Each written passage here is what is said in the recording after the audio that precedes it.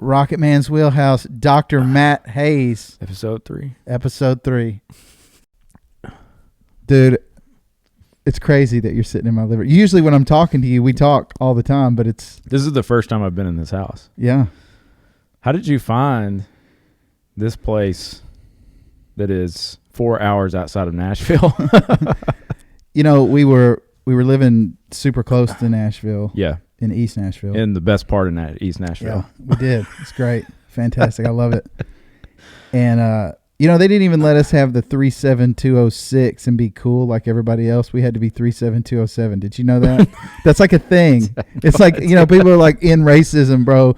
You need to end like numberism over in East Nashville. I'm serious. I'm not joking. Like, I don't think I've ever heard anybody. Dude, it's a thing. That. It's a thing. Somebody back me up on that. 37206 is the good side. Yeah. Is the good side. Is the part that started after that first tornado. Mm-hmm. What was that, like 90s? Do you remember? Well, the first one was 98. 98. Pretty sure it was 98. You know, I remember that. And that my dad was still working downtown back then. He was working with the telephone building that's not the Bell South building. Not the one they blew up? He used to work. No. He used to work for, we'll get to that. He used to work for Bell South, which was then became AT&T, you know. And then he got laid off. Well, he started working at Telephone Communication Network for the state, which is by the Capitol building, which is where News Channel 5 is. And, you know, the tornado went like right through there. And I still remember all the video from that. And of course, they've been replaying it recently because just a year ago, which is crazy to think, we had one come back through here. Yeah. You know, really bad tornadoes come through here, which is shocking to say the least. But yeah, I still remember all that stuff happening like it was yesterday. And, you know, the News Channel 5 had the tornado go right through there, and they recorded everything from when they were there, and there was people running into the building and screaming and yelling. Do they have that stuff up on YouTube? Oh, yeah. I'm sure you can watch it. I'm sure it's on there. Yeah. And you may just seeing that, I mean, because it was not like a hugely destructive tornado, but it was massive. It was like a mile wide, wasn't it? Yeah, and it was going right next to the downtown buildings. It's just surreal, you know, to see this dark, huge tornado. So you know how in Nashville, like I think after that, people became a little. Not that people don't get obsessed with something after there's like one thing that reminds them of it, which is what I think humans do about everything. Mm-hmm. But so the tornado comes through, but I remember being in elementary school, middle school, and having to do the like under the desk drills. Yeah. You know, we would get under our desk, and then I think they changed at some point, because I remember in middle school, they would take us out to the hallway, and they would tell us to get down, you know. Or was that the earthquake drills? Which one? Like, I think we ended up doing both. It's probably like they started freaking out about one, and they're like, "What about earthquakes?" Like the earthquake people are like, "Hey man, what about that fault in Memphis, bro? It's gonna slide." Well, I think I remember that too, and I think that might have happened for a reason, because there was like a series of earthquakes around Reelfoot Lake that were measuring like 3 or 4, and when that happens, you can feel them here. I mean, I remember this happened probably back when I was in pharmacy school, so like 2011, 2012 maybe. Reelfoot went off at like a 4.3 or something. And then I remember my bed shaking like this enough to wake me up. Just a slight, you know, shimmy back and forth to wake me up. You were at school, or you? No, were I was in school, but I was living at home. So north of town. Yeah. But anyways, I think that happened, and that's why they were like, oh, yeah, let's do earthquake drills. Like it really freaking mattered around here. The tornadoes obviously were more important. I remember doing, you know, actual tornado get under your desk, it's coming thing, you know, which is scary when you're in the 5th grade or whatever. Yeah, the one in 98 came through Nashville. I think that was the one that went through Rivergate, right? I don't remember. Yeah, I think so.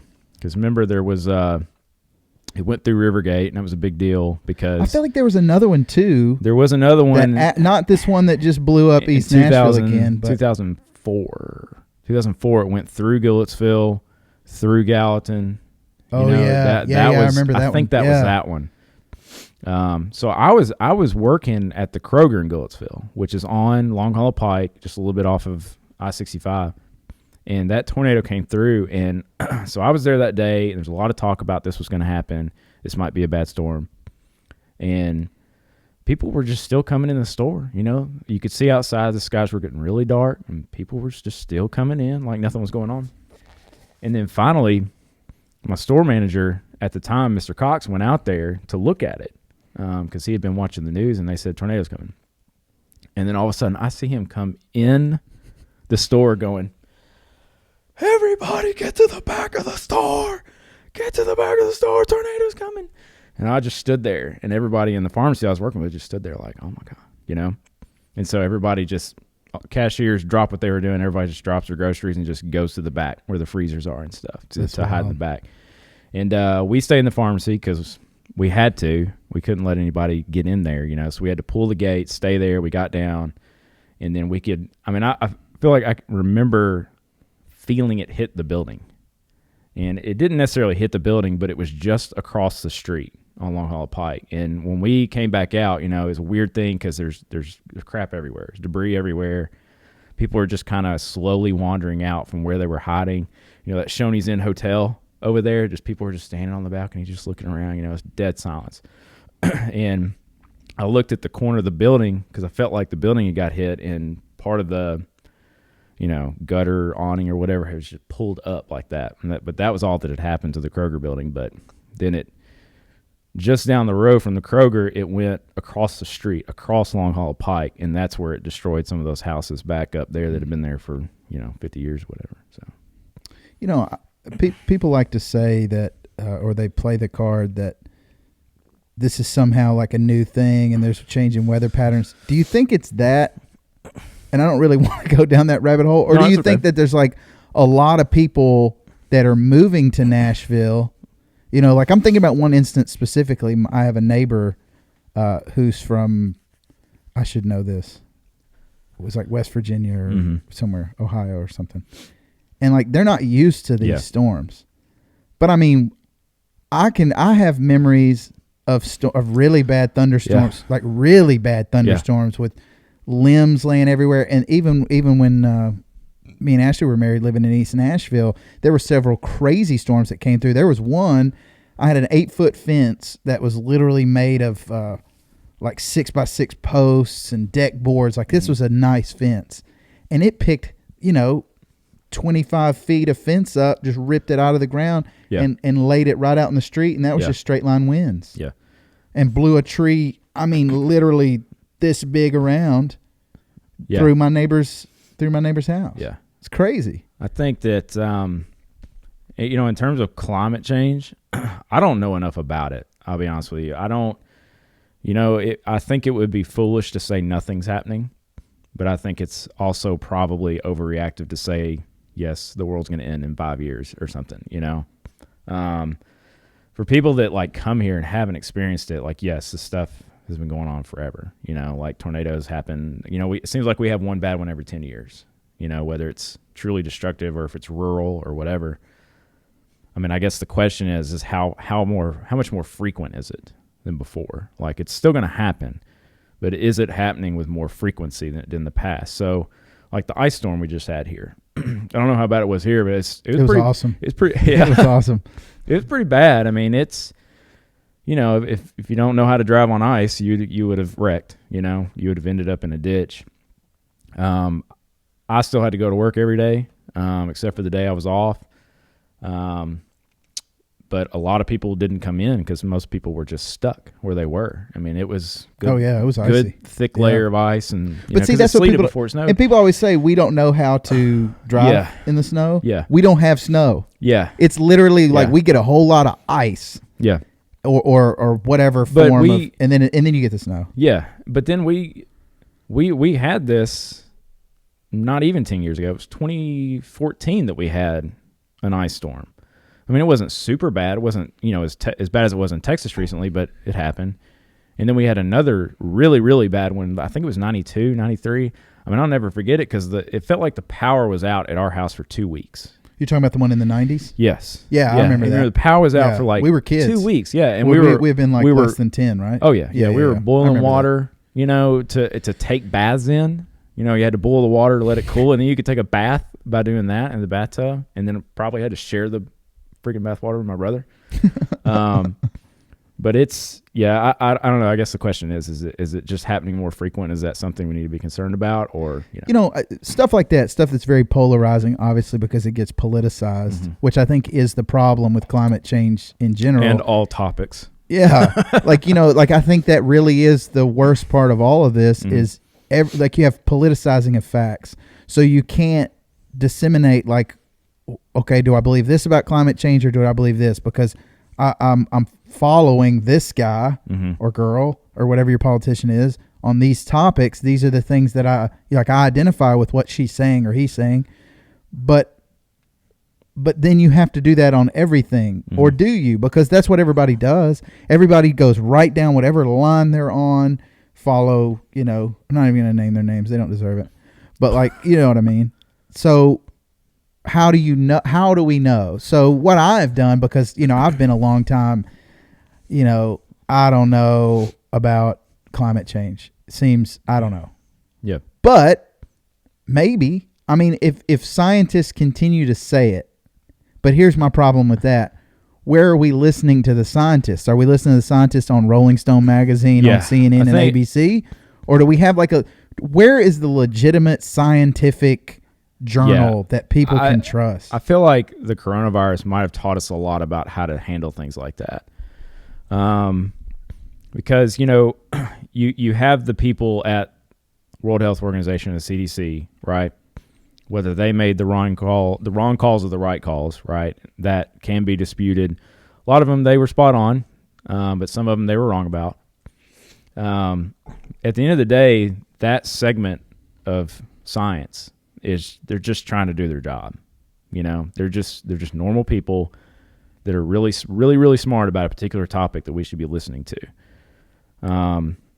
We should be really focusing on what they're saying, not what Fox News is saying they're saying, not what MSNBC is saying they're saying.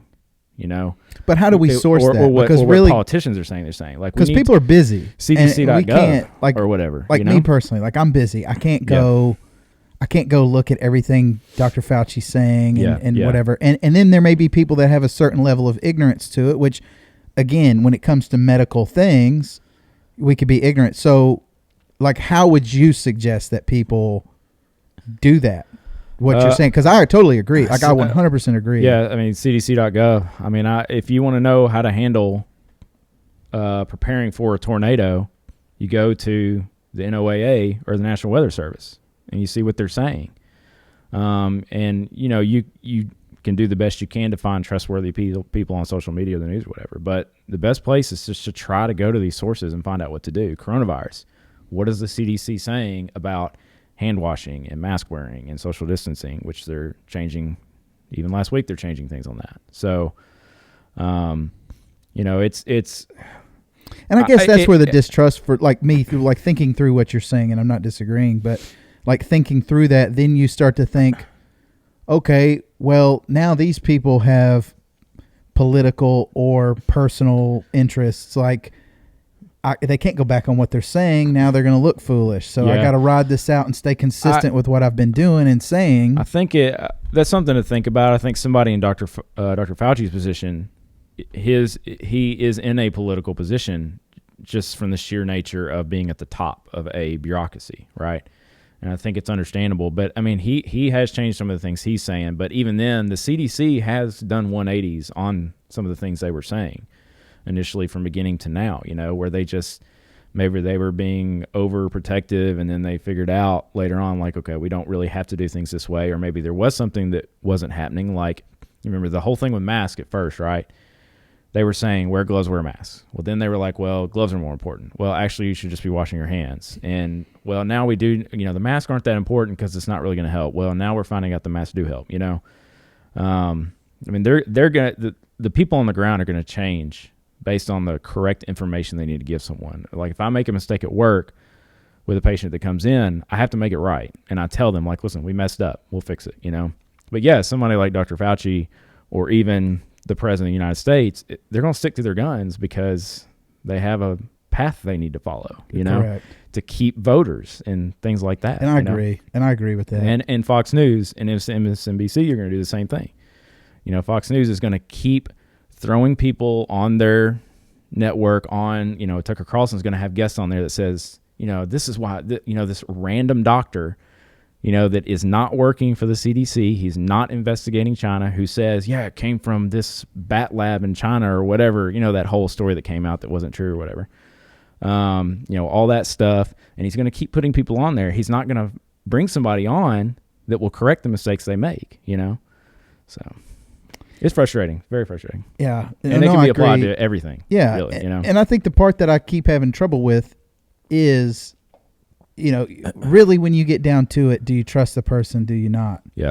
I mean, it sucks that it has to be at that level of, I'm reading that Hate Inc. book that I was showing you before before this. And, I'm not too far in, but it's Matt Taibbi. I think I said his name wrong on my other podcast. I think I said Talibi. Yeah, I think it's Taibbi. Taibbi. But, he's even somewhat of a left-leaning guy. And, he's pointing out that, like, even in the political process, it's a beauty pageant. And, really there's these media folks, media groupies, I guess, that are following them around, that are sitting there schooling the candidates and, telling us things like they may not be presidential enough or, whatever little slogan they want to throw on folks to disqualify them before, not to repeat myself from yesterday, but before they actually get to a primary where we even see them. Like the media is already choosing them. Yes. And it's pretty sick, man. And I'll tell you something else that's absolutely disgusted me to no end that I think is kind of along this line and really makes people distrustful of almost anything is the Social Dilemma documentary. Yes. So I watched it. Did you? Yeah, I finished it. Finished it Thursday, Friday night. So let me tell you something. Then I'm gonna wind you up, and then you just go. Okay. So me and Ashley watched it, and we start talking about it, and then I literally am sitting in the garage the next day, and I don't have Facebook. I'm an anti. I don't do Facebook. I haven't in a long time. It's sometime I'm going to touch on that. I don't know if it'll be today, but I haven't in a long time. Facebook, can't stand it. So anyway, I get on there to buy these T-shirts from this band that is sick. I'm gonna rep them right now. 1979 Black Horse. It's insane. Every song on Spotify has less than 1,000 views just about. They don't even have a Wikipedia page. So somehow my buddy finds where we can buy Black Horse T-shirts. But to get them, you got to get their PayPal address, send the dude the money, plus shipping, tell them the size and the description and everything, and then they just mail them to you. And I started telling Ash, I was like, you remember on cereal boxes when you would collect up the 4 or 5 pieces and you would mail them in, and then you'd think, man, this is never coming. And then 9 months later, you get this little strange package in the mail, and you're like, what is that? You forgot about it. Yeah. And it might be a die-cast car or Legos, but it reminded me of that. And I'm like, man, this is sick. This is so fun. I kind of feel like I'm going to send him the money and I'm never going to get it, but I kind of don't care. It was one of those deals. And, records were like that too. I'll open up some of these older records and they'll have a sheet in there like Thin Lizzy or something. Mm-hmm. You can mail off to get some T-shirt. I really kind of want to do it. Yeah. Now, just take it, send it 50 years later and see what happens. You never know. Yeah. So anyway, the reason I brought that up is I'm sitting out there buying it. And the night before, I was laying in the bed and I was really thinking about it and thinking how I operate and what the algorithm could know about me. Mm-hmm. And I thought, I purchase a lot via emails. That would be something that would trigger me. Someone else, it may be Twitter or it may be a Facebook ad or it may be whatever. But email is I bought a lot of concert tickets via email, knowing about a new release or getting an email notification, and it's kind of on my time. It's not just in my face. So that's where they get me. And I already realized that. So I'm sitting there doing all this T-shirt stuff I'm telling you about. And all of a sudden I get an email. I mean, dude, I'm telling you, the time was 2 minutes after I'm sitting there buying these T-shirts. I get an email. Guess what it was from? And I'm saving these now. We have 5 of them now that line up perfect. Uh-huh. Okay. So Government Mule, 15% off their web store. So you know how in the documentary where they're like, we got a guy on the hook, let's 6 drop cents, this on him. boom. Yeah. Bro, this is crazy. Ashley goes to Costco yesterday and Dick's, both of them. She pulls in the Costco parking lot, gets an email, boom, from Costco. They knew she was there. They knew she was in the parking lot. Well, it's funny you mention that because Chris, my brother, kind of thinks the same thing. There's no thinking to it. I believe this. I'll say this to anybody. I have another one too. Go ahead. I laugh at him, but we will be sitting in his living room and we'll be talking about a thing out loud. And he'll go to his Twitter and the first advertisement will be the thing that we were talking about. We should just lay my phone out. I got another one today. So you see this flag? I was like, I don't really want to hang this flag here all the time. I'm going to get like a tapestry or something. And I told Ashley, I'm literally standing in my kitchen. I go, I'm going to get some tapestries. Of course, yeah. I've spent some money lately. Yeah. And she's like looking at me like, really? So right before you got here, I'm looking in my email and it was an email from eBay about tapestries. I'll go get my phone and show you right now. I promise. Here's something for you to think about too. Is so it's listening to me too. The whatever algorithm the companies are going through, they could be using you to sell because of your business at the same time too. How so? I don't know if I follow. Sending other people emails. Oh, for my business. Yeah, for your business. Oh, I love it. It's great. We should never change that. Yeah. Yeah. No, absolutely. Because the site that my wife sells on, they send out an email every day. It's called your want list. So you can go on the site, you mark what you want, whatever. Like a wish list or whatever. Yeah, and then it'll show you whoever updated their inventory recently, like new things that were added that were in your want list. Okay. And we have always noticed that when we do any kind of update, to our inventory, it goes out on that list and our sales are absolutely heightened. Yeah. The days that we do that. Yeah. So, I believe it. Watch that documentary. Don't argue. I mean, I'm not saying you. I mean, it's a documentary, so I mean, there is going to be some aspect of I think there's a little. Yeah, he's kind of some. There's some scare tactics, and it's really a scary documentary. Like it makes you feel like the world is going to end. I'm not sure. I think it's a serious topic. I'm not sure it's that bad, but it is. I got that same feeling. I had that same feeling. It's a very serious topic, a very timely topic, especially considering how last year and last November, December, January went for the whole country. But it's, I don't know. I feel like, in terms of solving that issue, they're talking about like regulation, which whatever, they're going to do it. They're going to do it. I don't know how they do it. Coming up with, just ethics and things like that. I think it's really, at the end of the day, going to be up to people how to figure out how to handle it, how to deal with it, right?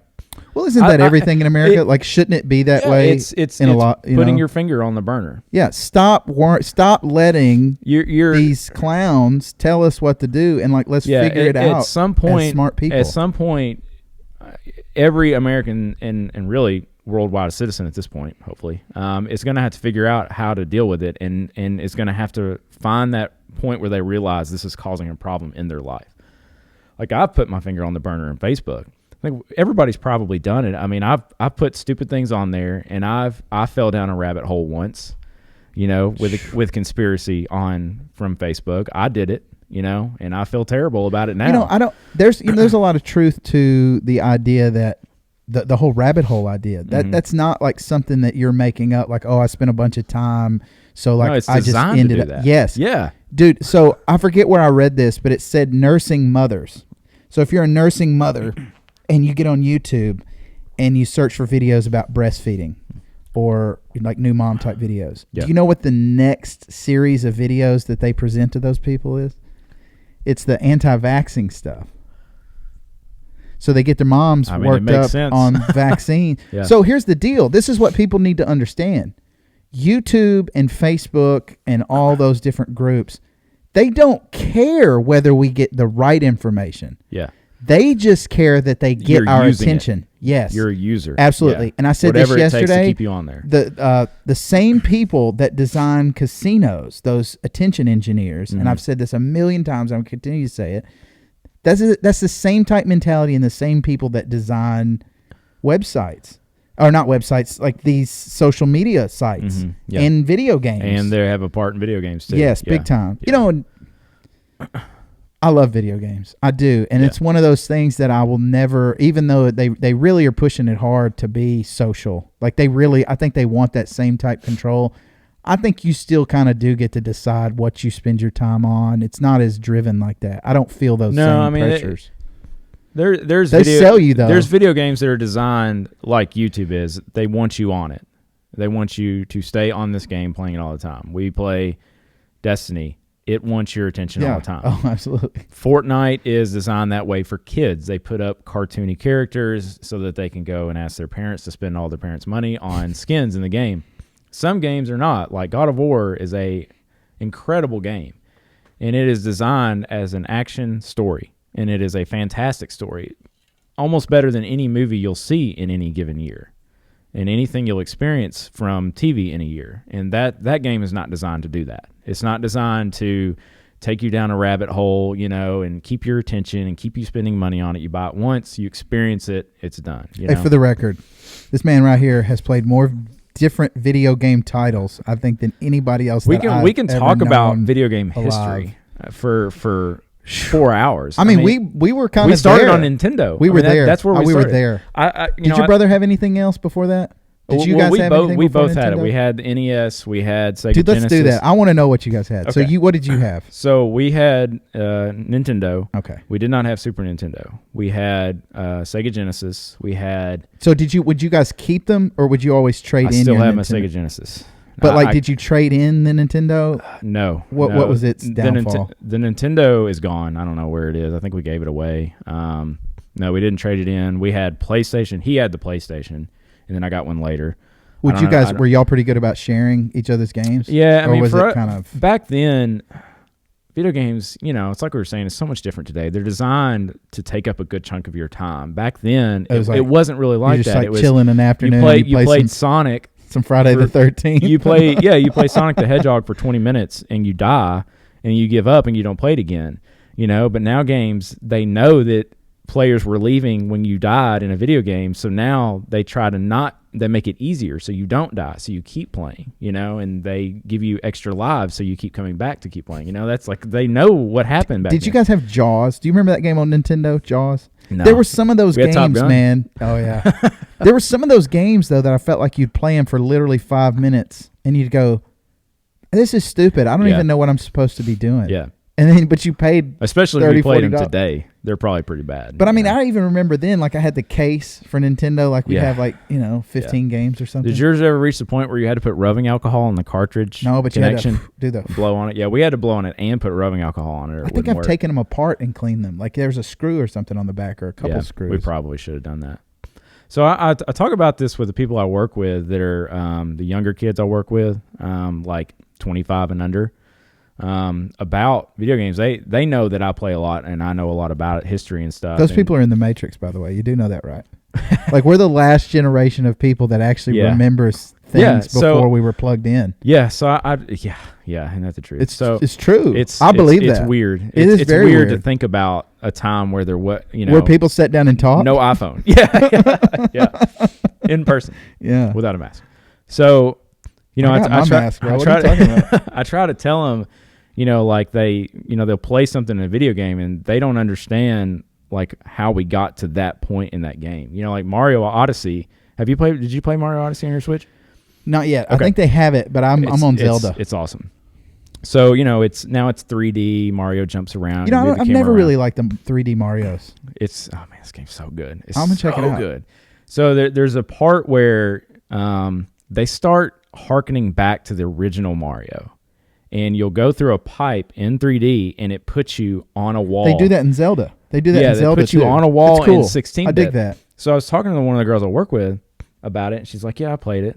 And I was like, what about the part when you go flat, like the original Mario? And she's like, yeah, it's okay. And I was like, what are you talking about? I do remember seeing it in Zelda and thinking it's really cool. Yeah, so I have to explain to her why that's so important. Like, you got to understand, that was the original Mario. That's what it looked like. Like, they even make the music sound that way. And she's like, oh, okay, yeah, I can see why that's such a big deal now, And it's crazy to think that Yeah. Anyways.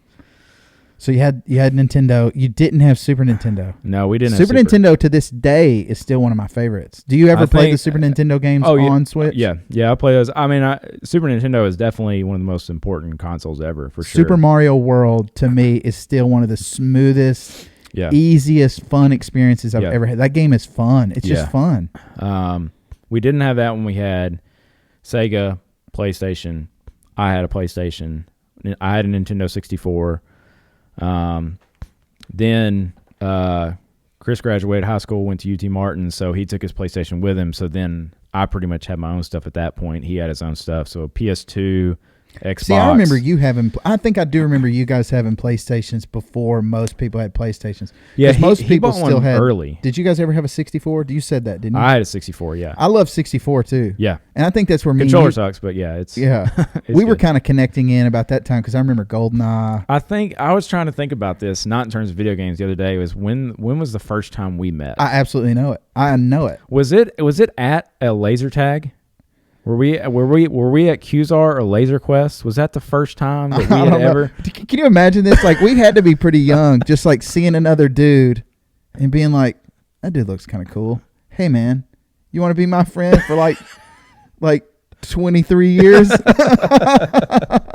Yeah. You know, and I always say this, man. You know how you have falling outs with friends? Yeah. I've always, like, me and you will lose contact every once in a while. Like, you'll be off at school, or like I lived in Memphis, or I'm having kids or whatever.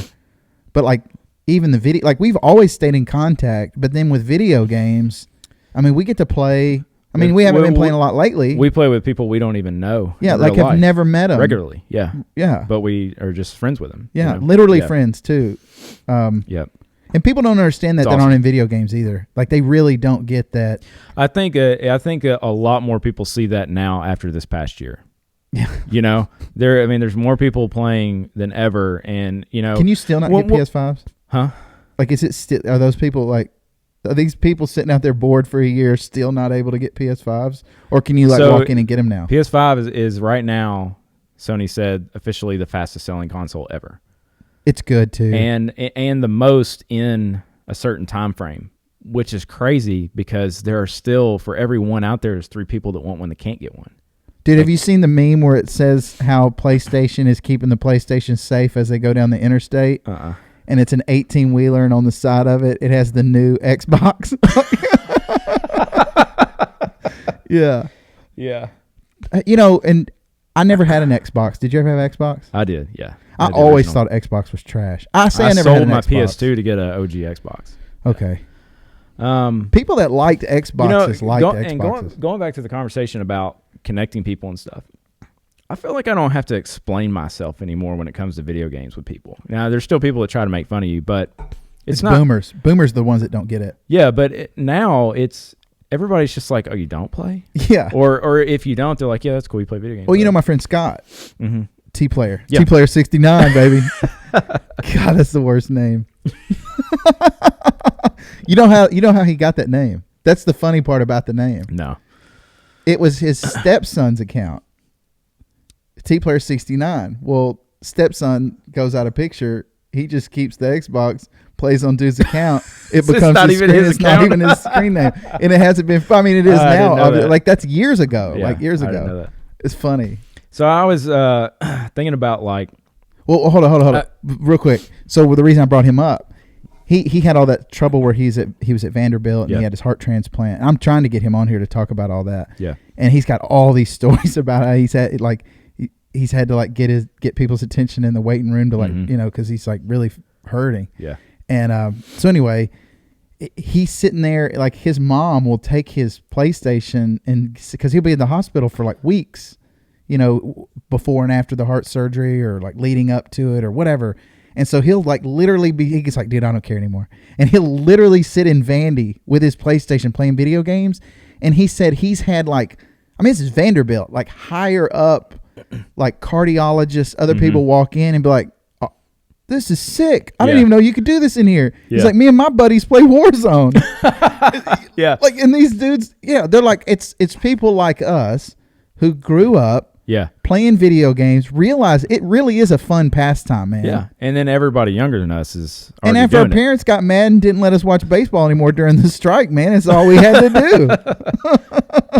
But yeah, so I mean, I think connect people. I think about being in like the 6th, 7th, and 8th grade when I got my 64, and like, you know, you were a dork back then if you played video games. You didn't have a lot of friends, so like I had to find friends that actually played and had one themselves.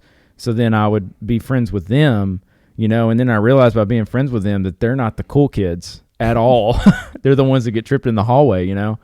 So, you know, back then we were, you know, bullied and dorks or whatever, you know, which, you know, whole other subject. But but now you talk about it and it's just like, yeah, everybody does it. Nobody cares, you know. Yeah, man. So, which is great for us. So, yeah, I love it. I mean, I love video, and I took a huge break from video games too. Mm-hmm. So I had a Nintendo, and then me and my brother had a Nintendo together. And you know, one thing I was thinking when we were talking about the Nintendo originally was you didn't always get everything wasn't 2-player.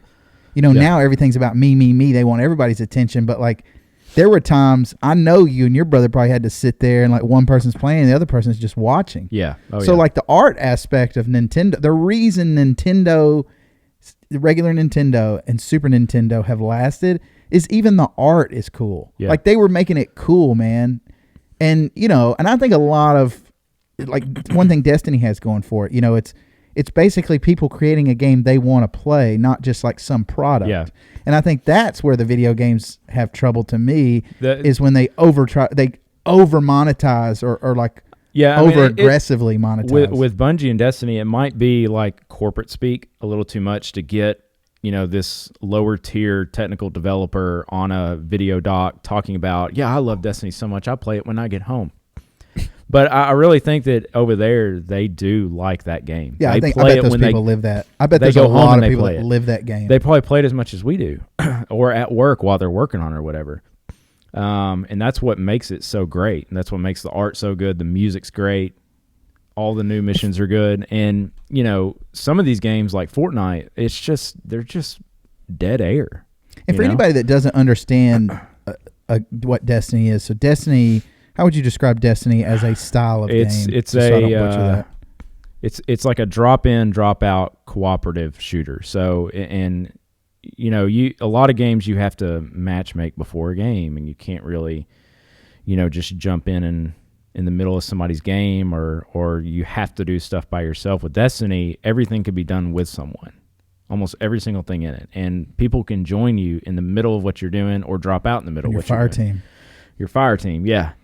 Yeah, and it really is a fun game. It is. It's a shared experience. The process and that full experience in the process to me is like a shortened down version of like earning a black belt or something in Taekwondo. Yeah. You know, like it's that type process. Like it takes you longer than you want it to take you to achieve whatever it is you're trying to take. And they chop those down into like seasons.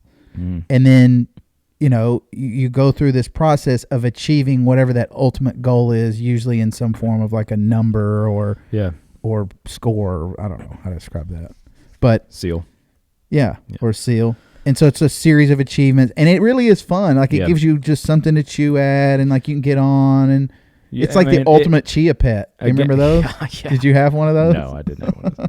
A game like God of War, you know, the experience is what they design, and you play it, and everyone has the same experience playing it. But Destiny, every single player has a different experience. Every single player, even the people you play with, you know, based on how they perceive, you know, the raid that you did or whatever, and, you know, how much fun you had with those people, or how much misery you had, or did you find a random 6th player to play with who's a total dweeb that you got stuck with for an hour, you know, which happens. Squeakers too. Yeah, squeakers, whatever. Hey guys. who know how to do it better than you know. I mean, dude, I'll tell you who's getting really good, man. So my nephew, I will tell you why I got back into video games. I love this story. So my nephew, we go up for Christmas. We used to go up for Christmas to my wife's, where she's from, Kentucky, and her hometown. And my nephew was supposed to bring, I said, dude, bring your video games, man, because he would always get bored, and we're sitting around, and, you know, I don't watch TV. So I don't either. it gets boring to me. I don't want to sit around and watch a bunch of basketball or whatever. Like I don't know. I just don't dig it. I'd rather go to the gym or go for a walk or whatever. So I tell the dude, I'm like, hey man, bring your video games. We'll play. Because I would go down to his house and play whatever version of GoldenEye that he had at the time, and he used to annihilate him as a kid. Yeah. And he'd just walk over and get mad and cut it off. He used to crack me up. I would really honestly try to push him to the point where he'd go cut it off. I did. And anyway, so I went and bought a PS4 at Walmart during Christmas because he didn't bring his. And he's like, hey man, what about Call of Duty? And I look at it, and it was Infinite Warfare with the Modern Warfare Remastered. Yeah. I bought it. And like I'm from the school of what you're talking about, which is playing like a linear game, like the Ghost of, how do you say that? I'm going to say it wrong. Ghost of Tsushima. Oh, Tsushima? Yes. Okay. Yeah. Like that. Yeah. You know, not that those aren't fun games, but that's you all by yourself. It's a linear storyline game. Yeah. So I'm thinking, all right, I'm going to buy Call of Duty. It's probably got a pretty cool story mode because that's what we used to play on all our old games, or I did. And so anyway, I get it. And then Modern Warfare Remastered just looked cool, man. Yeah. Bro, I grinded that game all the way up to level 1,000. I boosted that game to the infinity and beyond, bro. And I have like the exclusion zone camo. And I'm even considering downloading it and playing it. Like, I loved Remastered, man. Yeah. Search and Destroy on Remastered was good. I mean, that original COD 4, I think most people would agree that style of game is what people are wanting. Most people consider COD 4 to be the best COD of all time. The maps are good. Yeah. You know, people talk about like the map design. Like, I think the chaos in the map design in that game is what makes it good. That's what makes the search maps so good. It's like, oh, I forgot about that truck over there that people can sit behind that cheeky little spot over there. There's never a spot you can sit in a Call of Duty map and protect your back.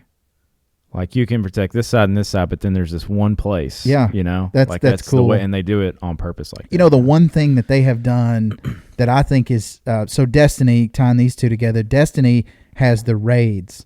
And that's like in-game content. So you go through this whole black belt type process, and you get to the point where now you're ready, you're geared up, you got all the skills, you got everything you need to go in here and tackle these raids. One of us sitting in these chairs has gotten insanely obsessed. Yeah. But anyway, how many raid clears do you have now? Over 1,000? I don't know. I had to stop, man. I mean, seriously, like, yeah, it was too much. I mean, literally, sometimes I would stay up to midnight, whatever. Just. I mean, I don't even have 100 total across all. But they're fun. But that type. So what COD did well, what they needed was in game, and they got that with Warzone. I didn't play. Did you play Blackout in Black Ops 4? Oh, that's their battle royale? Yeah, that was the battle. Nobody played that. No. I don't even. It might have been good. I have no idea. But Warzone, man, I've had some. We and our friends have had some fun on Warzone. I love it.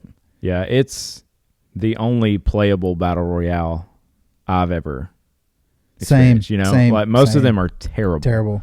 But we used to play that Division. Yeah. And we'd go do the dark zone. Yeah. And I loved that. And I couldn't get anybody to do that with me. I loved it, man. Just the idea of going in, trying to get some stuff, and there might be somebody around the corner going to blow your head off. Yeah. I love that. It is a unique intensity because it makes you nervous not knowing what's around you. I think Warzone does that. Yeah. I mean, it can. Solos is cancer. It is. It's bad. I believe it.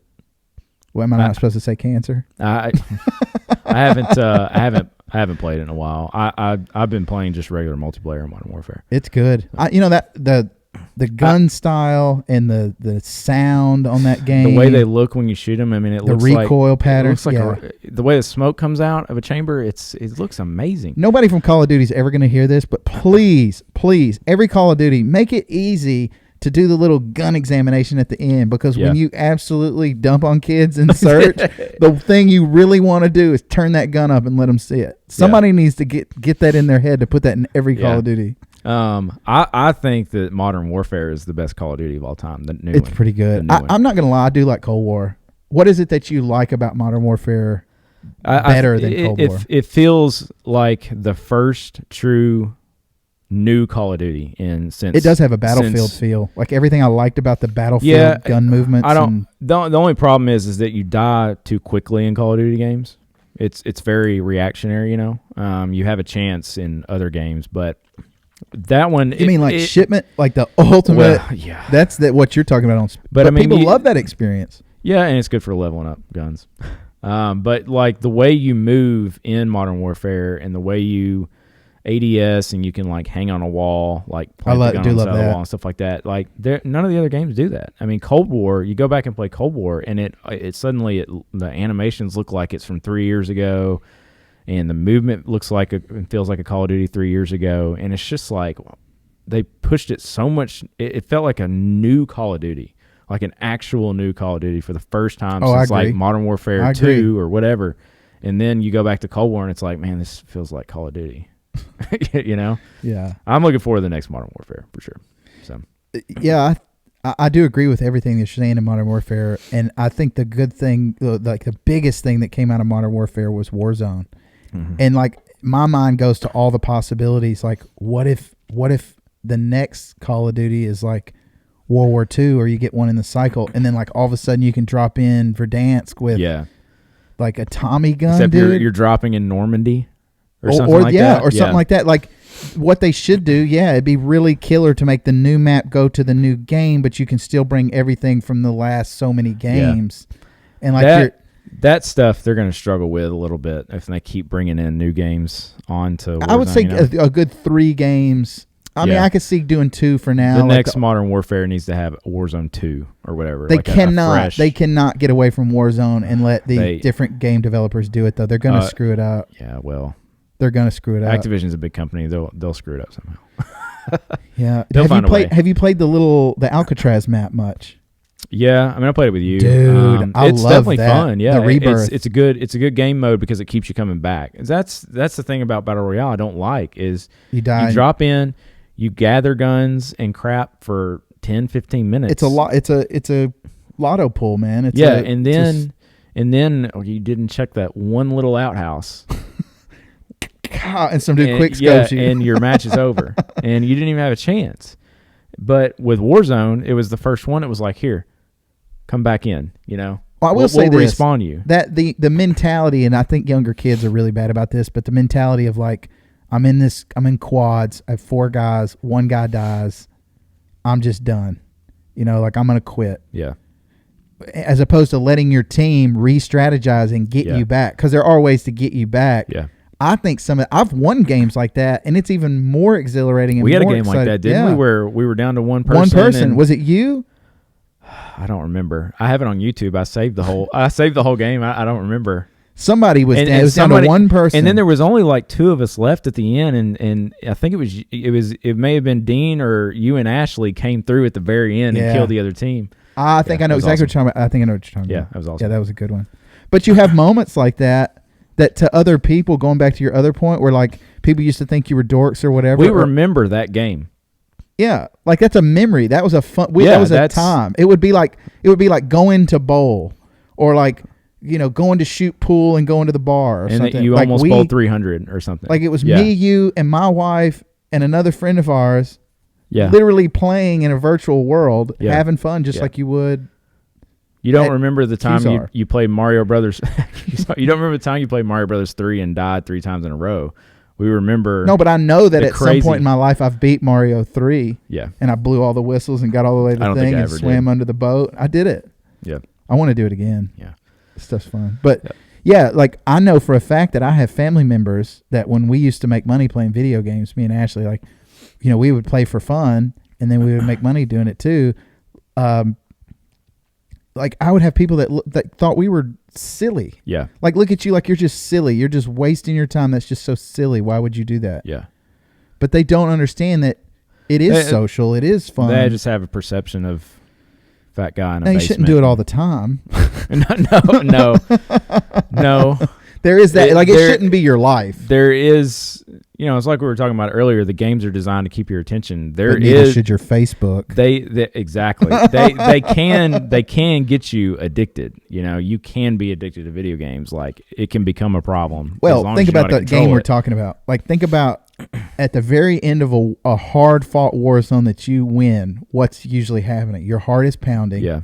Sometimes my hands are kind of shaking a little bit. Like you literally do. And you want it again. Yeah. You want to jump right back in. I'm not going to bed. Let's go. Yeah. Let's go. Yeah. Yeah. Can't go to bed We're after in that booster one. lobbies. Let's keep going. You can't go to bed after you win or when you're one of the first 4 squads out. Got to keep playing. Yeah, I mean the social media aspect. I mean, video games are way better. There than is a Facebook difference too stuff. between last game and last game, no matter what. Those are two totally different things, man.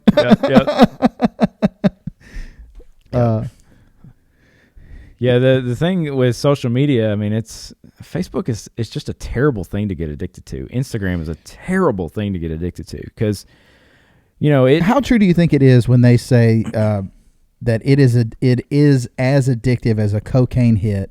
When you change your profile picture, there are people that we know that take part in it. You can see it happening. You can see, dudes that we know who work out all the time and take selfies of themselves with their shirt off, or girls that we know who take pictures of themselves and put them up online. They're doing it for the likes.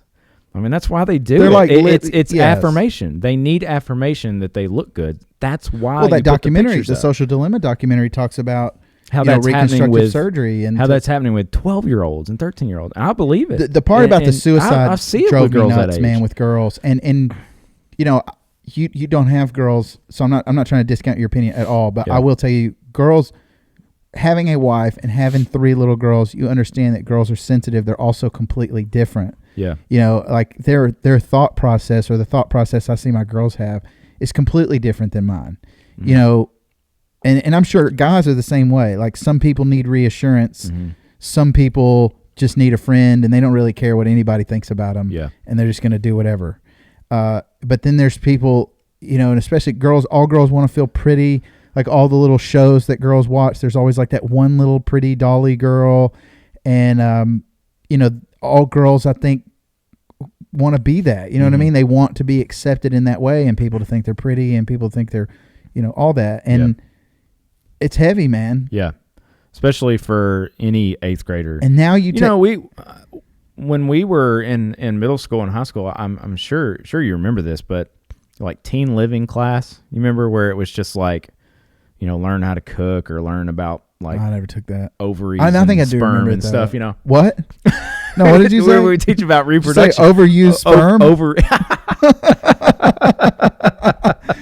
That is the first time that anybody said sperm on my podcast. So there you go. Won't be the last. No. So, we would talk about in class self-image. I remember them talking about self-image in class. And of course, it was probably directed at girls more than guys, but guys struggle with it just as much. A lot of guys struggle with it just as much. And I'm not saying but I definitely think you worry about what you look like. Back Most then, people do. it was they would always talk about magazines. They would tell us about magazine covers, right? Like, don't go look at the magazine cover of Cosmopolitan where Elizabeth Hurley's on the cover.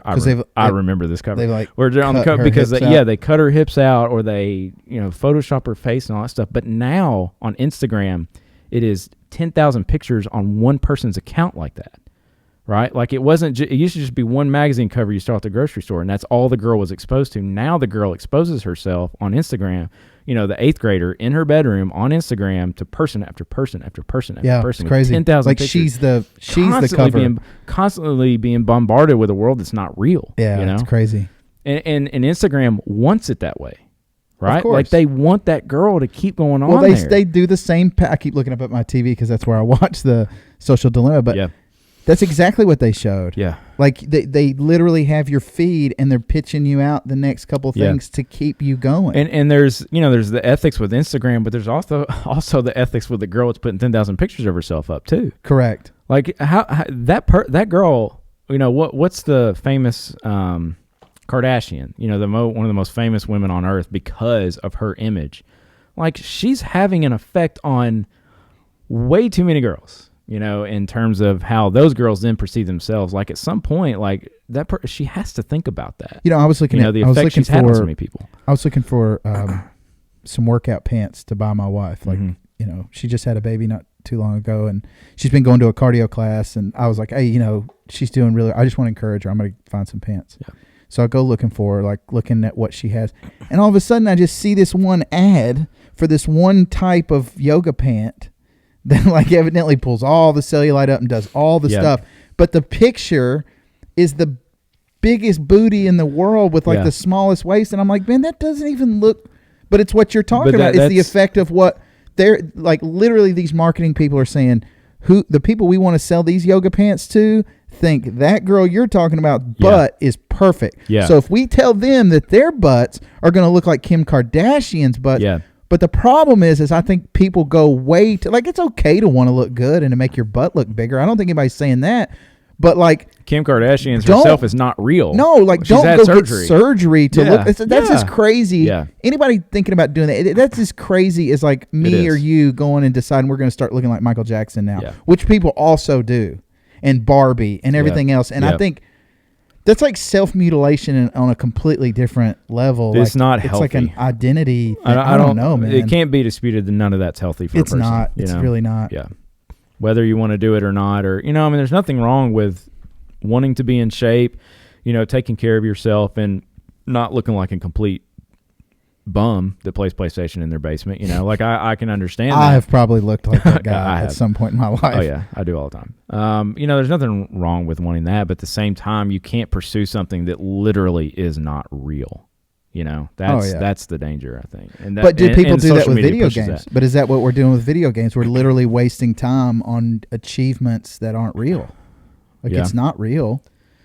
And then I will say this, there's a whole different level that people don't understand with obsessiveness within these video games. Like some people, and I've never been to this level on spending money. I have been on spending my time to boost, which what boosting is basically cheating at the game to get these achievements to get faster. Everything. Yeah.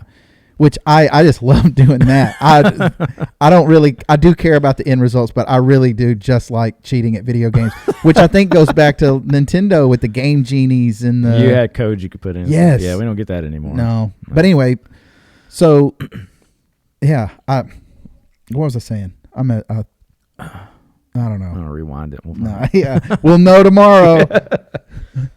But yeah, man. So the level. I was talking about the level of how deep people go OCD, into it. Yeah. Yeah, like we had people that we used to get the achievements for that would literally spend thousands of dollars just with us, like getting every camo for every gun. Yeah. And back when in Black Ops, when any new gun that came out, you had to get it out of a supply drop.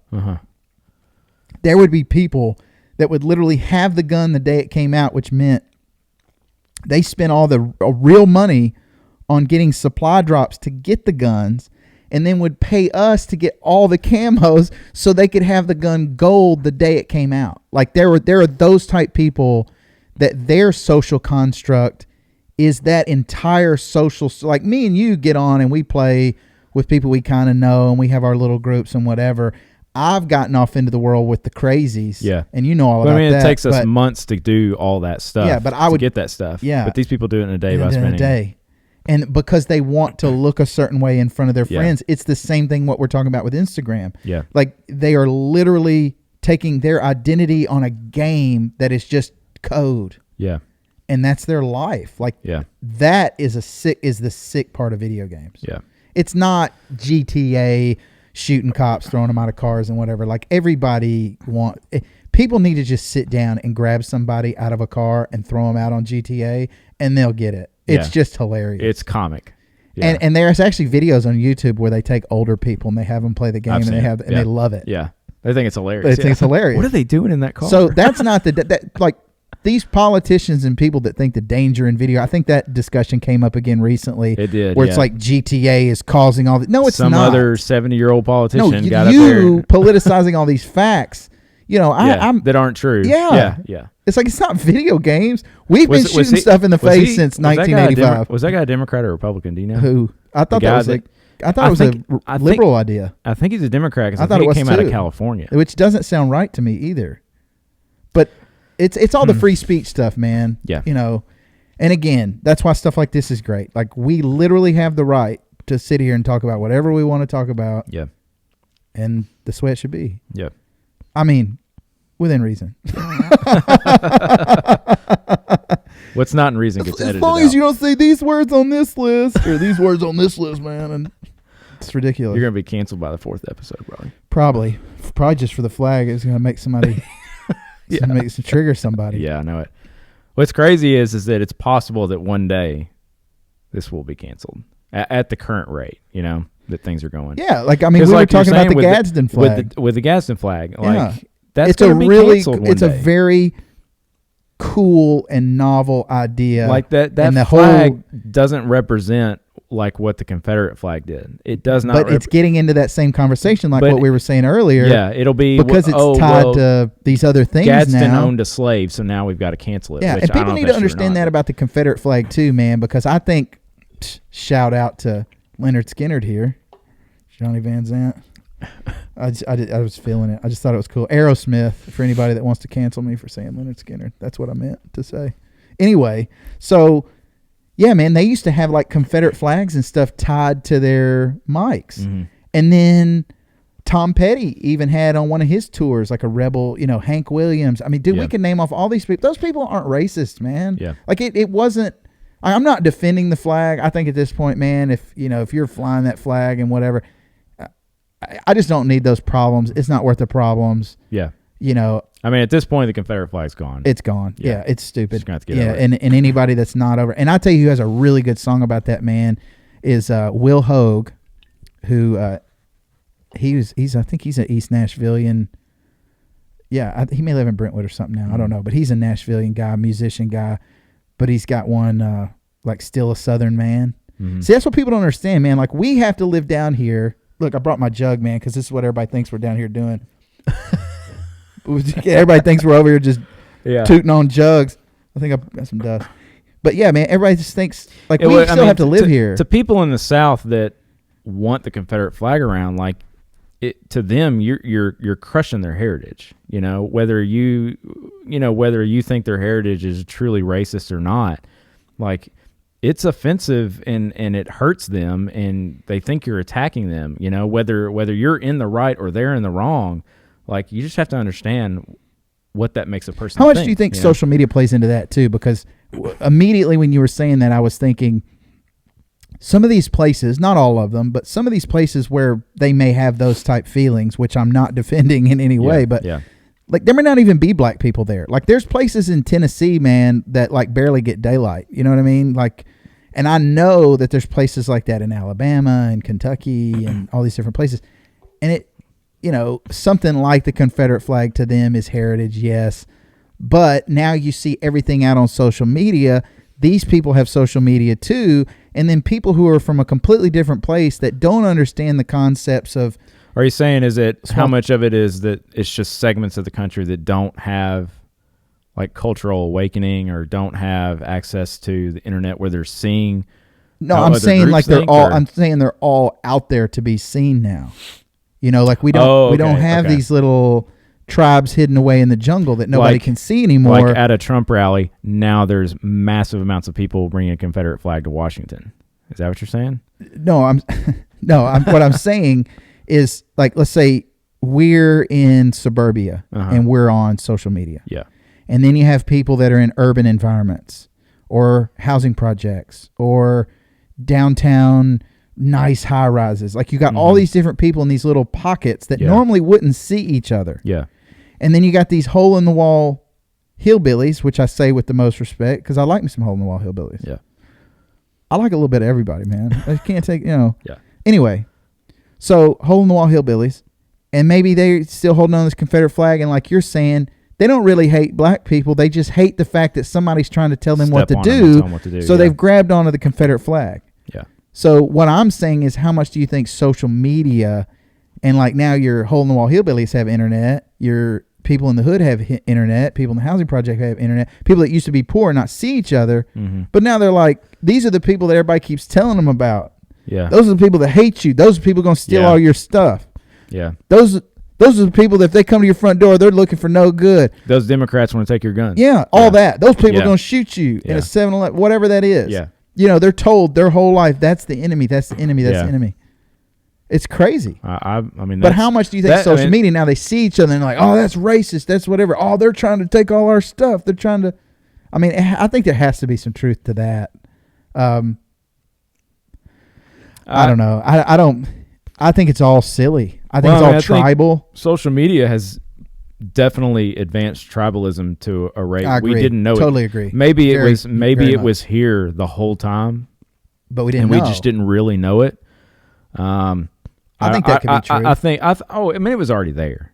I mean, obviously, a part of the country's been red and a part of the country's been blue. It's always been that way. And it, it probably will continue to divide a little bit. But I mean, I would say, yeah, social media has definitely made it worse because, so you remember in the documentary where, the redheaded guy, Tristan Harris, he's the guy, I guess the whole thing kind of centers There's around. a really good Joe Rogan with him, by the way. Yeah, I watched part of it. So they're at like this small little conference and they're sitting at this row of tables and he's, Tristan says something about social media and then this guy next to him, I don't know who he is, some older dude, is talking about how like cable, like people could have said the same thing about Fox News 10 years ago or probably longer than that, probably 20 years ago, And then, which is kind of a good point. It's like, well, why didn't anybody complain about Fox News and MSNBC doing this division 20 years ago? Why is it so much different with social media? And, of course, Tristan explains what the difference is today because social media is designed to separate you, But I think that, in terms of the advancement in tribalism, I think that, the news media is now worse than it was before because they're trying to keep up with social media. Like they see social media. Yeah, they're literally the blockbuster. Yeah, like and they see all these social media. Social media's Netflix. They see Facebook as another NBC channel they need to compete with. So they now need to. They see where their conservative audience is going. So now Fox News has got to compete with that. So now they've got to go even further out there and keep the viewers in. If they don't, what happens is what happened after November when people on Fox News started saying like, "Yeah, Trump lost." Sorry, and there's no election fraud. And then what happened? So then the Fox News viewership dropped off, right? And they went where? Newsmax. And, yeah. OA, what is it? OANN? OAN, yeah. And I think Parler, that, and I think we're probably all guilty of things like that. But, people just kept following what they wanted to hear. Yes. And there's always something out there that will tell you exactly what you want to hear. I think that's what it centers around more than anything. I mean, and like I said earlier about putting your finger on the burner, I'm guilty of it as much as anybody is currently. I mean, I used to watch Fox News and Bill O'Reilly all the time because Bill O'Reilly said all the things I wanted to hear. Like Glenn Beck says all the things that I like to hear. Conservative talk radio. You need to read this hating book. Like Phil Valentine. Yeah. I mean, he's hilarious, and he says all the things I've met Phil Valentine. Yeah. I mean, he's probably a pretty cool dude. But he said, like at Applebee's. If you're conservative, he's going to tell you all the things you want to hear. He's not that cool, bro. He was eating it at Applebee's by himself, bro. But I used to dig it, but here's the problem, too. All of that is still not hate speech. Like, I mean, when I say all of that, not the Parler and all that, I'm talking about Bill O'Reilly and all these different people. Like, what that was, and Matt Taibbi talks about this, it was opinion politics. Like, it was opinion pieces. Where before you had the Dan Rathers, you had the folks that were, the safe date, and they just shot it right down the middle because there's one TV in the house, and it was designed to not tick off. The whole family could just sit down and watch. Yeah.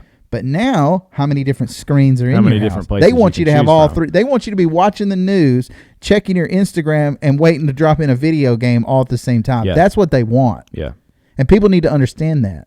And I went on a rant yesterday about Christians, so I'm not going to do that today. But the one thing that Christians do need to understand too, man, anybody that is still talking about like you shouldn't wear shorts to church, and you're worried about all those things.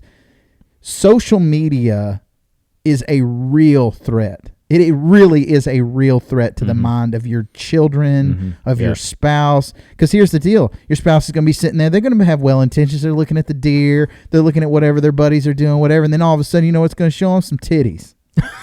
That's the way it does. I mean, Tell true. me I'm lying. You're I'm not lying. Scroll through and you're going to see an Instagram model. And then boom, big butt. Yeah. And if you're not, and here's the thing to me, man. I talk about this all the time, and I'm not saying I'm 100% immune to it, but where me and Ashley got married, we didn't have a TV, and then I didn't have video games, and I wasn't an early adopter of the iPhone, but like I've never felt controlled by it. Now, I do know that at times video games or Instagram or YouTube, like those are the two that I let myself do, Instagram and YouTube. But like sometimes, man, like on Instagram, I just scroll through and like look at old houses. Yeah. I don't care. I just want to see old houses. I like it. It's appealing to me. Yeah. I don't think there's anything wrong with that. No. But what I'm saying is you'll be scrolling through looking at old houses, and dude, you'll suddenly get, yeah. It happens. Yeah. It's stupid. Yeah. But they want you to keep going down that rabbit hole. They want you to keep putting your attention there, and they want you to keep coming back over and over and over. Yeah. And now that I've watched that documentary and I pay attention to my behaviors, like I see it, and it makes me want to cut my phone off and literally just go put it away because, even sitting here doing this, not having my phone for 3 hours, yesterday I went 3 hours and 20 minutes with a dude, Wiley Jones, and and I get over to my phone, man, it's like 100 notifications. I'm like, man, they were trying to get me. They're like, bro, you got something on your calendar from 9 o'clock. Yes, like they were getting desperate. You got something on your clock, 9 o'clock yesterday, man. You didn't go. What's up with that? Like, yeah. And you're like, what? But it's true, and you see it in that documentary, and even watching the documentary, which I again agree that it is a little tinted negative. Like, yeah, I mean, like they were saying about technology is a good thing. For using sure. the right ways, and medicine, which we're going to dive into. Like the calendar saved my pharmacy school career because I was able to keep up with what I was supposed to be doing. How many people's iPhones have saved everything because they wouldn't wake up? or sent your heart rate to your doctor. Yeah, all of that stuff like that. I mean, it's great, but social media. Do you watch Black Mirror on Netflix? No. You should, man. I don't. You should. Yeah. Do you like? I heard about the thriller, first creepy episode. kind of. That's the worst one. That's what I've heard. Everybody I ever tell about that show, do not watch the first episode where the dude has to have sex with a pig. My brother watched the first one. He said, "I will never watch it again." He told me about it, and I was like, "Yeah, I'm not going to watch it." But maybe they did that on purpose to run people away that were going to be weak. Because there's some other concepts that they talk about on there, like they'll talk about homosexuality in different ways, and they'll they do not shy away from things.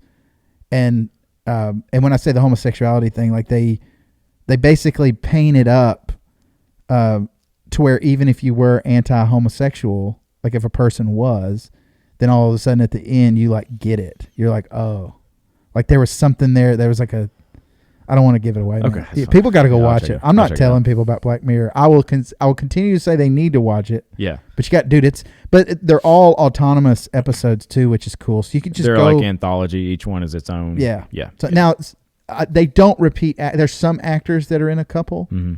There's some big ones too. Yeah, in some of them. Bro, there's one of them. Ashley sold records to. He was in the USS Callister episode. I think it was. I don't forget. He's married to. God, I'm gonna get this. I don't know anything. I don't know anything, man. Yeah, I don't know. You want to take a set break? Jesse Plemons. Oh yeah. He's married to Kirsten Dunst. Oh yeah, he is. Yeah, he was we've on. sold records to him twice. I remember him from Friday Night Lights. He was really good in that, and he was on Fargo. See the second season of Fargo, I think. And be a simple kind of man. So that's the Shinedown version, right? That you're singing. Oh, I was channeling Ronnie, man. Dude, second set, Matt Hayes. I changed shirts and hats because we about to talk about drugs. I want to talk about drugs, man. All right.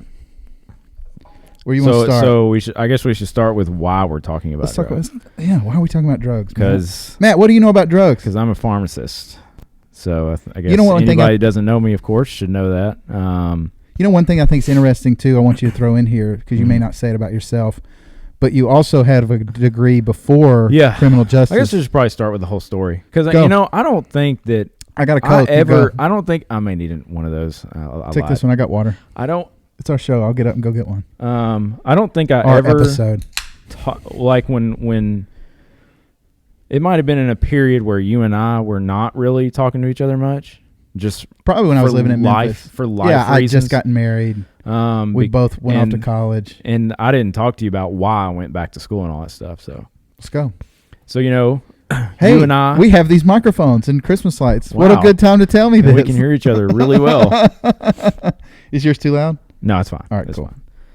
So we went to high school together in Hendersonville, Tennessee. Yep. We graduated in 2002. You were a dork, and I was one of the cool kids. Yeah. I had a lot of friends, and you didn't. That's true. You fought with a lot of them. I did fight with a lot of people. You know, man, I'm glad you vouched for that because I tell people that I fought a lot. And I fought, me and my brother, he fought a lot. I know you did. I only saw you do it once. I saw me fight.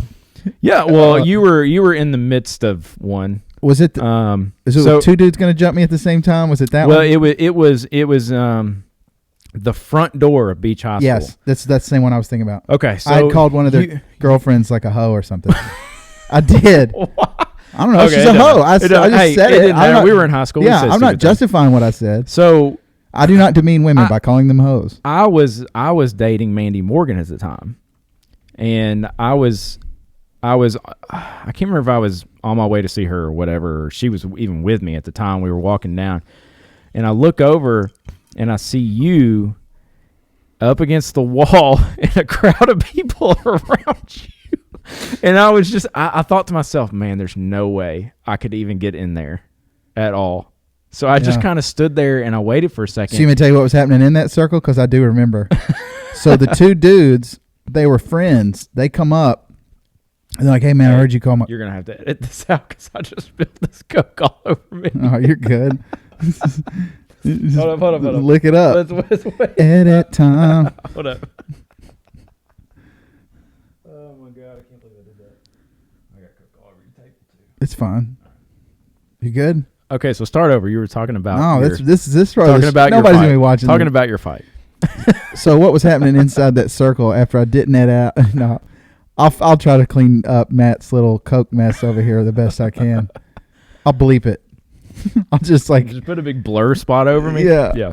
All right. So I'm standing inside the circle, and the two dudes come up and they go, "Hey, man, I don't know why. I don't remember why I called him a hoe. I think it was probably one of those deals. Like I wasn't just like, man, she's a hoe. She's a hoe. It'd be like, man, somebody probably asked me. I'm like, man, that girl's a hoe. Like somebody probably said, hey, dude, do you think that girl's hot? And I wouldn't have cared anything about what they were talking about. And I probably said, man, I don't care about that girl. She's a hoe. Or something like, it would have been something along those lines. And then that kid evidently went and told them. Like, you know how some people just want to start stuff. They just want to start stuff. Yeah. And like, I wasn't starting stuff. It was just like, I didn't back down from stuff. Yeah. And so I'm standing up against the wall. Two dudes come up and they're like, hey, man, heard you call my girlfriend a hoe or something. Like maybe one of them pushed me. And I probably pushed them back with like them and all their friends. I didn't, so pushing back. And then, so I said, dude, I'm not going to fight both of you guys at the same time. Like I'll fight you one at a time. I'm not fighting both of you at the same time. Yeah. But I was about to fight. Like I was immediately about, in my head, I was like, I really have to dive into one of these dudes right here. Like I'm about to have to fight both of them anyway. Like I'm literally trying to figure out like, okay, am I going to dive? The crowd would have been pretty big at that point. Yeah, because there was a huge crowd when I walked by. So at some point, the way I remember this ending, you may remember it different, but the way I remember it ending is the principal came out. Yeah. Stopped the whole. It wasn't like the it whole wasn't just school. him. It was like the whole front office. It was like a scene from a movie because it was dead in front of the school. Yeah, dead in front of the front of the office. The school principal was a tall guy too. He was cool. He was too. imposing. I think that dude was a member of the Church of Christ. He was real big in like trying to keep prayer at our football games at the time. Yeah. But anyway, not getting off on that. But yeah, so he comes out and he takes me and only one of the dudes. I think one of the dudes kind of got away and they didn't know he was trying to fight. Yeah, and they take us in there. And they're like, he's like, I just about saw two of my best students go at it right out here in front of the school. He's like, what in the world could possibly be going on? I don't remember what I said after that. I have no idea, but I don't think I don't think I got suspended. No, you didn't because you were still in class and stuff. Yeah, my brother got suspended. We weren't cheating, right? Was it cheating? Oh, he might have got suspended for that too. I don't remember that. When we were in Spanish class. Was it Spanish? Well, yeah, it was Spanish class. You weren't in there. It was me and him, and he sat on the. Well, you might have been in there, but he sat on the other side of the room. I don't think I ever had class with him. We had Spanish class in one of the portables. Portables. So he's sitting on the other side of the room, and we're taking a Spanish test, and I look over at him, and he's at the desk. He's like this, and he pull the mic up. I see he's like this, and I look over at him, and he's like, he had written the answers in his hand, and he's like pulling his hand up and looking at it during the test. Yo, man. Oh my god. Yeah, I don't know anything about that. Okay, so anyways, me and him were standing in the hallway. There's like that hallway that came down from the cooking classes and all that. You mean where like FFA stuff was going on? I guess, but it's like a ramp that kind of came down. I think the cafeteria might have been to the wood right. shop and all that stuff. Yeah. So we're standing there. Our lockers were right there, and of course we had transferred in. I transferred in as a sophomore. No, I transferred in as a junior. No, what am I saying? No, it was before that. I transferred in as a freshman. Yeah. He came in as a junior. Yeah. That's what I meant to say. Second semester of my freshman year. So like we didn't know anybody. Yeah. We didn't know anybody. So we're standing there in the hallway, and all of a sudden this jock dude, it's like so from a movie too. He's like got his girl under his arm, and she's like, laughing.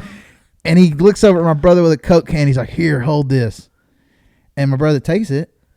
And then he just like the dude walks off like, and my brother throws it at him. My brother takes the can and literally chucks it at this dude. This big dude comes up and dude, I used to be skinny too, man. I don't know how big I look. I really don't. I have no concept, but I used to be like 130 pounds skinny. And my brother was always bigger than me. Yeah. I felt like. Yeah, he was. And so he's like, the dude comes up and he's like, pushes my brother.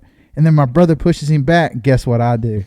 Jump dead in front of my brother. And it's like, man, if you want to fight my brother, you got to go through me. And immediately in my head, I thought, man, that was a mistake. This dude's the football player looking dude. And then all of a sudden, my brother just flies in out of nowhere and just starts hitting the dude. And I don't know, scrapped up and got, most of those high school fights, they're gonna get broken up super fast. Yeah.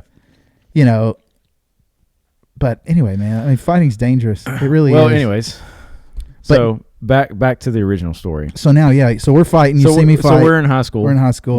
We go and back so far that this dude's seen me fight. We were in high school so long ago that we had senior dismissal. I know they don't even have that anymore. So we got to leave after 2 classes. Dude, I got to leave senior year after 1 semester. Oh yeah, we didn't even have our back half of our senior year. Yeah, we graduated early. We chilled out. Yeah. I actually think that should be a thing. It was nice to be able to work. I did that too. I worked. Yeah, we worked a lot. And just relax before college. But of course, my college was a little bit different because I went to Vol State. You went to Freed. Harvard on the highway. Harvard. Yeah, you went to Freed. Yep. I went to Vol State because I had no idea what I wanted to do with my life. And and then this is a whole other discussion. This is part of an education problem in America is. Well, when you're in high school, it's everybody in there, all the teachers, everybody wants to push their students to the best form of excellence they can be, and unfortunately, our first thought is college when it comes to that. That might not be the best thing for them, but that's just the first thing we think is college. I agree. So everybody's got to go to college. Everybody got to go to college. So naturally, I didn't know what I wanted to do. I don't want to waste money. My mom says go to Vol State, which is fine. I mean, that's just the way it was. So I go to Vol State, and man, the first year was fine, but I hated high school anyways. Oh, I did too. I mean, I hated high school. I hated school. College wasn't any better. Like when I got there, I felt like there was something missing, some type of gap in knowledge with like math and some things. And let me clear that too. I didn't hate my high school years. I literally hated high school. Well, we just hated school. Yeah. I mean, we had great. We love what the things we did. Youth group. Outside and we had a blast. Yes. Youth group was for sure the best experience of my life, but college and school itself sucks. So yeah, I got there and I didn't do well. Like I remember I dropped a class my first semester, so it wasn't off to a good start, just in terms of like giving up, and then I failed a class my second semester. And I remember still like having to tell my mom, like, yeah, I'm going to fail this class. And it wasn't pretty. It was not pretty. And it shouldn't have been. I mean, I deserved it. It's I should have never failed anything. I was capable enough of handling anything. My mind just was never there. I didn't want to study. I didn't want nothing to do with it. You probably I just needed wanted to weed. do things. Yeah, I mean, it wasn't like an attention problem. It's just that I had no drive to do that stuff. Right. I didn't want any part of it. So yeah, I did not do very well. It took me 3 years to get a 2-year degree in Associates of Science from Ball State. Started in 2002, got it done in 2005. And it was one of those things where it's like I wasn't even pursuing the associates. I was just so aimlessly wandering through classes. I had no idea what I was even signing up for. And then I got a letter from Ball State that says, what day do you want to graduate? And I was like, I didn't even know I could. So, I was like, all right, well, I guess I'm actually able to get an associate's. But, I mean, I had failed so many classes. I'm pretty sure my GPA was not even a 2. It was so bad. Might have been a 1.9. I don't know if that's possible. If it was like 2.1 if it was over 2. It was really, really bad. Just because, again, I was just aimless. Like, I felt like I had no direction. Like, I know you're a really smart person. Like, it wasn't an intelligence thing. Like, no. I mean, you've always been one of the more informed and read friends that were like in our circle. Yeah. You know what I mean? Like, it wouldn't be just like the iPhone would come out or something and you hadn't heard about it. Yeah. You were an informed person. So do you think some of that was any of it boredom, or was it just not really having a direction? Like, what do you think the holdback was? I think there was probably a boredom problem where I was bored in school. I didn't want to be there. It's just I always felt like there was something else I wanted to be doing. I mean, it could have been something dumb like, playing Xbox. Or it could have been that I just want to hang out with friends. I mean, I skipped a lot of school and college to hang out with people I'd met at Ball State, Yeah, no, I do you think some of that too, because like one of the things that all the success books tells people is focus in on something that they know, something that they're passionate about. Yeah. And then people, we have our grandparents coming out of this period where they just like had to take the job they had to have. Yeah. And then like now we're starting to get a little more flexibility. Yeah. Our parents kind of trudged through, the little weird times there. And like now with a college education, from an accredited school, a good college education with a good degree, not underwater basket weaving or something, like you can do fine. Yeah. Like you're going to eat. Yeah. Maybe it might be hard for you to get a job. Boo-hoo. Like, yeah, it's hard getting a job. Like, don't stop. Keep trying. Find something you want to do. But like all these books that I've read say, once you find that thing that you like and that's your little wheelhouse, it's no longer work. It's fun. You enjoy it, whatever. So that comes.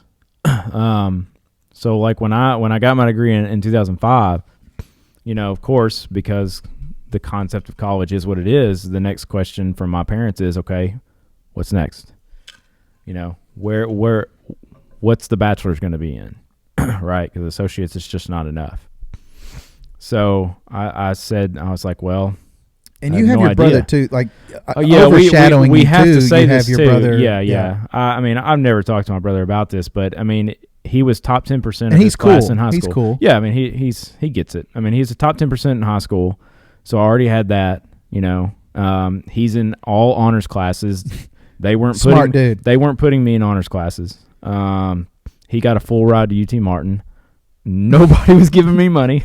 There was no way, So I mean, it's just there, and it's just the way it is. There's nothing wrong with that. No, not at all. But it's just the way it was for me. I'm not mad about it. It's just the way it was, which is fine. I mean, it was something that helped push me, anyways. So, it's time to get the bachelor's. So I mean, I have no idea what I want to do. So I went to MTSU and to Austin Peay. And I had no idea what I was going to do. I mean, computer science, I'm good with computers. I mean, I knew a little bit of programming. I thought to myself, that might be something I'm interested in. I could do that for the rest of my life. But I went to Austin Peay, and they had brought all the potential students in for this orientation day or whatever. And they put everybody in their huge cafeteria room. And they said, okay, the pre-med go over here, the art students go over here, the law students go over here. If you're undecided, you go over here. So, of course, it's me and 9 other people out of 400. So I go over there, and he's like, okay, well, here's this book if you just want to look through it for a minute. So it's just their course catalog. And I'm like, what am I supposed to do with this? So I'm looking through this book at just the degrees they offer. Like, this is how they handle orientation, Literally like a list of nobody's degrees. even going to talk to me. What do you want to do?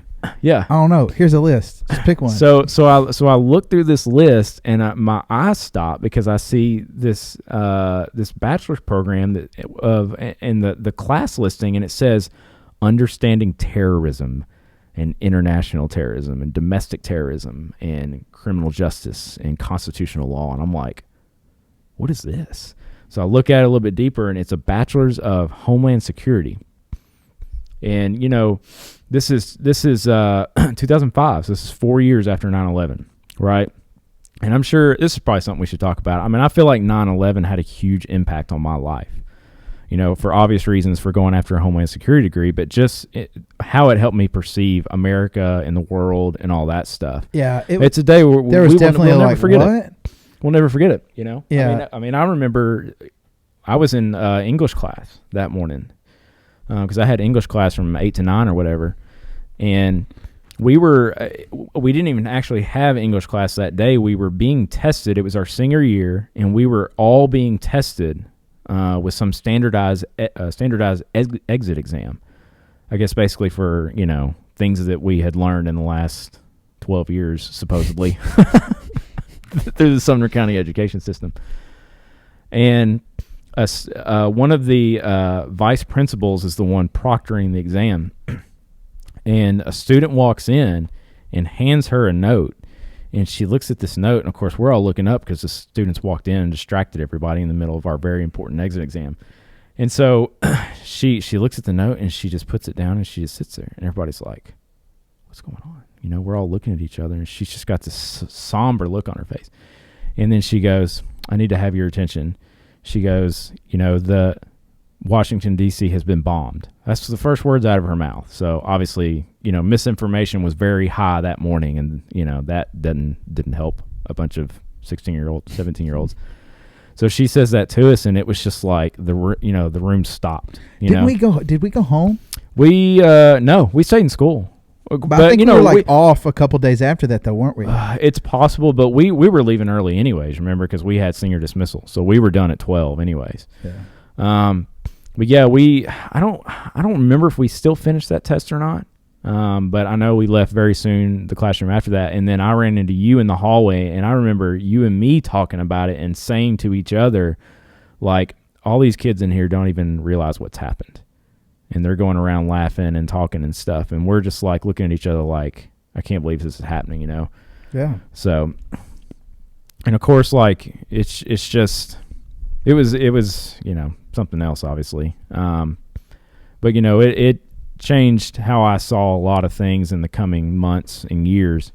So then, they, in response to this, the Board of Regents makes a new degree program based on what everything is perceived to be the coming threat when it comes to criminality.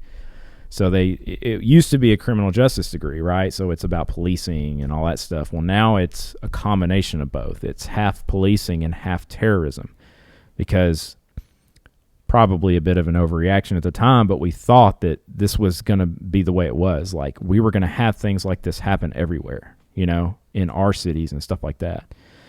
And maybe they would have. In a way, it kind of has. Yeah, and maybe they would have if they hadn't have tried to head it off, I guess. I don't. Yeah.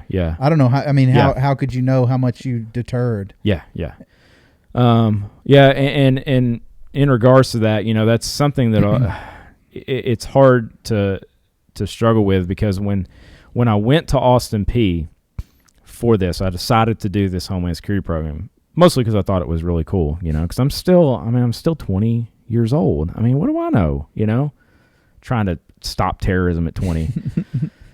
So I go there and they're like, well, you're going to do this degree at Fort Campbell. You're actually not going to be here in Clarksville. You're going to be at Fort Campbell. So I'm like, oh, this is awesome. So I get to be on a military base with other soldiers doing a terrorism program. So I get on there, and, it was, my grades were through the roof. Aced B, had a B or an A in everything. Because you're interested. Because I was completely interested in it. My GPA in that was, I think, a 3 flat, which isn't great, but acceptable, pretty good for passing. It's not a 2.3 equals C. So I really enjoyed it. I had a great time, and I met a lot of cool dudes. It was mostly dudes in the program. You know, obviously it's pretty male heavy, and a lot of the guys were active duty. You know, they could have been called at a moment's notice and had to do classes online. I had online classes, you know, at the time with guys that were actively in Afghanistan and Iraq. So they were bringing that would have been really pretty early interesting on perspectives. Online classes too, wasn't it? Oh yeah, it was. Yeah, I mean, we only had like one online class a semester, and our semesters were 2 months long. So it was 2 months of classes, 1 month off. 2 months of classes, 1 month off. So we had like quarters instead of a semester, really. But you know, I had a lot of interesting perspectives. Like I learned about what was actually happening over there, not what the news was telling me.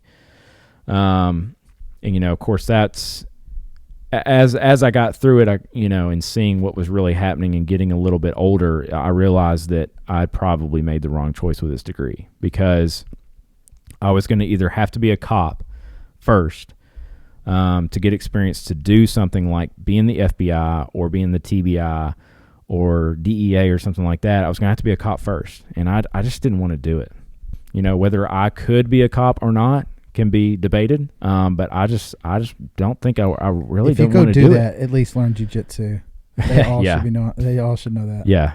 So it was either that or I was going to have to join the military. Now there was a time where I was coming close to doing it. I came pretty close to doing it. I talked to a Marine recruiter for a while, you know, maybe a week or two, and didn't pull the trigger on it just because it's the Marines. I know what that type of military is, and it is distinctly hardcore for a reason, and that's fine, but I just knew it wasn't going to be for me. And then I was talking to a guy in the Air Force, which I knew would be easier in a way. It's not the Marines, you know. I would never dispute that. And, you know, it was definitely on my mind for a while, but I ended up not doing it because I really didn't think it was going to be the best thing for me. I really didn't think I was the kind of person that needed to be doing stuff like that, you know, leave that for other people. So I graduated in 2007, and then I spent 2 years doing nothing except working 40 hours a week in a pharmacy. So I started working for Kmart in 2001 when Kmart was still a thing in the pharmacy. And I left 2.5 years later and went to work for Kroger. So I started working in 2004 for Kroger. And then, you know. Did you work there the entire time you were in college too? Yeah. Oh, yeah. So, like, since you started working in high school at a pharmacy, you have been employed in a pharmacy until you've become for 20 years now. Yeah, it'll be 20 years in August. I've worked in a pharmacy. That's hilarious. And I'm 36. 20 That's years. Hilarious. Yeah. So, yeah, this whole time working in a pharmacy, and of course, you know, a lot of people are telling me I need to go be in pharmacy school anyways. This whole time, the Homeland Security degree, during that, they're saying, no, why don't you go to pharmacy school, you know? And so I'm like, oh, I can't do it. Like, you don't understand, I failed all these classes. I failed fundamentals of chemistry because I didn't care. Why would I do that? Dude, I get that feeling though, man. You like, know? if to people, anybody that would listen to this that hasn't gone to college yet, I don't know if anybody will ever hear this, but I mean, I can specifically remember you were there.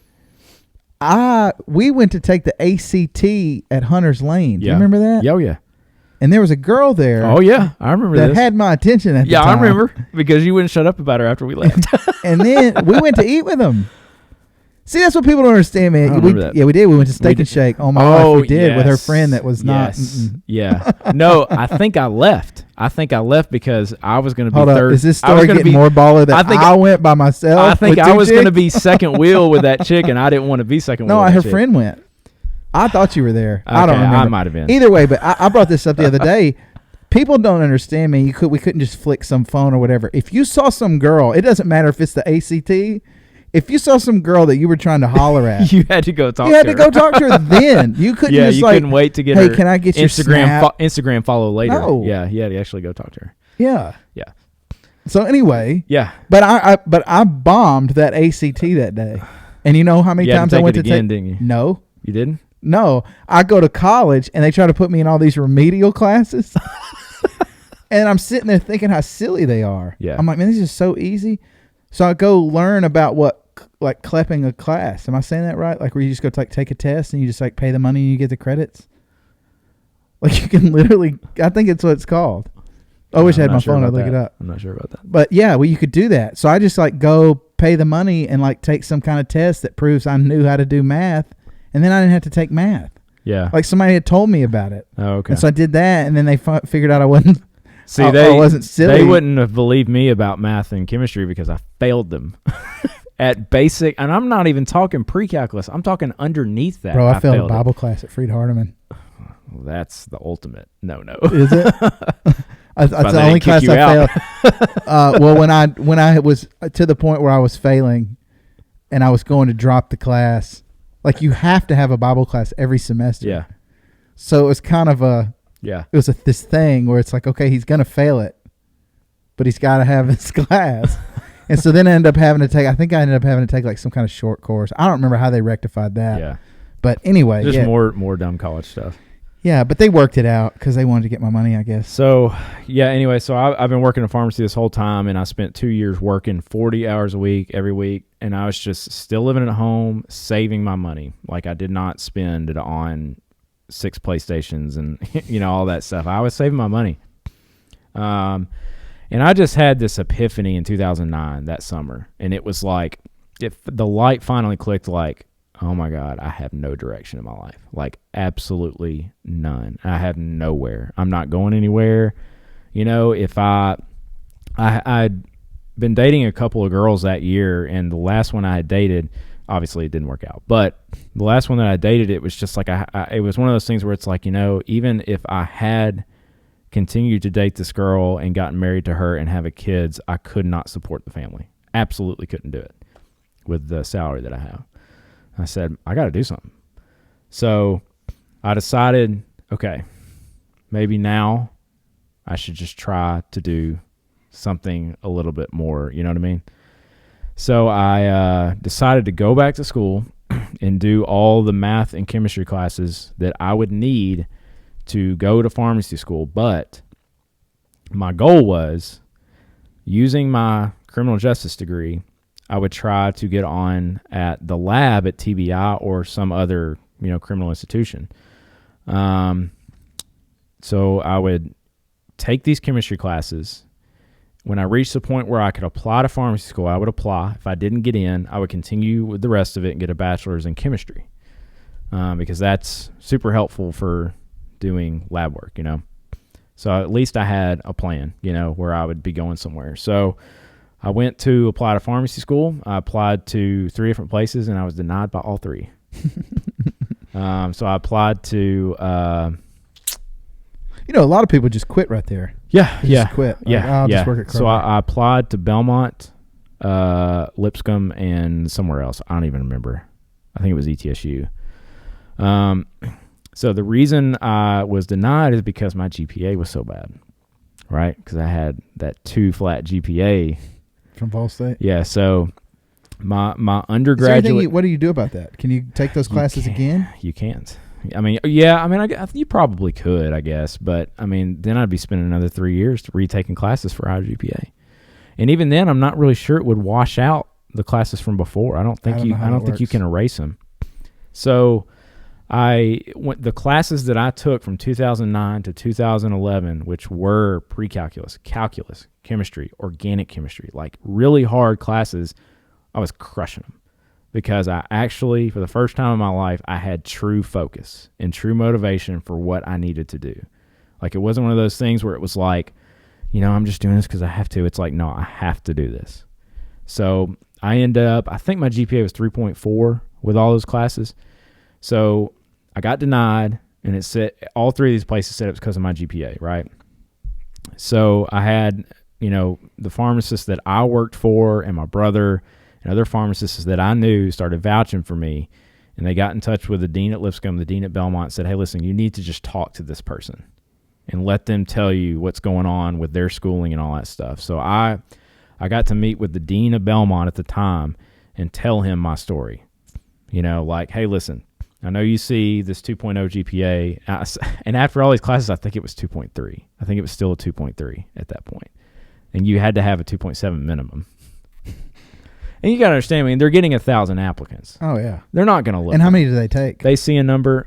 There were 75 in my class. 76 when we started in my class. So out of 1,000 people, they cut it down to 76. to 76 people. Yeah, yeah. So, I mean, it's... And you had a 2.3. They're not going to look through them. Yeah, I had 2.3. So they see a number, doesn't qualify, get it out of here, you know? So I went to meet with them. I met with 3 different people that day. I met with a professor, an associate dean, and the dean. And I was like, listen, like, I know what you're seeing here, and I get it, but listen, here's my GPA from the last 2 years. I can do this because I now have motivation. Like, I'm focused. This is what I want to do. And if I start school in August, I will have been working in a pharmacy for 10 years before I even set foot in this school. So you have a student coming in that has experience in a pharmacy that can help their other fellow students, which is something I did while I was there. I mean, I always had people coming to me asking me things about pharmacy that they didn't know, because a lot, you know, probably at least half of our class when I started pharmacy school had not set foot in a pharmacy. They had no idea what they were getting themselves into, you know? So that was something a lot of people would come to me. It's like, hey, I heard you working in pharmacy for like 10 years. So now, you know? all of pharmacy, like your brother did some stuff, if I'm not mistaken, where he was literally like rounding at a hospital. So are there pharmacists that literally don't work in a pharmacy that, like, how does that work? Oh yeah. So I'll get there. So yeah, I got denied, and the denial, I'll never forget this. The denial letter I got from Belmont, I got the day I had the flu. So I was already sick, and then I get the denial letter. So it put me in the dumps. But then I had that meeting with the school and the dean and stuff, and that day when I got home, they sent me an email requesting me to interview with them in March. So I went to interview with them and crushed it, you know, and got in there. So I started in 2011. It's 4 years. Graduated in 2015. I had a great time, you know. And for anybody keeping up, that's 9 years after we graduated high school, isn't it? That's 13. 13 years after we graduated high school. 2002. 2015. Oh, no, I'm saying when I started, yeah, 9 years. 9 years after high school, yeah. So, it just because you don't decide right out of high school doesn't mean you're going to be a loser. Exactly. And even then, even if I had tried to do that stuff when I first got out of high school, there's no way. I was not mature enough. I was not, my brain was not in the right place. My mind was not motivated. Nothing for me was in the right place where I could have done those classes the right way and passed these classes and got it done. Plus, I didn't have the experience under my belt anyway. So, you know, again, had a great time. Pharmacy school is hard. It sucks. It's a lot of studying, but the social part of it was fantastic. I mean, I made some great friends there, and I loved it. So yeah, got out of school, and I've been working for Kroger since then. I'm a pharmacist now. I work in Hendersonville. So you have worked with Kroger for how long? Since 2004. It's April awesome. 2004. So it's... So you're like what OG. year is it? You're like an OG. Oh, so it'll be 17 years in April. Yeah. So, yeah, I mean, pharmacy is it's a wide berth of jobs out there in terms of range. There's what I do, which is community-based, working for a too big of a company, and dealing with, you know, the population at large, just coming in and coming out.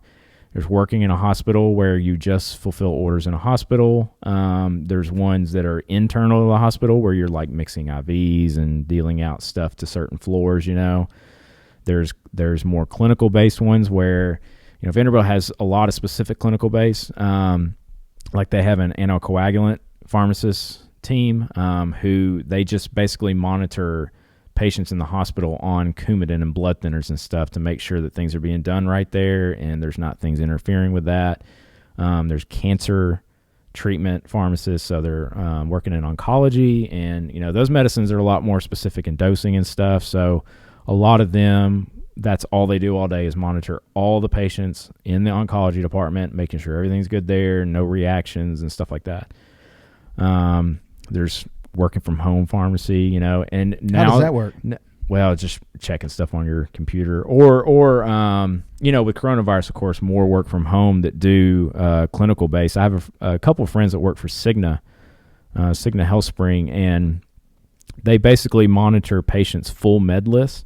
So they get the most complicated patients, those people that are like on 17 meds, you know.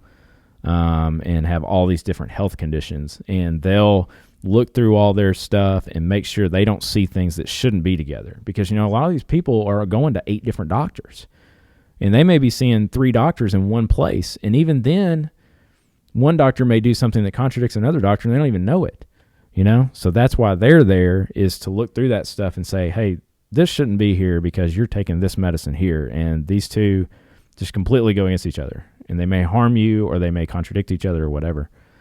So that's just some of the different stuff you can do. And now with coronavirus, there's a lot of vaccine distribution and stuff like that. So you graduate school. Yep. 2015. 2015. Still there. Yeah. Still doing it. All right. So that's where I am now. I prefer you call me doctor if possible. Dr. Matt Hayes. So like on your business card, would it say Dr. Matt Hayes? I don't have a business card. Well, okay, so like I would put it on there.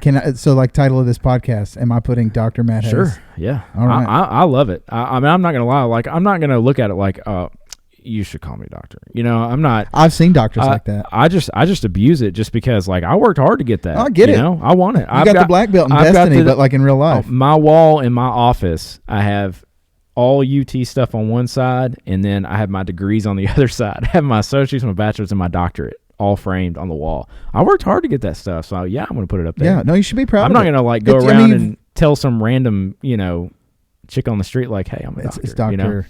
It's Dr. Matt Hayes. Yeah, but I'm gonna have to go back and re-record the beginnings. Dr. Matt Hayes. That's all good. So, I mean, when I get something in the mail that says Dr. Matt Hayes, I'm like, yeah, respect. Yeah. There's I was just thinking about this earlier. Have you ever seen The West Wing? What is that? Is that a TV show? TV show, yeah. No. So it's about the White House. It's like a dramatization of the White House. I think I know of it. Yeah. It's a really great show. It's kind of liberal. Probably not as liberal as liberals are today. A show? Not as liberal as liberals are today, but it's pretty liberal. But it's honestly, it's a fantastic show. Like, it's really good. But there's a scene in the show where the president, I think he brings like one of the local bishops to the West Wing, to the Oval Office, to talk to him personally, because he's dealing with some stuff personally or some decision he had to make in another country or something. And the bishop is sitting next to him, and he says, "Can I call you Jeb?" Because his name is Jeb. And he's like, "Well, I'd actually prefer you call me Mr. President." And the priest is like, "Oh." And he's like, "It's not because I'm got a big head. It's because I need to be reminded personally of what my title means." So sometimes I think about it like that, which I know kind of sounds lame, but sometimes people I totally get that. I've never thought about it. It just kind of it makes it click in your head like, yeah, I have responsibilities, you know. Dr. Matt Hayes. So, yeah. So now as we trudge into the area of drugs, Dr. Matt Hayes. Legal drugs? Or illegal. I mean, if you have opinions. Or currently illegal, soon to be legal. Yeah. Yeah. And that's kind of where it starts with me on drugs. Like from a personal just regular human being looking at the situation, I see a whole lot of people abusing and self-medicating. Yeah. I see people who are appropriately switching from alcohol to weed. I see people who are ruining their life on alcohol. Yeah. Who have no idea that it's poisoning basically their chemical makeup, as far as I understand, of their brain. And and I said on the first podcast that I ever did that most of the stupid things that I've ever done as a human being, or like if I had a top 10 list of the dumbest things I've ever done, most of them would involve alcohol. Yeah. That's usually the case. Yeah. And I bet you how many arrests and how many domestics and all of that. For a legal product. But then, as you know, I've gone to an insane amount of concerts. And at those insane concerts, I've experienced LSD. Mm-hmm. I've experienced acid. Mm-hmm. I have experienced, like you have all these other experiences along the way. And psilocybin. Yeah. Weed. And you see some of these things that aren't heroin, that aren't cocaine, that aren't, and you start to, like this one scene that I was in going to see this one band 30, 40 times. Most people smoked weed. Most people were insanely cool. I never saw any fights. Yep. Now, if you go to some country music concert or something else that's a little more rowdy and it's a lot of beer and it's a lot of Bud Light, A lot of Bud Light. Michelob and I've seen Sturgill PBR Simpson on Halloween night at the Ryman Auditorium. There was a fight. Go figure. Just right? one. No, same dudes fought twice. That's a fact. It's like a known thing. There's videos, I think, of it on YouTube. They get in a fight, like first couple rows. They take them out. They let them come back. Like Southern people just fight, man. Yeah. Like people just like to fight. Get drunk at the Ramen and fight. How many times has that happened? At least. Probably a lot. Yeah. Not that people fight at the Ramen all the time, but you get the right crowd together on the right kind of conditions, get some beer in them, somebody's going to fight. Yeah. But anyway, but then I see all of this and I start to ask myself, okay, we grew up on this whole dare and stay away from drugs and all drugs Just are say bad. no. But now you have, it's almost revolutionary in a way how many people are getting behind marijuana, THC, CBD, all these other things. And they're starting to realize that maybe there are some good pieces to this. Yeah. And maybe some of this makes more sense than other things. And there are. Yeah. So I guess my question with you being an expert on these items is, what are the problems? Like, how do you see it? Because I just see it as you got these companies that are peddling their pills. Yeah. And they got doctors that are basically pimping out drugs. Yep. And they're competing with the cartels who are bringing in what we consider like the OG drugs. Yeah. And it's, but then you have a doctor, I don't know if you know Dr. Carl Hart. He wrote a book basically saying that adults should be the ones deciding what goes in our body and what is not. Like a very libertarian perspective. Very. Yes. But, and then so I asked that same question to somebody the other day. I said, if this particular person I was talking to has had problems being addicted to opiates and would get them through different, what's the word? Nefarious ways. Mm-hmm. Is that right? Did I use that right? Sure. Liven it up. So he would get his stuff that way. And I said, well, would it make more sense? Just posing the question, not saying this is my view. Would it make more sense if through doctor's guidance, we did have access to more things? I know that, price is an issue, whatever else is an issue, but it seems like some of this politicizing of facts that we have has also politicized some of the science, because I think just if you took weed and alcohol just as a starting point, it would be really hard to argue to me, based on what I've seen, that alcohol should continue to be legal while weed is illegal. Yeah. Just that argument alone. It doesn't make sense. It does not make sense. It does not make perfect sense. I don't think there's a perfect answer, honestly. So what do you think is even driving people to the drugs? Like, start with opioids. Start with opioids, because that's something that I deal with that many times a day, every day. And when you say deal with it, what do you mean? Like just people coming in to get it? People coming in to get it, but having to make people wait to get it until they've used what they had before. Okay? Like, we don't fill things. We don't give you 30 days of hydrocodone and then give you 30 days 2 weeks later. We make people wait until they're supposed to be out. That's just something. So do you think policing we have to do every day? But do you think society needs to continue to police some items? Like, you got this guy, Dr. Carl Hart, that says all drugs should be legal. People should decide what they put in their bodies. It's a very fair question. Is I'm doing this, right? And we have this opioid epidemic, right? Like, it's heroin and Percocet use and morphine use and all this stuff. It is out of control, and people are dying thousands daily from opioid overdosing and stuff. And I'm policing it. At the end of the day, like, the pharmacist really has a lot of the responsibility put on them. And yeah, sometimes the DEA arrests 10 doctors at once in the entire country who are doing this. And it's like, okay, yeah, y'all really did your part to fight that, But at the end of the day, like, not only do they try to put responsibility on us because we're the ones at the end of the day distributing it, but like, I almost feel like I have a responsibility to have to police it because nobody else is. But it is the answer to just let it go. Just say, hey, let's just put it in a bottle and sell it on the top shelf at Walgreens, right? I mean, that's one side. If we do it, like, if this many people are dying now, how many people are going to die when it's legal? But at the same time, what we're doing is not working. Because it's still a huge problem, and the doctors just, pain clinics are the worst about writing this stuff. Now, just in case a pain clinic is watching, like, sometimes there is a place for a pain clinic, right? A place. Like you may have a patient who has a very invasive form of cancer and it's growing in their spinal column and it's extreme pain all the time. And they go to this pain clinic to get the oxycodone they need until they die in 6 months or something, right? But that's not what happens with a lot of their patients, and they know it. They've got bills to pay, and they see that if each patient comes in and pays them a $100 copay and they walk out with $120 hydrocodone, they'll get it in 30 days. They'll get another $100, and in 30 days they'll get another $100, and in 30 days they'll get another $100.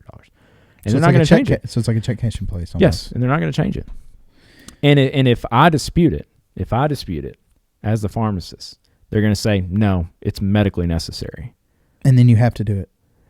Not really. But if I don't, then the pressure comes down from on top that I'm fighting this and not doing it. Right. So like you can, as a pharmacist, so because a lot of people don't know what you do. Like if you have a doctor that's like overriding. Yeah. And you start to see, you're like, hey, man. We fight it sometimes. Yeah. I mean, we had a, so, there's the whole thing that happened in Florida. I'm sure you've heard about it, where there was multiple pain clinic rings being, shut down by the DEA. They go in there undercover, easily get prescription narcotics, and they would shut down these places. Pain clinics in strip shopping malls that have no label on the door. No, it doesn't say pain clinic, doesn't say doctor so-and-so, not even on the window. Totally nondescript, but that's what they're doing in there. Like, it's obviously shady.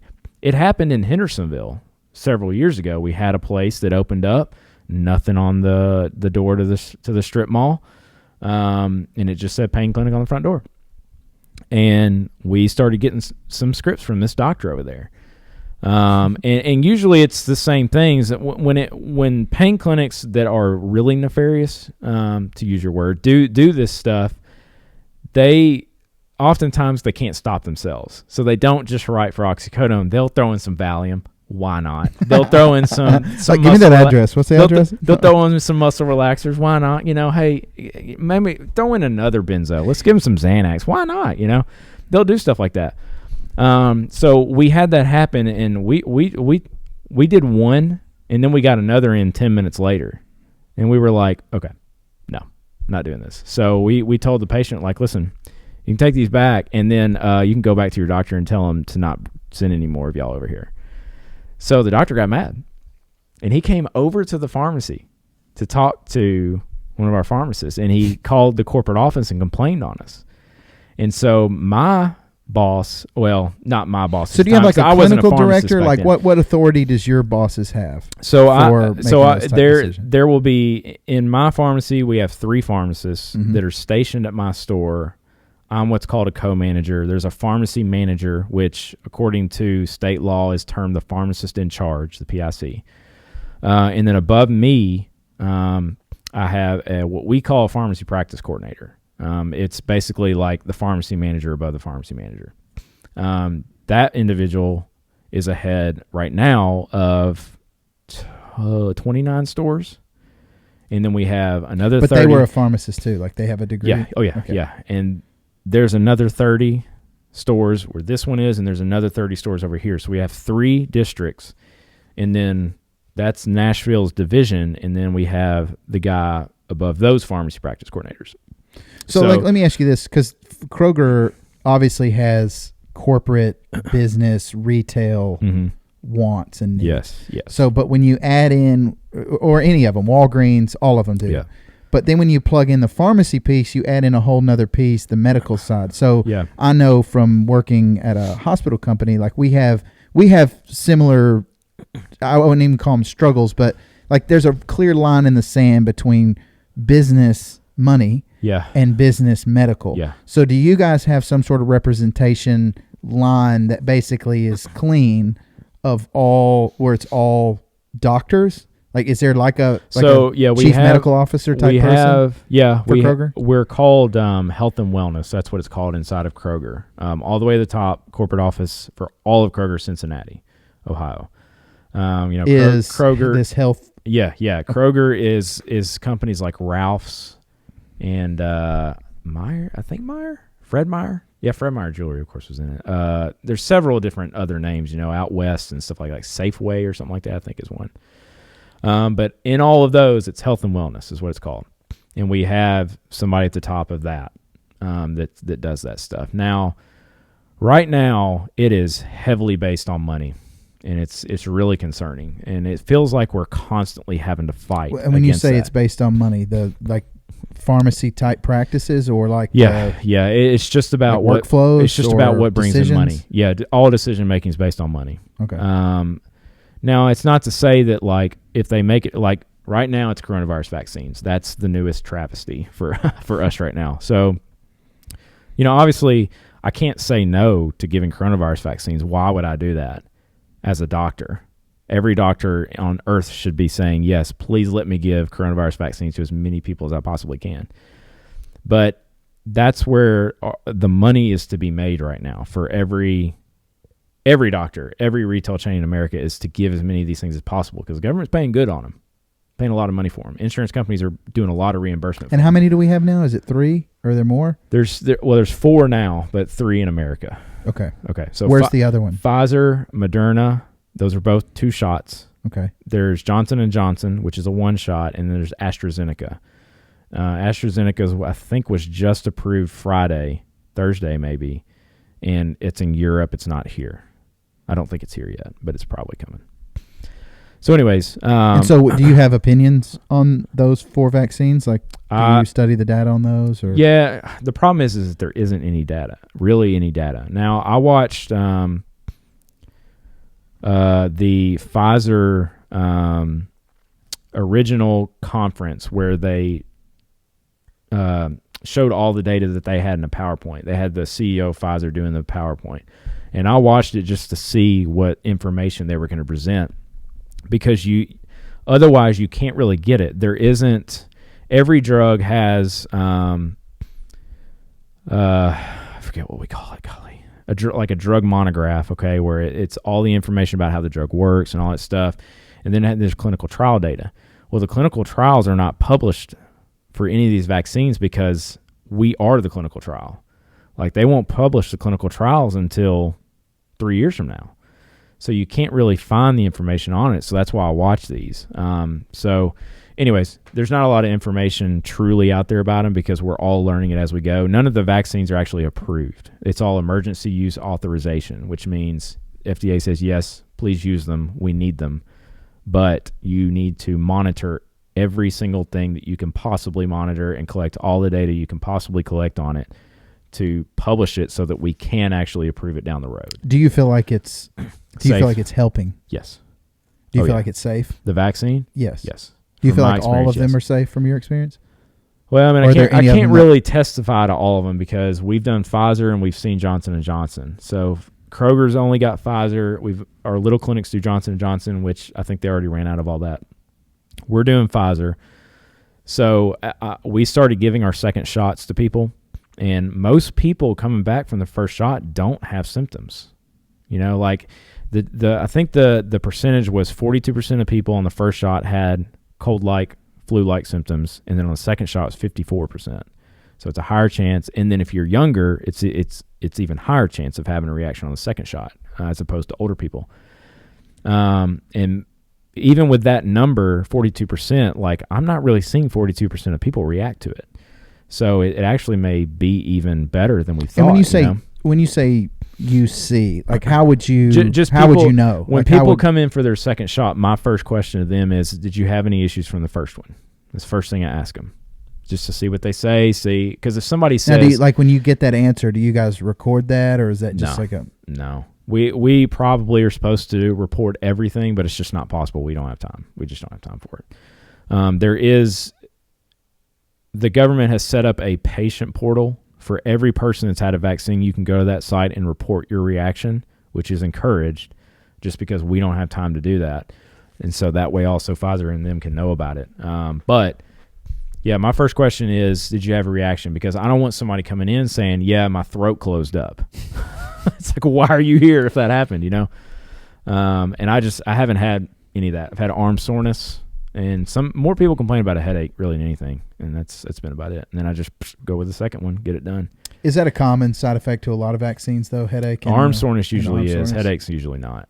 So,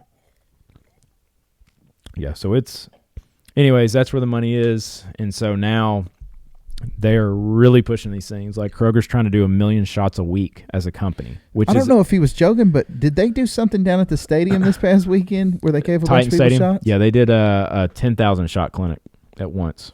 That's wild. Yeah, so they do 10,000 people at once. So, I mean, that's, you know, it's inspiring to see. I know it kind of sounds like super dorky and lame. No. But I you get know, what you're saying. Two things in my life were really made an impact on me. I mentioned earlier 9/11. The first was watching Saving Private Ryan. Okay, so when I watched Saving Private Ryan, it opened up a whole new door for me personally for what America is, what it represents, how important life is, and the whole history of World War II and everything after that. And one of the things that happened in World War II was how so many people came together to fight it, right? Like after Pearl Harbor, you know, people quit their jobs and went to work manufacturing lines to make Higgins boats or guns and bullets and stuff like that, which, you know, sounds awful today. But, you know, they did all these things to fight the war, you know, to keep the world free from, you know, Japan doing silly things and from Germany being an awful place. And so when you think about it, that's kind of what's happening now, you know, in terms of, and I know it's $1 billion company, trillion almost dollar company, Pfizer, making a vaccine. You know, obviously they have their bottom line why they did it. Yeah, but we're going to need that one to be 3 shots. You think they're going to go for 2? Just 2 shots? Okay. And believe me, that's the first one's water. It's a fair question. You know, listen, they got to be 2 shots, guys. I tell everybody, don't trust $1 billion company. I don't trust mine. Don't trust any of them you walk in the door to. Well, you know, so don't trust. You know, you should question it. I'm a huge capitalist. I really am. Yeah. And I believe in and I say this all the time. I said it on my last podcast. I'll say it again. I think there is a need for companies to realize that they have some sort of impact on their community and recognize that. Like Facebook. You know, man. Yeah, I mean, yeah. and tell me how strong the statement was on The Social Dilemma when they basically say, like, you know, how long are we going to continue to pretend like corporations going after just their one main goal, like going after their interest? And you got all these corporations going out in so many different directions. Like, how long are we going to continue to act like that's actually good for our society? Yeah, it's you know, like, where does the morality come in for businesses? I can go off on this here in a minute, but to get back to the, you know, the thing with Pfizer is at the end of the day, the people that were actually making the vaccine, they're going to benefit from it financially, but they were doing the right thing. Like those people working in those labs, they wanted this over just like the rest of us. And now that they got it done in that time frame, it's really amazing, you know? And whether you like it or not, you got to thank the former president for pushing them so hard, even though his time frame was always off and he knew it was always off and he kept saying the wrong thing over and over again. He still pushed them. Well, you know, that I will say, you know where that comes from? I have been in management type positions and I've helped Ashley, you know, ramp up her record business that she has and all of that. There is a tenacity within business people, and my wife will tell you I can flip the switch if I'm out there helping her. It's just like all emotion goes away.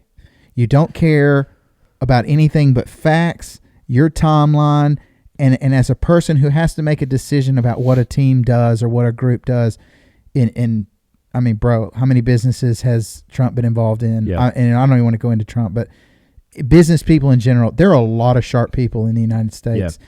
And there are people that can look at it and go, all right, if we're going to hit this, this is what we got to do. Yeah. The same as when they're shooting these rockets out to Mars or whatever. Like there's some guy sitting there going, yeah, that's it right there. That's it. Don't change it. Shoot the rocket and it will make it if you shoot it right there. Yeah.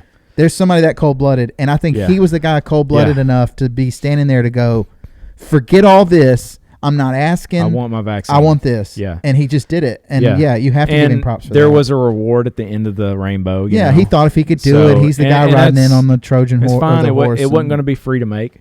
You know, the guy that made the Higgins boat made a lot of money in World War II. Like, it happens. But it's done. We're here. It's great, you know, and now a lot of people are getting involved in giving these vaccines. You know, I got an email from Sumner County. Tennessee Department of Health. I don't think it was Sumner County.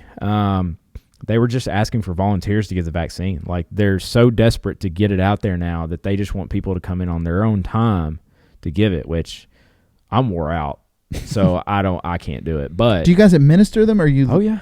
Like, you're literally administering shots. Yeah. How many COVID vaccines have you personally administered? Do you have any idea? Several hundred. So but by the time this is all done, it could be me personally. I could do as many as 2,000 personally when this is done. Are there other people in the pharmacy that are, I guess, what's the best way to put that? Like have the responsibility or have the ability to give? Just the pharmacist. Just the pharmacist. Right now. Now the state of Tennessee is changing that so that the technicians can be trained.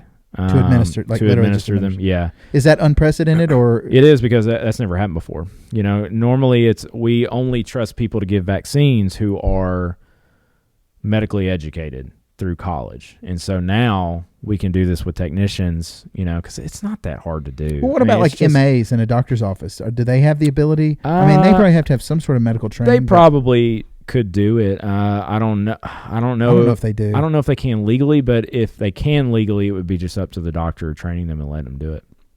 I know some MAs draw blood. There's nothing illegal about that, you know. So, yeah.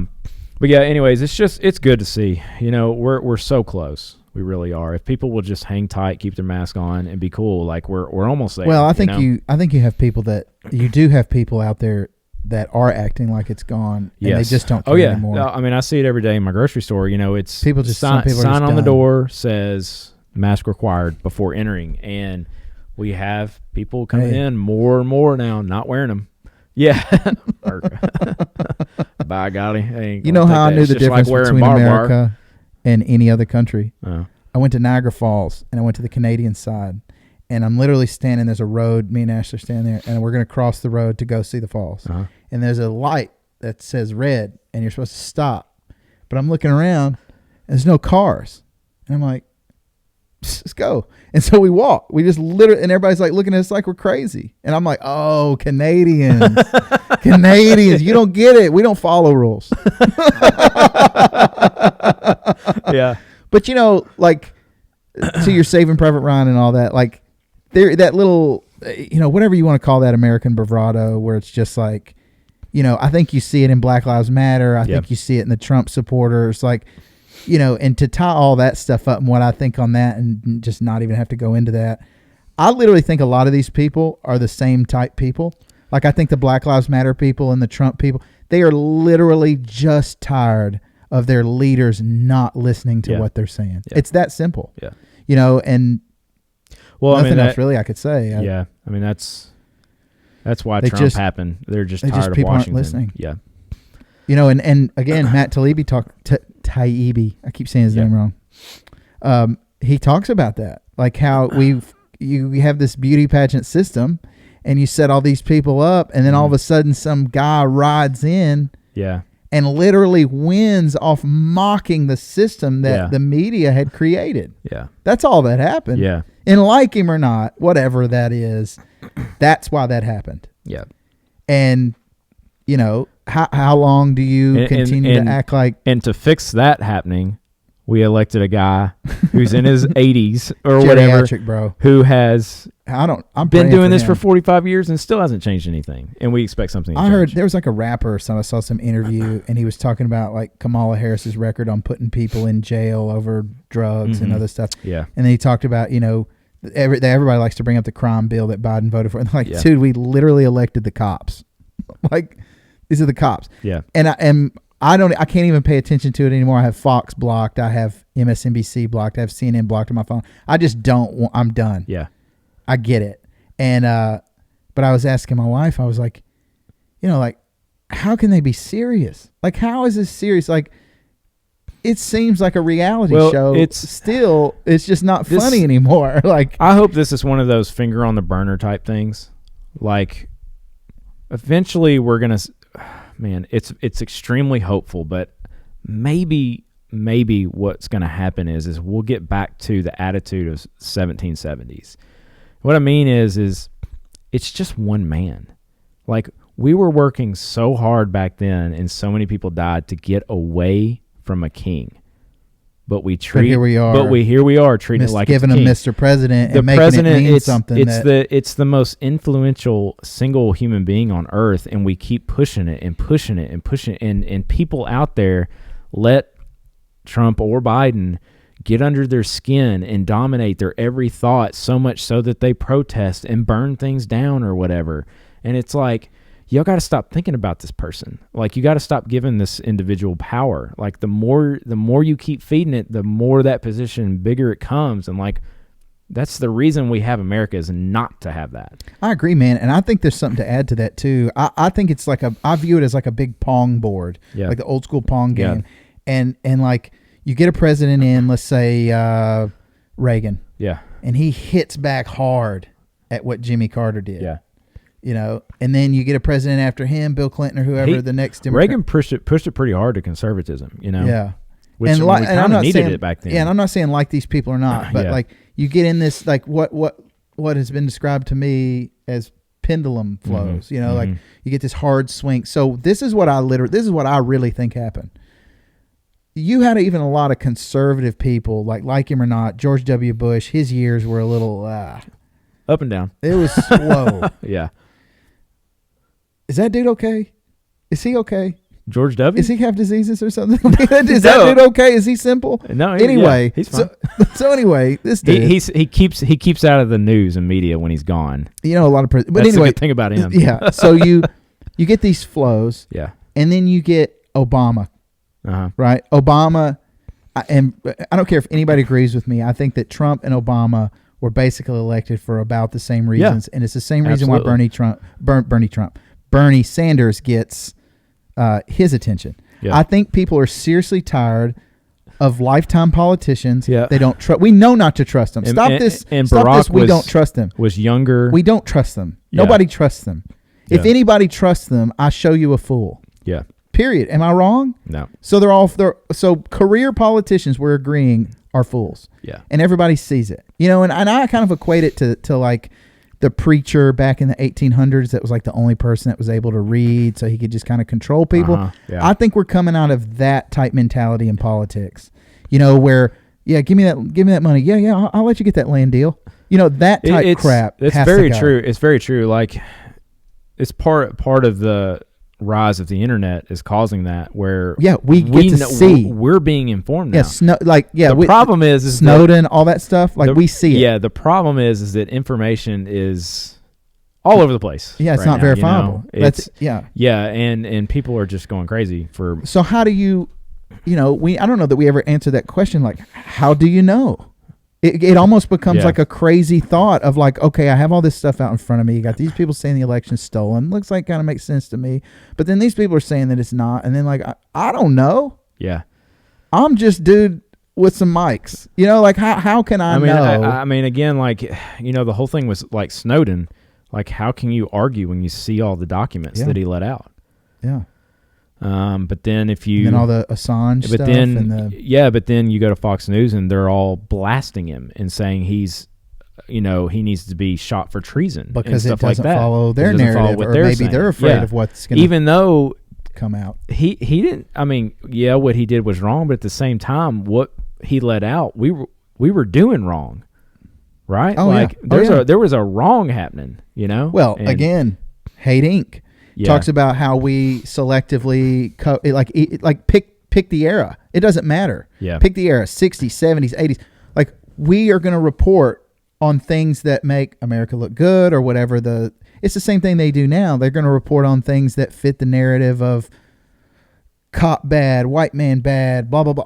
Like they're just going to show that stuff because it's a show, man. Yes. Like they just want you to watch the show. Mm-hmm. And if you're already, you know, he talks about how like in the 80s and 90s, they started dividing everybody up into MTV for young people, CMT for, he doesn't say CMT, but I'm saying it. CMT for country music folks or Southern people.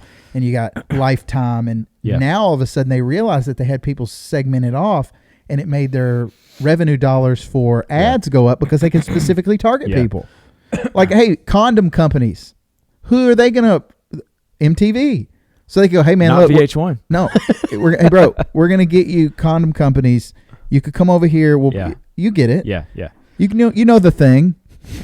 The thing with Fox News or MSNBC, these people can tune into it, and they know they're going to see things that make them mad.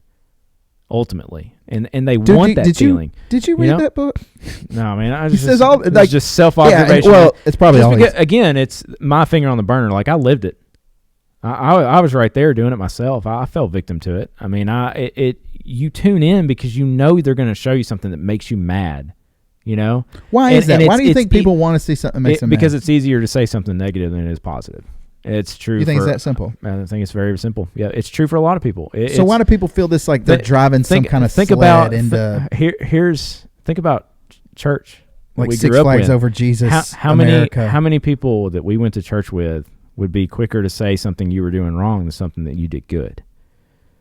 Among the older generation, it's the same thing. Like it's just feeding negativity, and it's just a part of us. Like, sometimes we want that. I don't. We shouldn't want it, but it just feeds in there, and it's always harder to be challenged than it is to be told something you want to hear. I agree. And I agree. I mean, 100%.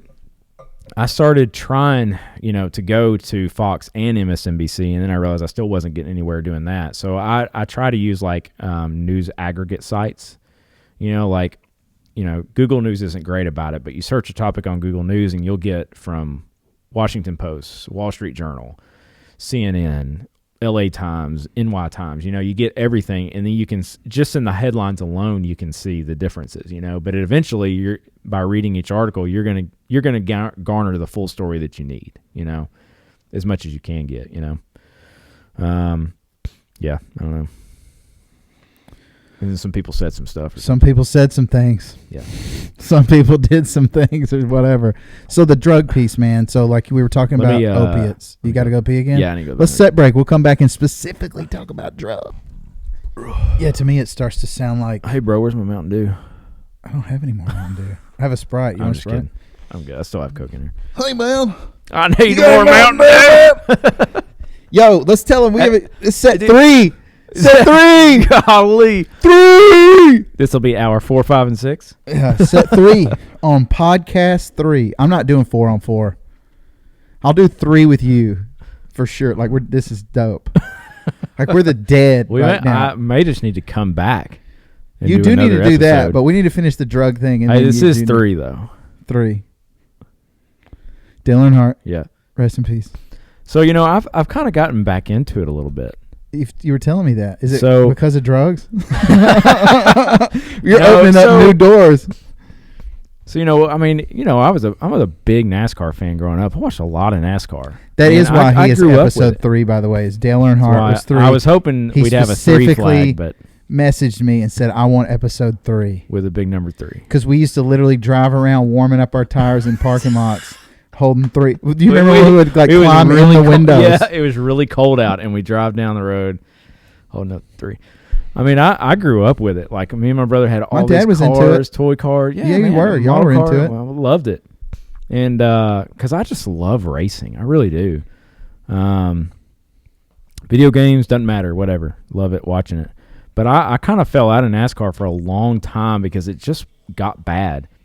Do you think it was when they went to the race, like when the shoot for the cup or whatever, where they like? It was almost close to that time. Yeah, it was about that time. Thought that was lame. That wasn't what did it for me. What did it for me was the Car of Tomorrow in 2008.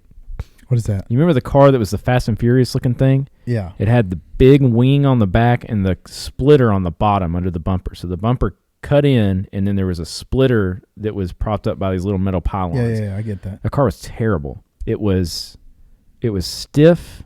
Like, the racing wasn't fun. They weren't wrecking each other. They were slower. They weren't sliding. Nobody was dying. Yeah. It was terrible. I mean, and what's funny is, like, I started watching Dale Earnhardt Jr.'s podcast, and it is a fantastic podcast. I'm not kidding. It is good. I have to check it out. It's really, really good. Start with the one with Dr. Jerry Punch. He was on the other day. That was really good. Is it just NASCAR? I mean, most of the time. He has a guest on every week. Like, he had Todd Parrott. Oh, he just had Bobby Labonte on. He had Todd Parrott the week before that. These are names I haven't heard forever. Jerry Punch. He's had Rusty. He's had Daryl. He's had Ricky Rudd. I don't think Terry Labonte's been on there, but I mean, and the stories they tell are just, man, it's just fascinating. But I got back into it because I was listening to him and him talking about that era from when we were watching, from when his dad, he talks about his dad pretty freely, and all the relationship between them and stuff. Well, I think they had a really good relationship, didn't they? He talks down about the car Tomorrow. Like, they hated the car Tomorrow too, and that's when I stopped watching because it just was so bad. So now they've got a new car coming next year, next gen car is what they're calling it, and it's a pretty drastic difference. I mean, it's still you know what they need to do, bro? This is all they need to do. They need to go get those Hellcats or whatever, and just go, hey man, you got this car, and you got to use it all season. Are you saying you want NASCAR to be about stock cars? Like yeah. Oh, imagine that. Like, give them one car. Look, and be like, hey bro, weld the doors shut. Listen, you got 1 week. Go. Listen, and then race them. My dad talks about this all the time. He wants NASCAR to be stock car. Here's what I'll say about that. Okay, it ain't happening. Because that hasn't happened in 50 years. Yeah. Like, stock cars are gone. Like, it is a spec series. These cars race to a specification. So, and they do that to try to make the racing better. If you bring in a Hellcat and I bring in a Shelby Cobra, they're not going to drive the same, and one's going to be faster than the other every single time. For how many races, though? Until they regulate them. And then when they start regulating, it seems like it would just then they got to regulate the other. It is now. They go exactly. That's what's going to happen. Did you remember the stories of the dudes like drilling holes in the car, and they would like make the weight, and then over the car like the BBs would fall out? Darryl Waltrip was telling that story. He would talk about. He said, yeah, they had a specific weight they had to be, and they only weighed before the race. So they'd put those lead BBs in the roll cage, and then during the race they would all be flying out. They would open them up and fly them all out, and then it'd be 300 pounds lighter. He said they use NOS during qualifying. He said, yeah, we put nitrous in there, had a little dial, flick it, and put a little nitrous in qualifying. It's like they were using nitrous in qualifying back in the 80s and 70s. That's crazy. Anyways, I don't even remember how we got on I think that. any Southern boy would be lying if they said they didn't want to get in something and go fast and try to beat somebody else doing it. I would have been in heaven. Remember when we had the NASCAR simulator at Opry Mills? Yeah. I did it. Heck yeah, I did. Bro, you remember Daytona USA? Going back to Sega Saturn, bro. Yeah. That game was cool. And you could pay it. like $5 or whatever. It was 4 quarters, not one. God. Whew, I spent a lot of money on that, dude, but I loved that. Yeah, I remember loving that I was pretty good at it. Yeah, I mean, I grew up with, I was the typical boy, grew up with Tonka trucks and cars. So, I mean, I love it, But yeah, I'm kind of getting back into it a little because this new car is coming, and I'm having faith that this new car is going to be faster and it's going to be better racing and stuff like that. Dude, they're having one in Nashville, aren't they? So Nashville Super Speedway is going to have a cup race. But here's the thing. So Dale Earnhardt Jr. has been working very, very passionately about getting the fairgrounds open back up to NASCAR. So they just it's signed, one of the old original, yes. I don't know how original, but it's one of the earlier speedways, and then Nashville just screwed it up. My parents took me and my brother to a Busch race at the fairgrounds in the 90s that had Sterling Marlin and Darrell Waltrip in it. I mean, I'll never forget it. I mean, it's just something from my childhood I would never forget. It's actually bigger than Bristol, and the speedway is. Yeah, but you can see the whole thing too. And we can have that again here for a future generation, And he had a meeting with. Dude, there's no way they're going to do that noise ordinances. Well, there's a lot of people that live right there now. One of the things they're going to work on. So him and Bruton Smith's son, who Bruton Smith is the guy that owned Bristol and Charlotte and Dover and all that stuff, and had a meeting with the mayor and the governor about the fairgrounds, and they have all agreed that they're going to start pursuing this. They haven't agreed to doing anything. But now, Bruton Smith's son, and I think his name's Marcus Smith and Dale Jr. and their teams of like designers are going to work on all these plans to refurbish the track. So the track is fine. They still race there. They just race there back in My November. dad used to take me to, we'd go to the weekend races. The like track is in great Saturdays. shape, but they're going to have to redo the wall. They're going to have to redo the pits. They're going to have to do something with the stands. They're going to have to add more stands. They're going to have to redo the skybox. So they're going to start working on all these plans for this stuff. And then part of it, too, that they have to address is the noise. So they're going to have to build some things and plant trees and crap like that. There are no trees that they are going to trees help, bro. You'd be surprised how much trees help, bro. There are no trees that are going to help. But they're going to have to like those cars are loud. They're going to have to like build hill, like build a mountain of dirt around it, to try to help with that, I guess. So anyways, the point is that maybe 3 or 4 years from now, and then everybody would sit in there and die. So 3 or 4 years from now, the Cup guys will be racing at the fairgrounds. That's cool. And I will be there. So is that why they're doing the other Nashville race? Is it like a stepping stone, like to get it close? They've kind of seen the light on keeping a set track schedule every year is not good. Like, it's good to mix it up. So, Daytona 500 is always going to be the first race. The July Daytona race is always going to be there. But Homestead Miami used to be the last race of the year. It was the second this year. And did you know next week they're racing at Bristol on dirt? Bristol is going to be a dirt race this year for the Cup guys. That's awesome. So the second race of the year was not Homestead. They just need to go like the way of WCW, like just a little bit. They're doing more road courses. So they raced the Daytona road course. I was wrong. That was the second race of the year. They did the Daytona road course. They're going to the Grand Prix track in Texas where Formula One drives to do a race there, Circuit of Americas.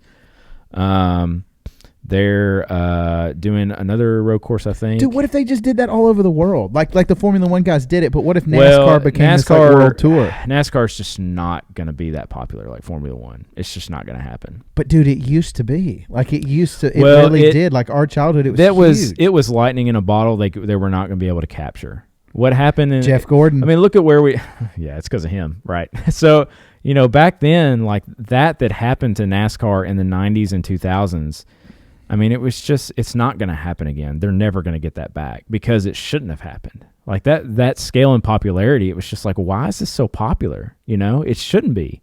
So that's what they've been struggling with for the last 15 years is regulating themselves back to the point where their popularity should have been. You know what I mean?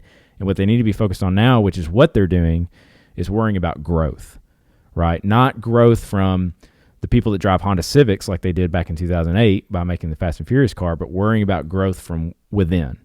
So they're doing dirt racing at Bristol. They're doing. Do you know how nasty that's going to be if you're there? Yeah, I don't know how they're going to handle that. I guess they might have to move the seats up. I'm not sure. Have you? So you hadn't seen pictures of it then? No. So it's not what you think it's going to be. That's the only thing I would say. It's they've moved in I don't know, like 10,000 tons of dirt. But basically all they're doing is it's kind of a thin layer of dirt on the track. Compacting it. It's very, very compacted, so it's just flat and shiny almost. And so the cars basically just slide around. The same angle slide around the whole thing. That's basically all it is. Dude, that sounds awesome. But they're going to hit each other a lot. Yes. So, anyways, stuff like that. It's good. I'm sure it'll work out. Well, they'll do it again. The NHL and the NBA do something similar with their. Well, NHL had that hockey game outdoors. They did that Wrigley and like all that stuff. Did you see that hockey game? It was on Lake Tahoe. It was on. They did the NHL game. I think it was Tampa Bay and somebody. I don't know. I didn't watch it, but I just saw a whole bunch of pictures of it. It was on. It was cool, man. We didn't watch it. It was on Lake. It sounds cool. It was on Lake Tahoe. If you're into that.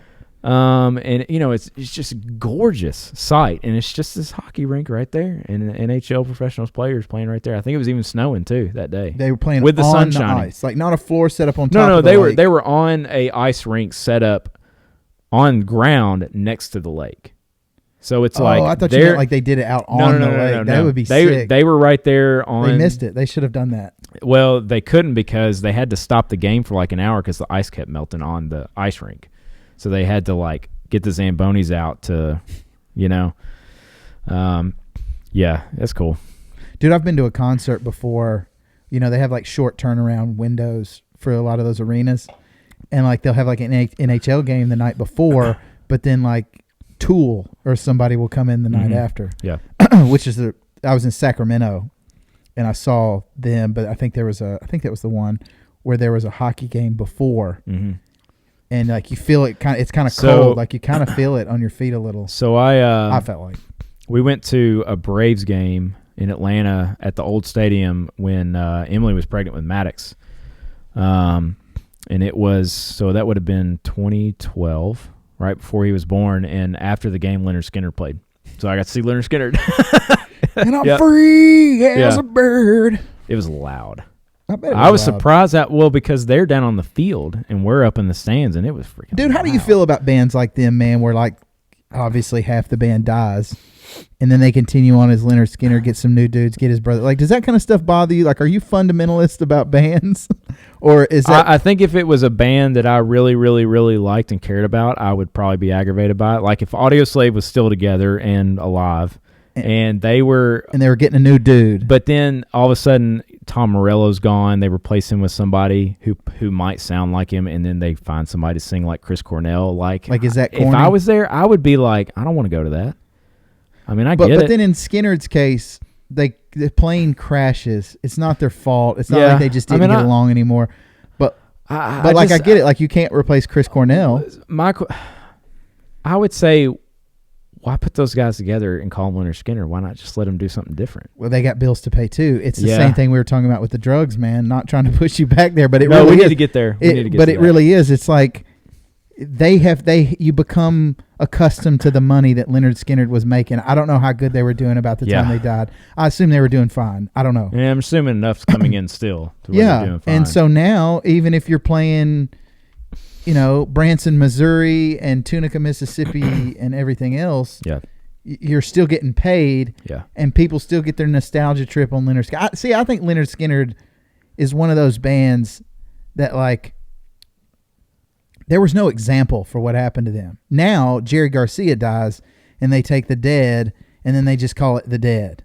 And then that breaks up, and then they call John Mayer, right? Now they call it Dead and Company. Dead and Company, yeah. And I personally think if you're going to seriously corporatize these businesses, these bands as businesses, which is what Bob Weir is doing. I don't care what anybody says. I said this on the first podcast. I'll say it again too. I'm not surprised. I'm very surprised that they haven't opened Grateful Dead stores in the mall yet.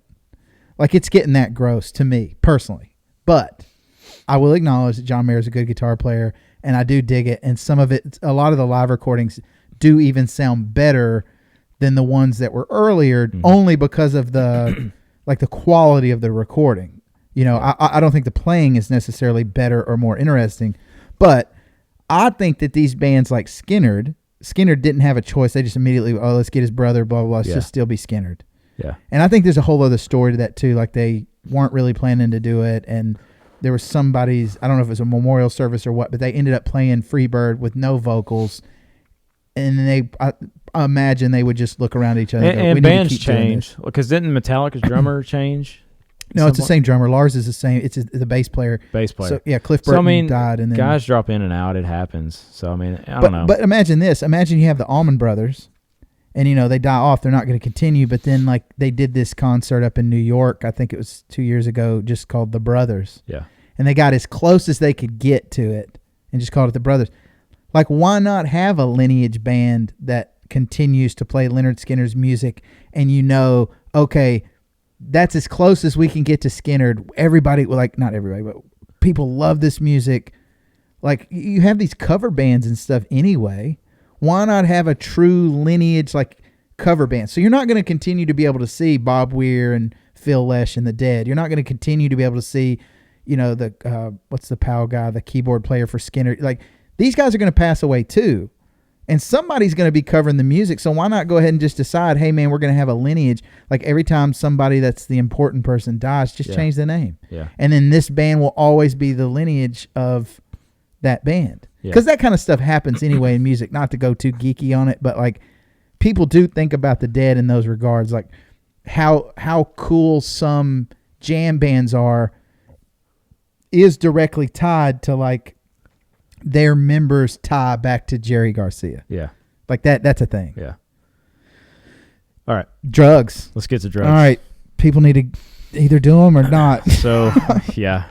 Some people need to do them. So you asked, how do we fix the problem, I guess. So let's define what do you think the problem is? So we talked about opiates. Drugs there are a lot of drugs that are dangerous and cause death in relationships and families and lives.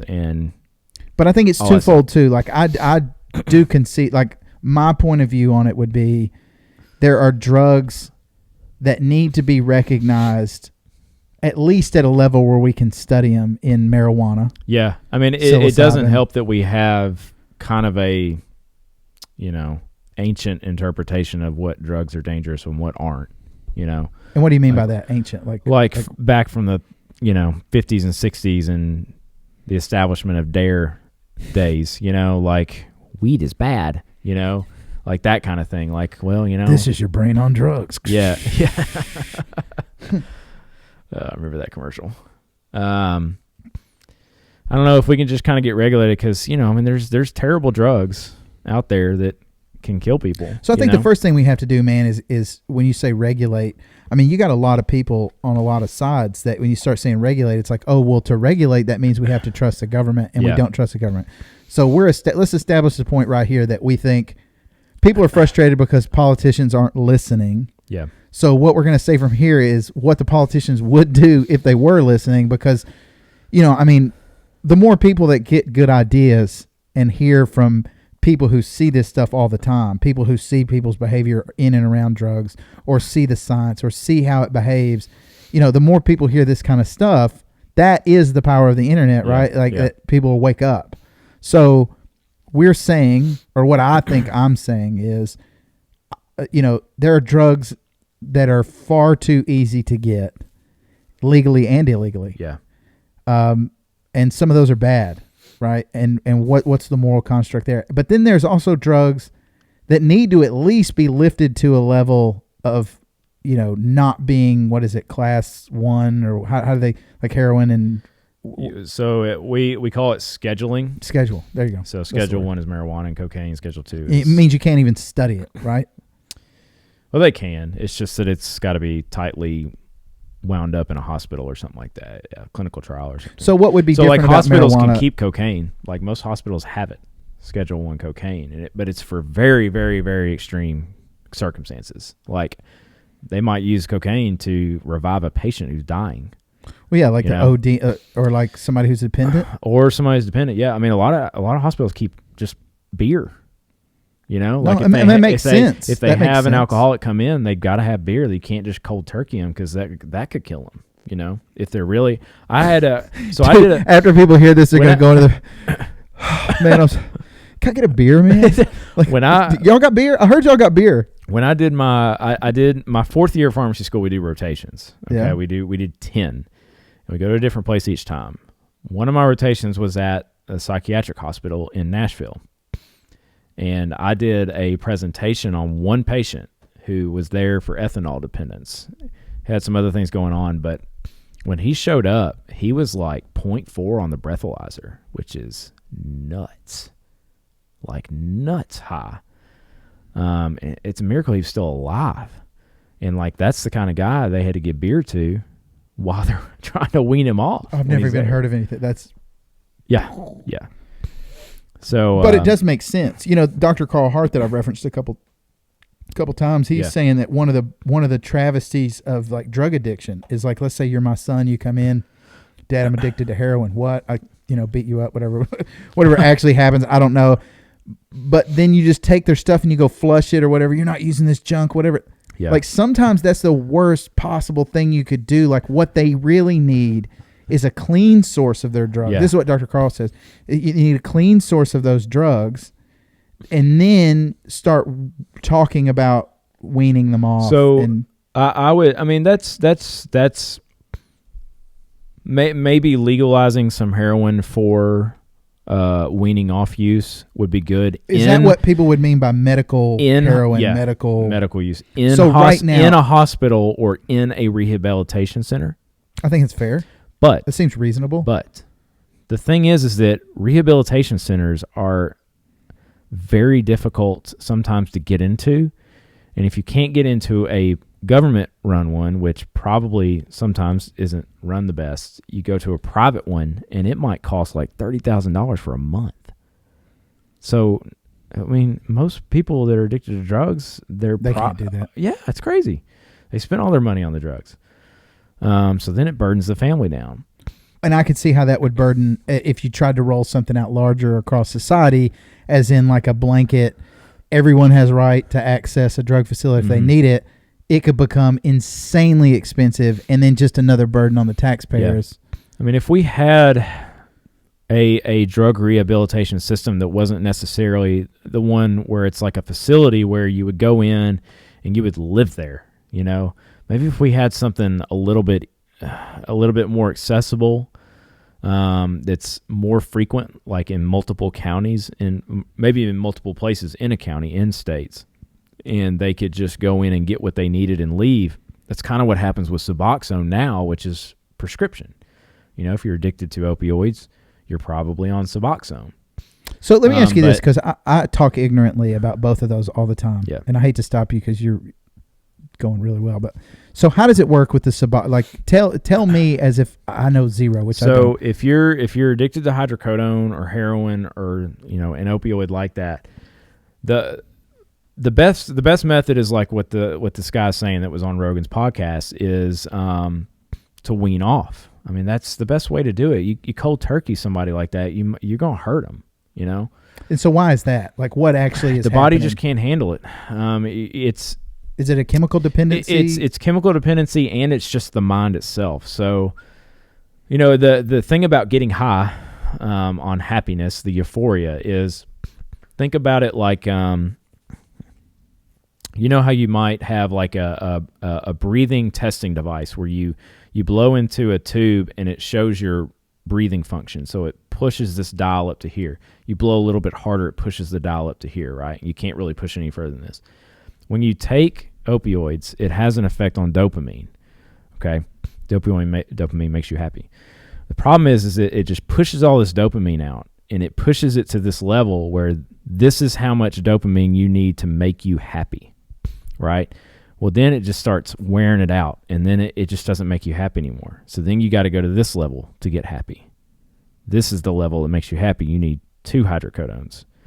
Well, then, like, man, I'm just not feeling the same. I'm just not as happy as I was. Push it a little bit further. And then when you take that all away, the things that might have made you happy down here, like you're just destroyed. Like seeing your kids, is not enough because you pushed it up here. You know what I mean? That makes sense. So that's what happens when you just take all that away. And sometimes sometimes some of that stuff just doesn't come back. But Suboxone's purpose is to and when you say wean some off stuff, is that like behavioral traits? Like would it just be like sometimes a chemical change? Yeah, it's it's like they say the thing about drug addiction is that you are always an addict. You may be 20 years clean, but you are always an addict. Like it is an every day you're going to think about it thing. It's just how terrible some of this stuff is and what it does to the brain. Like where they just think about it every day, which is it's just terrible that happens to people, but that's just the fight that they have. And it can happen to anybody too. Like we should be clear. This is something. Oh yeah. A lot of people out there think it can't happen to them. It yeah. can happen to you. If you don't think it can happen to you, it can happen to you. Dude, I mean, I think you would be hard pressed to find anybody's family if they started looking around a little. I think we should make up a story to kind of give context on that. So like it can be your 70-year-old grandmother who goes to get her hip replaced and a doctor gives her hydrocodone and your grandmother takes it and she starts to get that feeling. She needs more and she needs more and she needs more. And now your grandmother is stuck on hydrocodone. I mean, it can happen to anybody. And if someone that old takes enough of it, it causes respiratory depression. Shut your lungs down. Dead. It can happen to anybody. Well, that's one of the scary parts about hydrocodone and alcohol, right? Like you can have respiratory suppression from alcohol, that alone. From alcohol alone, yeah, with enough of it. But Suboxone is what we would use to try to treat it, to try to wean them off and get everything straight, But isn't there like a little shell game with I've always said Suboxone, but you say it's Suboxone? Suboxone. So isn't there like a little shell game with Suboxone too, where people kind of deal that out or trade it around? Yeah, or like that's the like problem. So do people get high off of it? Like how does that work? So there's 2 drugs in Suboxone. There's 2 drugs. There's Subutex and Suboxone. Subutex is buprenorphine. That's what it is. Suboxone has buprenorphine in it and naloxone. 2 drugs. So buprenorphine is a milder opioid. Okay, it can still cause some dependence, but it's not like hydrocodone. It's not like morphine or any of that crap, especially heroin. So we use it and we say, okay, you're on 8 milligrams of buprenorphine twice a day for a month. Okay, now we're going to take you down to 8 milligrams once a day. Now we're going to take you to 6 once a day. Now we're going to take you to 4. Slowly get them off. And so is that tricking the body into thinking it's getting heroin? Yeah. It's kind of keeping you at a lower level. But do you where still you get were. high? Like, do you still get high off of it, or? I mean, if you were at a high enough level, it not necessarily high, but I mean, you're going to have a little euphoric feeling there. So Suboxone. The thing about Suboxone is, especially with patients that have been on heroin, what do they do with it? They melt it, try to shoot it up, right? So they'll do that with Suboxone, okay? Suboxone has a trick to it. That's what the naloxone is. If you melt down a Suboxone, the naloxone blocks the buprenorphine, so you can't get high off of it. But if you take it normally by mouth, it does what it's supposed to. You get the buprenorphine, the naloxone does nothing. It just goes away. So that way, it's kind of like another mild trick to keep people from shooting up, injecting buprenorphine. Can they snort it? No. It's got to go orally. Like a pill. It's a pill and a film that dissolves. So as long as it's going in the mouth, it'll do what it's supposed to. It's kind of a complicated process using the liver, nerds. But yeah. I mean, Can't it's smart enough, bro. Smart enough for patients that are on heroin. Here's a problem with Suboxone, okay, and we see this all the time. Is there is a stigma? First of all, this is the first thing you got to talk about is the stigma, right? Somebody comes in and brings me a Suboxone prescription. A lot of people in the pharmacy industry, medical professionals, they're just going to look at that person different, right?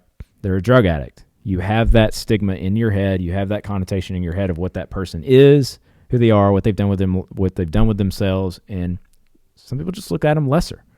But again, it can happen to anybody, so we shouldn't be looking at people that way. Somebody brings a Suboxone prescription in, they got long hair, black clothes, tattoos. You just got it in your head who they are, right? I mean, it would happen to anybody. But, when you think about what the drugs do to that person, how can you not feel for that person? So part of the issue is that there is a Suboxone access problem. So some pharmacies won't keep it. Some pharmacies tell people. Why is that? Why would they decide? Because they have that connotation in their head of who those patients are, and they don't want to deal with those patients. Okay, so it's that, and there's an issue with. So you're literally saying that, like Walgreens, for instance. I don't know if they just somebody like that. Some Walgreens will keep it. So you will find more Suboxone. But would it be like that's like a Rite Aid? All Rite Aids don't keep Suboxone. Like No. See, if I didn't keep it at my pharmacy, which I do, keep a lot of it. If I didn't keep it and I did that, Kroger would be like, "What are you doing? Why are you not keeping this?" So you don't tell your corporation you're not keeping this stuff, right? So would it be like mom and pop pharmacists? Probably not, or I wouldn't keep it and I wouldn't tell anybody. I would just tell the patients, yeah, we don't have it, we don't keep it, and then nobody's the wiser, So you're saying it's almost like on a selective pharmacist basis. Yeah. Pharmacists just go, I don't want to deal with junkies. Probably, yeah. But it's a twofold problem. It's a twofold problem though. So that there is. Hey man, you can go snort some Tylenol out there if you want, man. We don't keep that junkie. So there is that stigma issue that is there. Okay, there's that issue, but there's another reason that happens that goes with this. Part of the problem is that a lot of doctors, I can name them off right now. Don't that are treating, but I won't. That are treating Suboxone patients. Okay, they just write it. Give it to them, give it to them, give it to them, give it to them, give it to them, give it to them, give it to them. Month after month after month after month after month. So they don't want them to get And it goes on for 6 years. So the recommendation is nobody should be on Suboxone for longer than 2 years. 2 years. Why is that? Like, what would be the downside of that? That should be plenty of time to wean someone off. But is there like a downside to it, or like to doing it less than? Or? No, I guess think about it from this perspective. Like, what if that doctor has it in his mind that if the person is off of it, they'll go right back to heroin? Yeah. So now at least if they just do this, they can come to me. Their life will be safe. It's a fair point. They can regulate it themselves. Absolutely. That's kind of going towards the Dr. Carl. It's a very fair point. Absolutely. But you have to let doctors be doctors at a certain point. But the thing is that is that what's happening? Or is it the doctor doing the pain clinic thing where they're taking $100 in per patient? It could be. And write them out, So that goes with the stigma of why pharmacists, some pharmacists don't want to keep the stuff. Who polices that, though? Who polices, like, yeah, are we doing it? Or, well, who would police, like, any of the a doctor deciding to just do that for 6 years? Oh, yeah. Who or you that? deciding as a pharmacist, Nobody. I'm going to keep it or I'm not going to keep it? Nobody polices it. No, this is a big problem with, like I was saying earlier, with the whole pain thing and how a lot of it comes back to the pharmacist, but not the doctor prescribing it. I don't know what it is about doctors, but doctors as this is a strong generalization that sounds like I hate all doctors, and I don't, of course, but doctors as a group, as a union, and the AMA have the government on their fingertips. Okay, like wrapped around their finger. And any responsibility that comes out of anything medical, they get out from under it every time. And I don't know what it is about it, but what do you mean get out from under it? Like the doctors themselves, like there's an issue? Like the lobbyists that fight for the doctors as an association, the American Medical Association, whatever, they just don't get any responsibility for anything going on. And I think a lot of it is because they say, well, congressman, whoever, you can't tell my doctors how to prescribe stuff because you're not a doctor, and then they're out from under that shell of any type of regulation. And this happens with all kinds of stuff with them, but then it'll come back to, somebody else down the line, usually it's probably us. But yeah, it's a complicated issue, and it's just, it is what we have. Like, at least we have Suboxone, and we're not giving them heroin, that's a good thing. And I try to talk to my staff about it, with Suboxone, like, there's a stigma and they have it, and I get it. I used to have it. I used to have that feeling towards people that brought Suboxone in before I really knew how it worked and why it's so important that we have it, sending those people away. But like the thing is you send them away. What are you doing? They're just going to go back to what they were doing, or they're going to get it somewhere else or whatever, It's like the thing with syringes, when a junkie comes in to buy syringes from me, when they come in, they're like, y'all got any syringes? You got any insulin syringes? If they come in and buy that from me, shouldn't I sell it to them? Because if I don't, they're going to use dirty syringes. They're already in the position that they're using. Just because they don't get it from you. And I think, I don't want, we can get into the Christian stuff if you want, but I think that's one of the problems with that type mentality, which is, to me, is where a lot of that type stuff would stem from. You get super religious people that all drugs are bad. Any type of drug use whatsoever is insanely taboo. Yeah. Alcohol's taboo in a lot of your deeper Protestant Reformation groups. Yeah.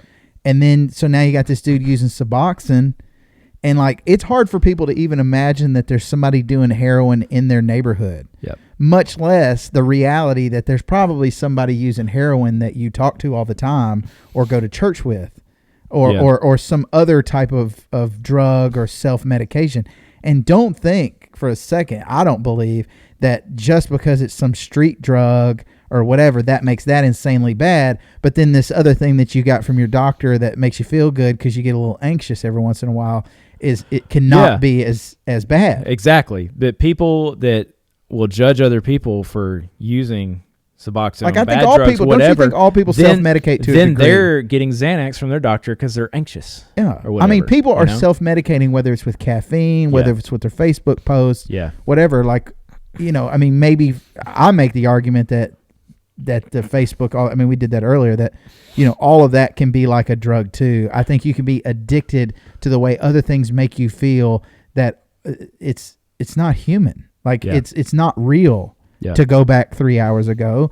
But then people get that through substances. Now, I believe that having like a glass of wine or whatever, is that a big deal? No. Is getting trashed drunk and killing somebody a big deal? Yeah, that's a really big deal. You know what I mean? That's a problem. So where do we as a society, like, how do we decide where that line is? Like, we're free. Me and you should be free to decide whether we want to drink a beer or not. I believe personally that you should be able to decide whether you want to smoke a joint or not. I don't know. Like, how do we as a society draw the line and say, well, I mean, okay, this is where we need medical experts? It seems that it's pushing more towards the libertarian side now, where it's legalized in Colorado and Washington first, right? And now it's making its way. It almost, is it legalized here? Man. No, it's not legalized here, but it's almost. I don't know. And I really want to look it up right this second, but I'm not. But I had a friend of mine who owns a bar in downtown Nashville, who I hope to get on here too, but he sent me a picture where a guy had set up a table and literally had jars of nugs and was selling weed in an alley in downtown Nashville. And he said they don't prosecute anymore. They don't prosecute possession. But then I looked it up. Well, the 2 seconds I had to look it up, it looked like there was like an amount on that. Yeah, I would think it would have to do with something under like 50 grams or some junk like that. Yeah. Joe Rogan said it best one time, man, when he's like, are drugs really bad? Or would the people who mess themselves up on drugs have messed themselves up on lotto tickets? And I think there's a degree of truth to that. Like, there's some people that are just going to mess themselves up. Yeah, it's like, well, gambling's legal now. Yeah. And, and do you remember when all that went through in Tennessee? Like, oh, no, the church, like, everybody thought the world, like, the state was just going to come selling wine in grocery stores. Yeah. Yeah, I am for the reason I didn't like that you couldn't buy wine in grocery stores wasn't because I wanted to go buy a bunch of wine or whatever, but why do you force people? Why do we force people as a society to go to some liquor store, some shady liquor store, or go to some dude that we know that has weed or has drugs, as opposed to what you're describing, which may have its flaws, where you have a provider who's actually working with a patient. He knows about their exact needs. Maybe he knows they're a junkie. Yeah. Maybe the provider's not trying to do anything nefarious. Third use. Maybe he's not trying to do anything nefarious. Maybe he literally knows that this dude is twacked out of his mind. Yeah. He's an idiot. He's not really that far from being just an animal like an ape. Maybe he can't hold a job. Maybe he can't do whatever. So maybe the doctor in his mind, because doctors do get to make these type decisions, like maybe in his mind he's thinking, okay, based on what I'm working with this guy, it would be better to give him all this Suboxone or whatever it is and just let him go home and play Call of Duty. Yeah. And I'm going to keep telling him every time he comes here he needs to go see a psychiatrist. And I'm going to keep telling him, now we need to lower your dosage. Now, we've been talking about this for 6 years. Are we going to, you get what I mean? Like, I guess there's that side of it too. But then the parts that scare me, like with what you're saying, is it seems to me like there's also you have a problem that's directly impacting communities and directly impacting states and this entire country. Yeah. But then what it seems like is that there's not a lot of, I'd never even thought about Suboxone as that. I was literally thinking about just pills, like just pain pills, like crazy. Yeah, but it seems to me like there's probably, how many other items are there that could be abused for like getting high? And like, I mean, methadone, right? Like they have those clinics too, right? Methadone its purpose was made to help people with drug addiction. But it is now pretty much being used for pain. Given to people for pain. So, why? I don't know. But, yeah. Well, I personally believe that if you made all drugs illegal, people are going to find something. Yeah, I mean, and they're going to get high. The answer is not to make things illegal that were once legal, right? Like, unless somebody makes a super powerful morphine on the street, obviously it's going to be illegal. But making things tighter is not going to fix anything. Like people, if this is the thing about addiction, and this is part of what destroys lives, is people are going to get it if they need it. No matter what it takes. Sometimes, whether it costs, financial ruin or life ruin, they're going to get it. Because that's just what it does to a person. So making things more restrictive is not going to help at all. Definitely not. So what is the positivity in, like if people, because some people may be scared when you say things like they should make drugs legal. Mm-hmm. Like if you just say we should make all drugs legal, that scares people. It does, and it should. There's a lot of drugs that are just bad. I mean, but to your point, they have cocaine. Like if I'm not mistaken, I want to say that some of the anesthesia medicine still uses cocaine as a derivative. Well, they might use some things made from stuff like that. Yeah. But that doesn't make those drugs okay. They're being used in tightly controlled facilities with people that know what they're doing with it, that know that stuff. That's not an excuse to say, well, we should make it legal because they're using it. So what about the view that you have these huge corporations who have, ex-members that are on different campaigns with, Jeb Bush. I tried to find that name. I couldn't find it. But like how would you argue with the idea that you have weed? Mm-hmm. Let's take weed specific because I think it's the easiest one to argue this for. It's literally a plant that grows out of the ground. Yeah. Somebody has to tend to it, and then you cut it, you dry it, you add fire, and you get euphoric type feelings. Yeah. There's a lot of pain management. Yeah. It has some good applications.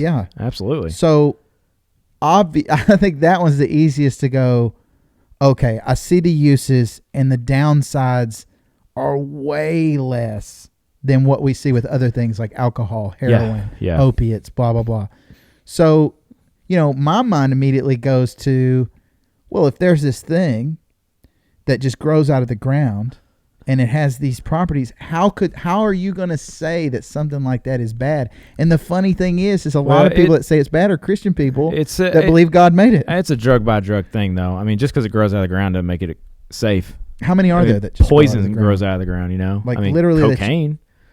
It's processed though. Like literally, you can take it from the plant to fire. Boom. It's probably true, but cocaine still comes out of the ground. Yeah. I guess heroin comes from poppy seed. it's coming from somewhere, right? Yeah. It's just got to be done. I think if we're gonna if we're gonna fix the problem with stuff like that, like I think that we're probably handling it the best way now. It's just happening really slowly.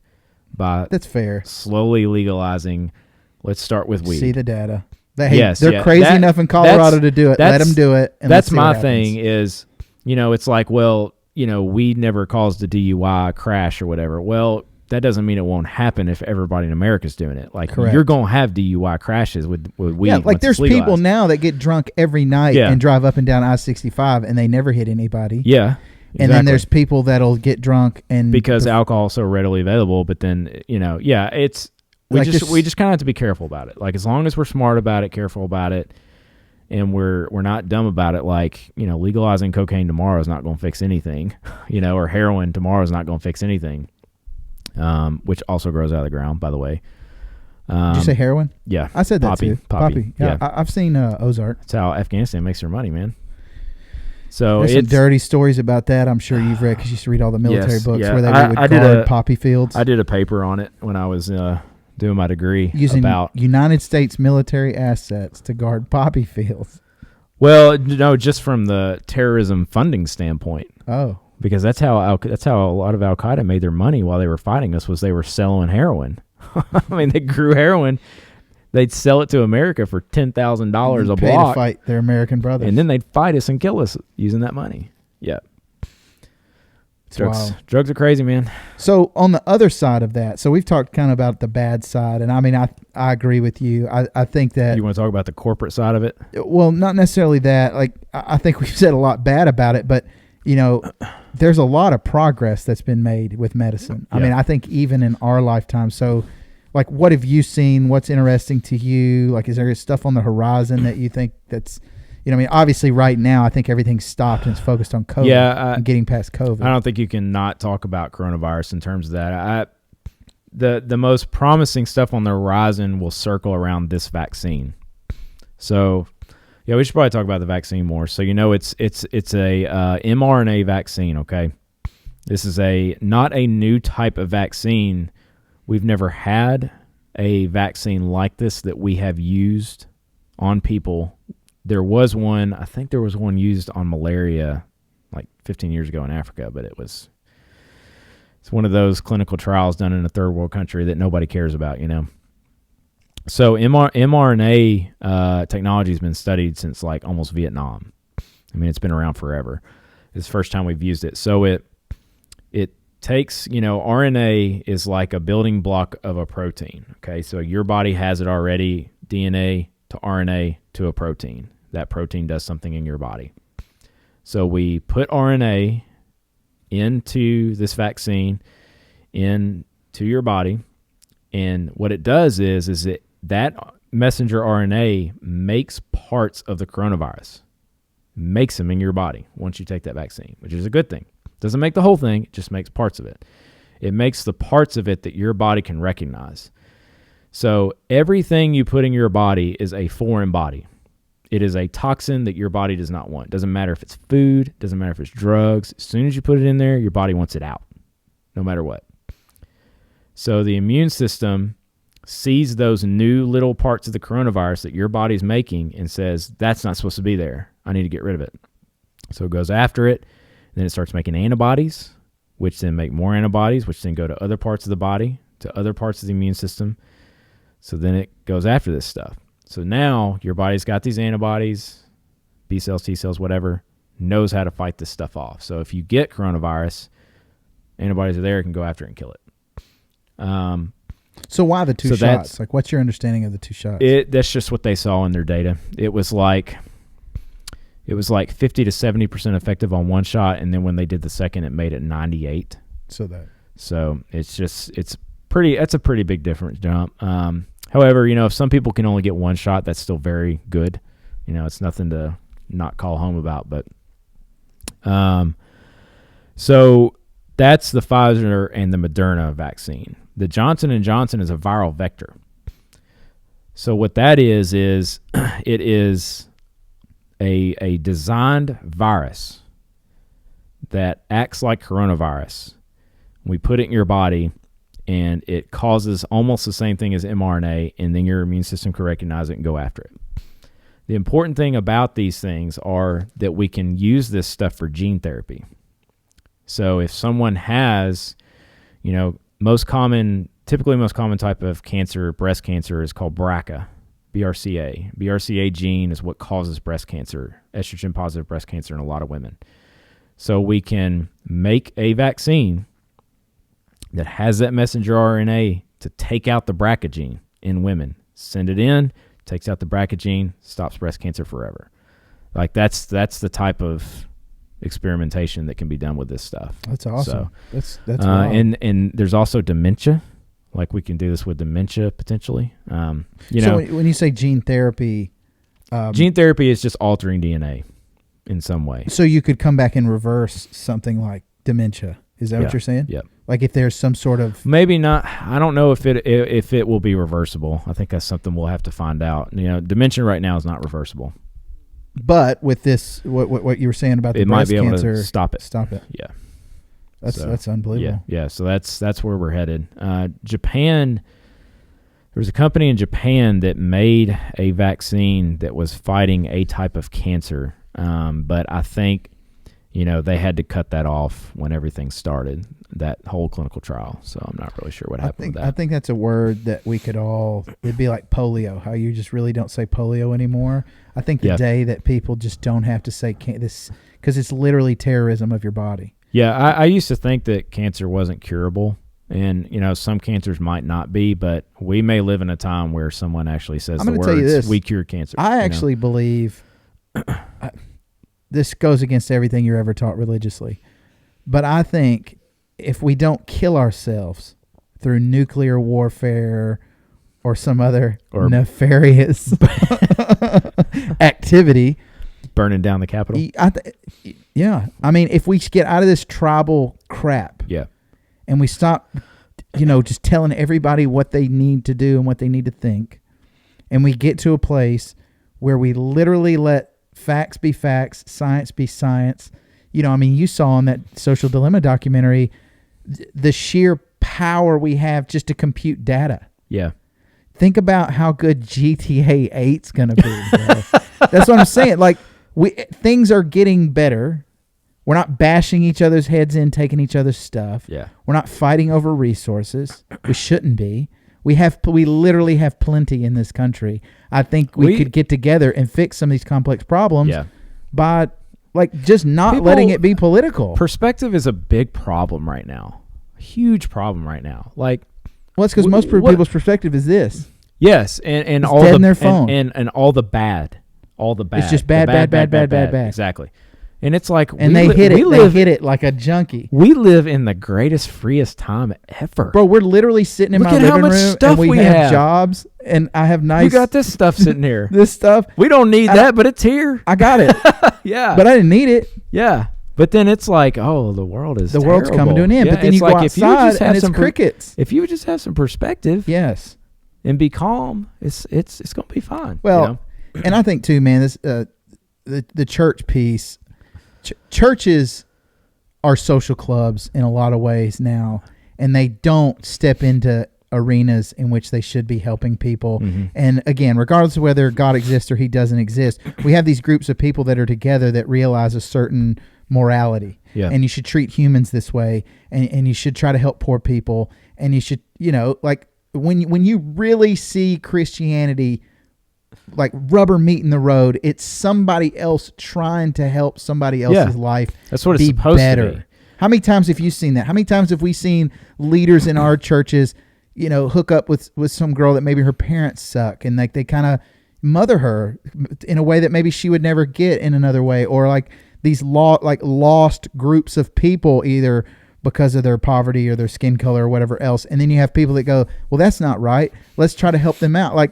And then they get in trouble for trying to help that group. And then they get in trouble for trying to help that group out. Not saying anything super specific, but it's very simple. And I'll tell you one story, man. And this is like I literally am not going to say anything else about church today. But so I used to have that same idea. Like, we would go on all these mission trips as teens, and I'm thinking, why are we going to these other cities and door knocking when we literally have people? Like, if we really believe all this stuff, we have people right here that are our neighbors. Like, we're not telling them because it's super uncomfortable. So me and another friend of mine, we decided to do his neighborhood and my neighborhood. Yeah. And we did. But in doing that, I was like, well, there's like 2 or 3 churches of Christ between here and our church. Like, why don't we contact one of them? And it seems foolish to invite them to our church when there's one right here. Yeah. Why don't we just call them and say, hey, do you guys have like a flyer or something? We'll pass it out. We'll do this for you. Like, we're members over here at this church. They said no. Yeah. They go, no, thank you. I believe it. Do you know why they said no, thank you? They were one of those anti-churches that like didn't have basketball goals and like didn't have kitchens and stuff. Like, bro, we have groups.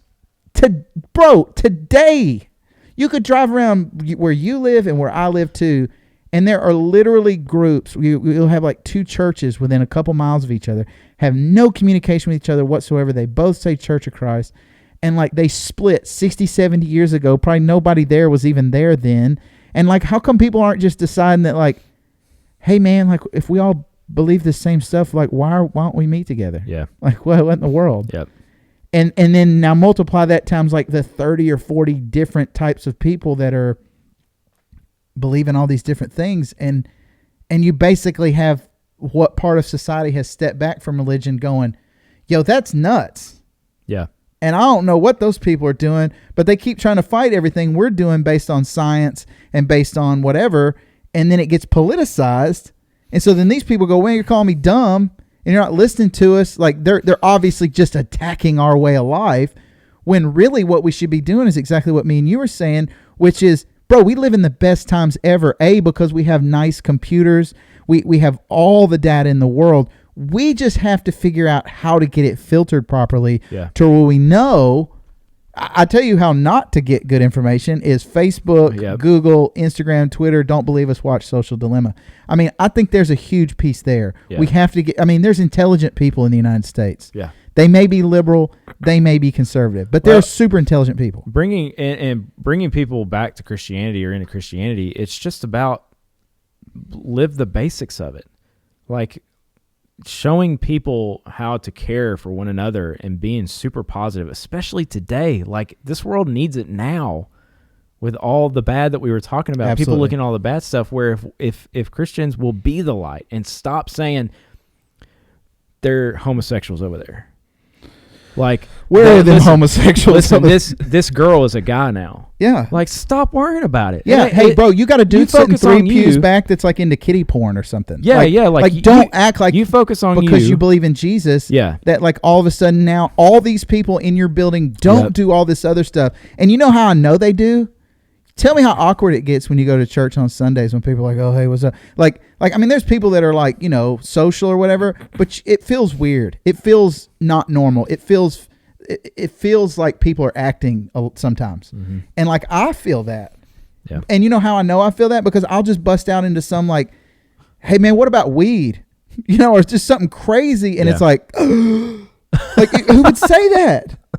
Me and all of y'all when y'all aren't here. Like, why are we acting like this? Yeah. Like, this is ridiculous. Yeah. Like, seriously, let's talk about people having drug addictions. Let's talk about people having porno addictions. Let's talk about people not being good parents and all that. Internally, that's fine. But why are, like, to your point, I don't care if this dude over here is homosexual or whatever. Like, let's focus on the people that we can influence right this second in front of us. It's a problem. It's not even our problem. It's purely about positivity and caring for one another. It's easy, man. It's grace that's all and love. We should be focused on. It really is. If homosexuality is a sin, says it in the Bible, that's not your problem. That's not your call. You're not the one to judge them. You let them deal with that. You know, and I classify these things as the little c. And so people that may not be Church of Christ may not know, but like, it's a thing to say that Church of Christ, the church, has to be lowercase. Mm-hmm. And so, like, I know there's reasons for that. But to me, it's like, if you're at the point where you're literally worried about the upper or lowercase of a letter of a sign, you might be closer to being the Pharisees than you are to being, like, you know, the salt of the earth. Yeah. Yep. Like you seriously are so worried about that for what reason? Like, that's all I want to know is for what reason does it matter? You know, and all praise to God if he exists, man. Like, this is where I'm at. If there is a higher being than me, whether that's an alien or a Jedi or whatever is out there that's actually the higher whatever, you know, hey, bro, you know, bow down to you, bro. I'm cool. We're cool. I don't have anything against you, you know, like, but like, I don't think he's going to come back and go, you had the C capitalized. You're going to hell. Like, he's not doing that. I don't care what anybody says. He's not doing that, man. Like, that doesn't even make any sense. He's not going to walk into your church and go, those girls' straps, they're not 2 inches wide. And those guys have on shorts on Sunday night. Like, how many people? You remember when we would come back from mission trips and we would have to change before Sunday night church? I probably didn't do it. We would have to change before Sunday night church because we wore shorts on the bus on the way back because it was hot. Because we had like to girls' change legs, before we walked bro. in the door to long pants. Well, here's what I think really happens. There is a corporate side of church. When they're too big, yeah. So let's say you have someone that goes there to that church and they're wealthy. Yeah. Or they're just a big donor. And then all of a sudden, you know, they're doning for years and doning. Is that a word? They're ponying up. So they're giving money for years. But let's say they're stupid. Mm-hmm. Like, what if they're really not intelligent people? But they're giving money. And then all of a sudden they go, we don't really like it when the teens come back and they're wearing shorts. Yeah. Well, what are the elders going to do? What would elders of the church do regardless? They're going to tell the youth minister, make sure the kids have... Like, what they could do is go and educate these people on, hey, just because you have money, like, you know that's kind of your problem. It's a good thing we've never seen anything like this happen in the churches we grew up I've in. Never seen never this. happened. Is so super specific. None of this never happened. This is so super specific. But, you know, and then that stuff gets discouraging when you see things that, like, decisions are made or it's a little gross or, you know, the things that have impacted me more than anything is there's a guy who was an elder and he wasn't an elder when we were there. Sorry, I'm having to text while I do this, but he was also one of the first people that ever exposed me to vinyl records. I'm not going to name his name, but do you remember the dude who used to live close to me and his son was like into Alice in Chains and all that? Yeah. So we go over to his house and I remember in like a making fun kind of way, like we see his records. I'm like, dude, this dude's got records. These people are weird for real. Like these dudes got records. And then he shows me that Alice Cooper. That's why I put it up there, because I wanted to bring it up. He shows me that Alice Cooper Schools Out record, and he opens it up, and it's got panties in it. Like the original album was made like you open the school desk and there's panties. And he was showing me how cool, like look how cool this is. Like not like in a panties way, but like in like how cool the art was. And I remember kind of being blown away by it, like thinking, man, those really are kind of cool. Yeah. And maybe it just stayed in the back of my mind, and now I live at his house. I don't know, but it's a little brighter here. It is a lot brighter here. They were cool though, man. I mean, people are so different that it's really hard to start roping people into these fences. Yeah. And then once you're in something like the Churches of Christ, I had this huge podcast yesterday with a guy who was he was raised Pentecostal. And so we talked about all that and in relation to the Churches of Christ. But so check that out, episode 2. But anyway, like we were just saying, it's like these are literally people who have sectioned themselves off. And like if all of a sudden now, like I just decide I'm not going to be Church of Christ anymore, like it's kind of a family dilemma. Yeah. At this point, like, Craig? It's not going to, like, if I did, like, but here's the deal with that. Like when I think through the process of, okay, let's just say I don't believe this anymore or whatever, I still think there are really, really good parts of it.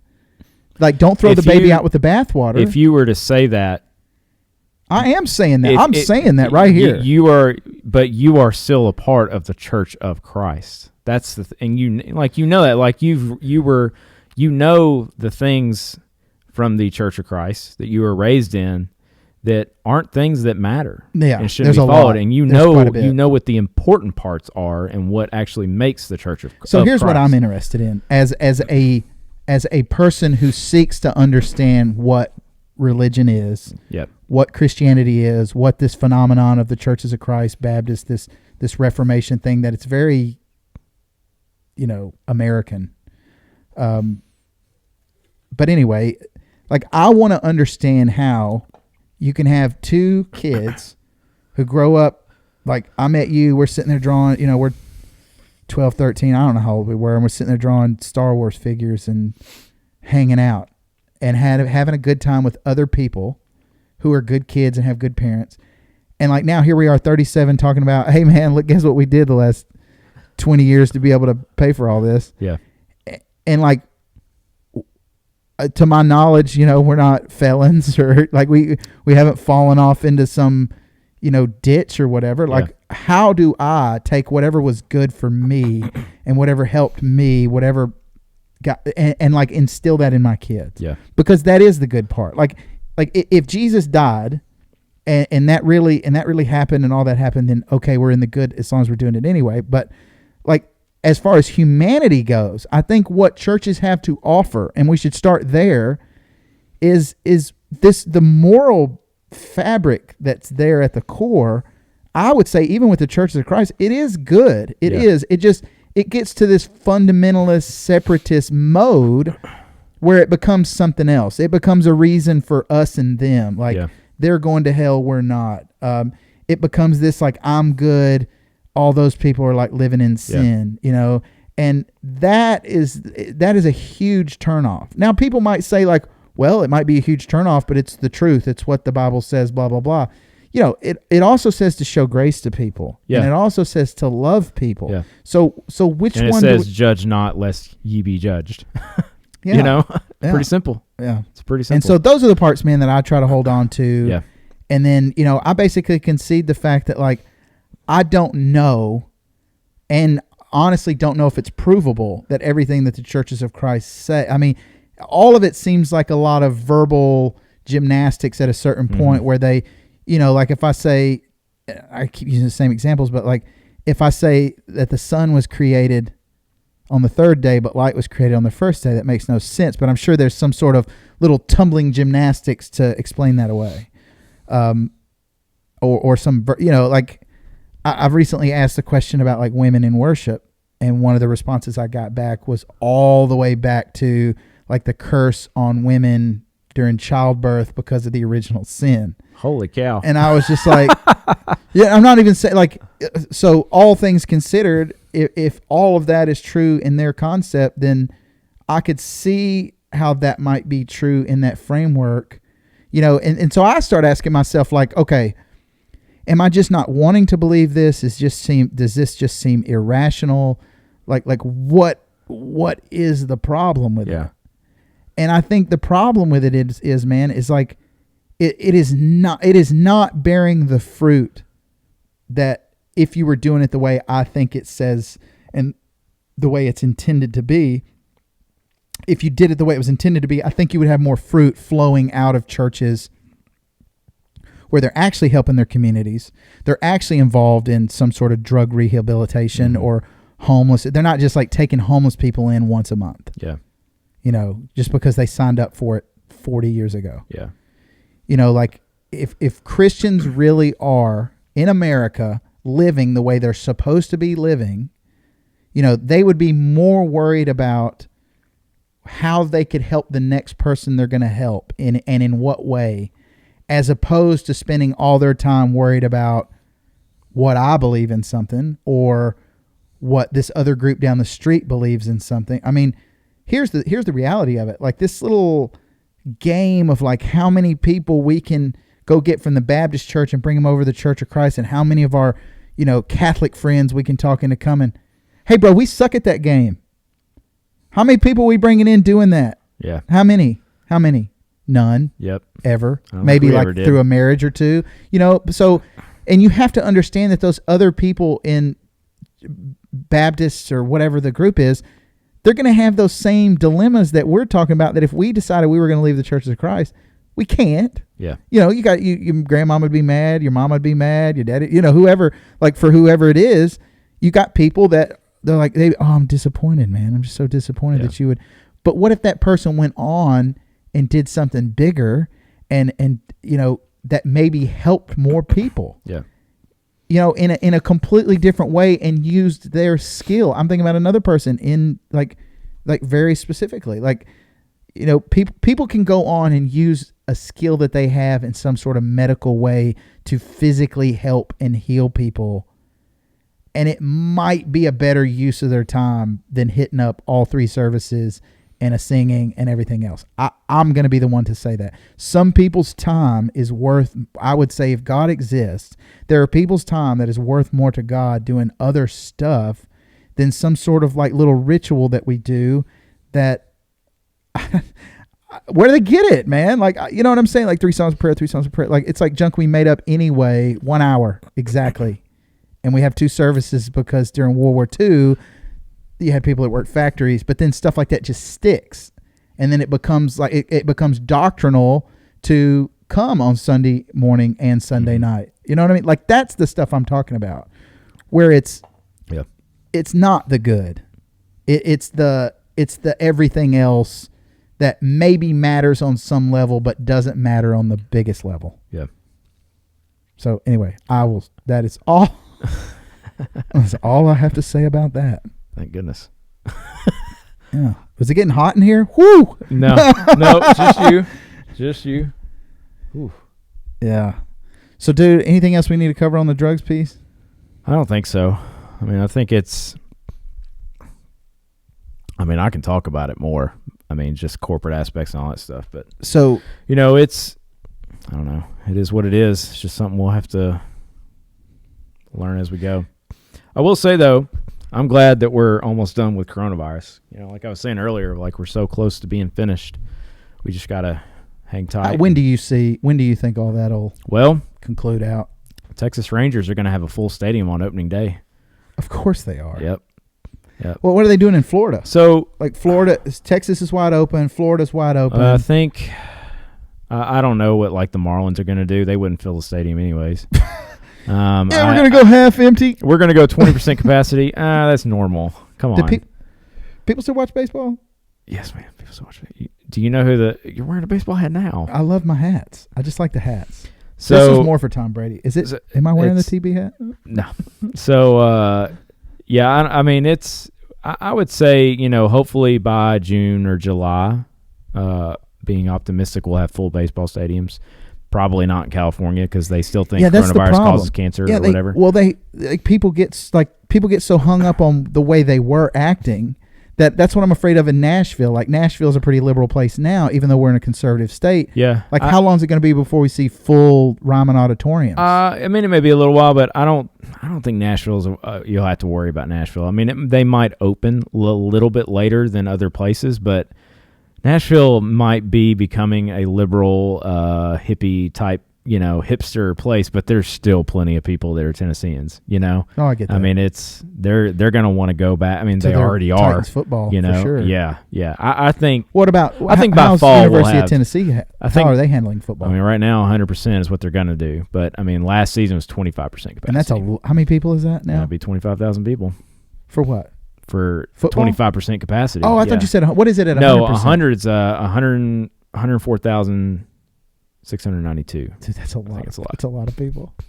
So That's a lot of people. You know that Tennessee's been struggling, Yeah. right? And Since Lane Kiffin. and well, before that, and we had a dumb thing happen in the last few months, right? Firing our coach and all that other mess going on, and we got a new coach and stuff. Well, I mean, we're struggling mightily with the decision to whether or not to give up the season tickets that we've had in the family for forever. Your Yeah. family. Yeah.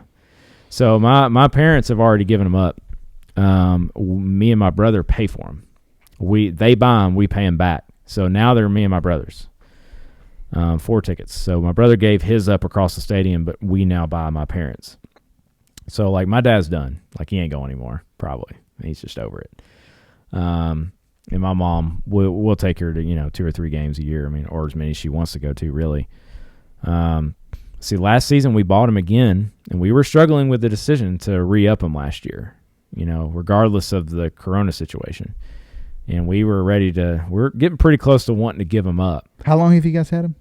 Well, they've had him since before we were born, so it would have been mid-70s. Yeah, God, yeah, that's wild. And I've sat in those seats. I went to 1 game last year. My brother went to none. First time he's. And never so, what been did to a y'all game. do with the tickets? Did you sell them, or We couldn't sell them sometimes. Nobody wanted to go. Like now, we can't sell them. That's kind of how bad it's gotten. But can you decide to not buy them, or do you have like a PSL on it? We can. So the PSL is a donation in college. So you have to put it in your donation. That locks your seat in. Then you have to pay for the tickets for the seats. So that's the PSL. We already paid the donation, so we may end up going ahead and buying them this year. But it's just getting tough. The thing about it is it's easier for people that live out there, or if you're going to spend the night every time you go, or spend the night before, because it's a tough day. You go to a 3:00 game, you're leaving at 9 and 10 in the morning, driving 3 hours out there, waiting around, sitting in the sun, hot sun during September to watch a game, and then drive 3 hours back at night, get home at 11. It's a long day, and it's tough. You can't even drink beer. It's it's getting to where it's wearing us down. It's getting pretty tiring. And me and my brother talk about it all the time. Like, are we going to do this or are we not going to do this? And I told him, I think it hit him a little bit harder. Like I think I accepted it before he did the situation, right? And I told him, I was like, we have nothing to regret from what we've seen. We went to, 200 college football games. Nobody gets to do that. Nobody ever gets to do that. Ever gets to do those things. I only went with you. Well, I went to Vandy. You went to a couple, I think. Yeah, I went to a couple with you. Yeah. I specifically remember the Alabama game that I went to where they're like chanting "F-U Bama" like the whole stadium. I remember. I mean, I'm sure there's more that you've seen, but I went to that one. I know that I went to another, and I don't remember who they played. I want to say like South Carolina or something, maybe. Yeah. And then I went with my grandfather once to see Florida clobber Vanderbilt at home at Vanderbilt. Yeah. That's the only games I've ever seen. And Neyland Stadium, I mean, it is a amazing experience. It's cool. 100,000 people. It's a very open stadium. It's not like, open, but you feel everyone around you. So it's not open like Notre Dame where it just goes straight out. And if you're at the top row, you're literally sitting 100 yards away from the stadium. or from the football field, kneeling goes up. So you feel everybody around you because everyone's always in your peripheral vision, top to bottom, left to right, because it's all enclosed, and you hear it and you feel every single person there when it gets loud. And so when we see things like, Peyton Manning playing there, all these other guys that played there, Eric Berry making amazing interceptions. And so did you miss any of Peyton Manning's games? Oh, I'm sure it did, yeah. But I mean, you probably saw more than I didn't go to every most, game right? every year. Oh yeah, That's cool. Saw a lot of him play, yeah, for sure. What was the other one? Were you there? Were y'all going with? Was it Heath Schuler? Was he? Yeah, Tennessee? I remember Heath Schuler playing. He was unbelievable. Yeah, he was unbelievable. It's just as good an athlete as probably Tim Tebow was. But once he went to the pros, and see, there's other people that you've seen play too, probably that came to Knoxville to play. Like Alvin I'm sure Kamara. you saw Tim Tebow play, right? Oh yeah. Alvin Kamara is the most popular Tennessee athlete right now that's playing, probably. Because he's the best running back in football, basically, / wide receiver. I mean, when we saw him play, you knew it. It's like he's going pro. He is unbelievable, And I got to see him play in a full stadium, people going nuts for him, So I feel like I'm talking you back into keeping your tickets. I don't. No. The reason I bring all it up is because, I don't regret. I'm not going to regret missing any of this stuff. Like the stuff we saw, people would. There are Tennessee fans that have never been to a game that are probably more hardcore fans than my family is. Dude, my Easily. grandmother, who will probably never ever hear this, she's the one that lived over there close to where yours did. Yeah. Huge Tennessee fan. Yeah. Huge Tennessee fan. And I want to say she even dated that, God, I forget that dude's name. I don't know. It's one of the big old school Tennessee guys from like Cookeville, Sparta area. Mm-hmm. I want to say it's like McMahon or I don't know, dude. Anyway, but she's a huge Tennessee fan. Yeah. But I bet she's never been to a game in her life. Yeah. I mean, that's the thing is that, I'm very thankful. She calls me, bro, for what and will tell me the Tennessee boy. She goes, Greg, the Tennessee boys are playing on Channel 5. I haven't had TV in 15 years. And she'll call and tell me that the Tennessee boys are playing on whatever time and who they're playing, and I should tune in and watch it because she's excited and wants to share it. Yeah, I'm super thankful for everything, all of the stuff that I saw, and I'm not going to look back and be like, oh, man, well, dude, I do the same thing with concerts. Great memories. Yeah. I mean, I've slept in my car. I've driven hours and hours and hours. And bro, I've driven so many hours following bands that I've been at the very last show in the parking lot, could see the venue, and I'm sleeping in my car and all that. And I'll go, I'm going to put my ticket up for sale and I'm going to take a nap. And if the ticket sells, I'm going home. You do get to a point with things like you just want to be done. Yeah. But if we want to go to a game, we'll go to a game. We'll buy the tickets to go to the game. And if that is a ticket that is a lot more expensive than normal, it will still be less than the price of season tickets. Yeah, that's fair enough. So I'm tired of waiting. I'm tired of waiting for things to turn around when it feels like they just keep getting worse. And plus, this is worth talking about, the landscape of college sports. College athletes getting paid. Are they going to get paid? They will be, yeah. Things are changing so much that it's just not what it was. If it ever was, it's not what it was. It's not, you go to these games and that you're buying these tickets and it's giving this running back from the Bunkwoods of East Tennessee a scholarship and a lifeline, whereas he'd be in the mountains doing nothing for the rest of his life, right? That's the thought that you had back then. And now he's getting more money in a McDonald's bag than he is from from you buying tickets. Yeah. Than he ever could have. Not to mention the school, all of these schools, especially the SEC schools, except for Vanderbilt because they suck, they make so much money. So much money. Where does it all go? Other programs, right? Other sports programs?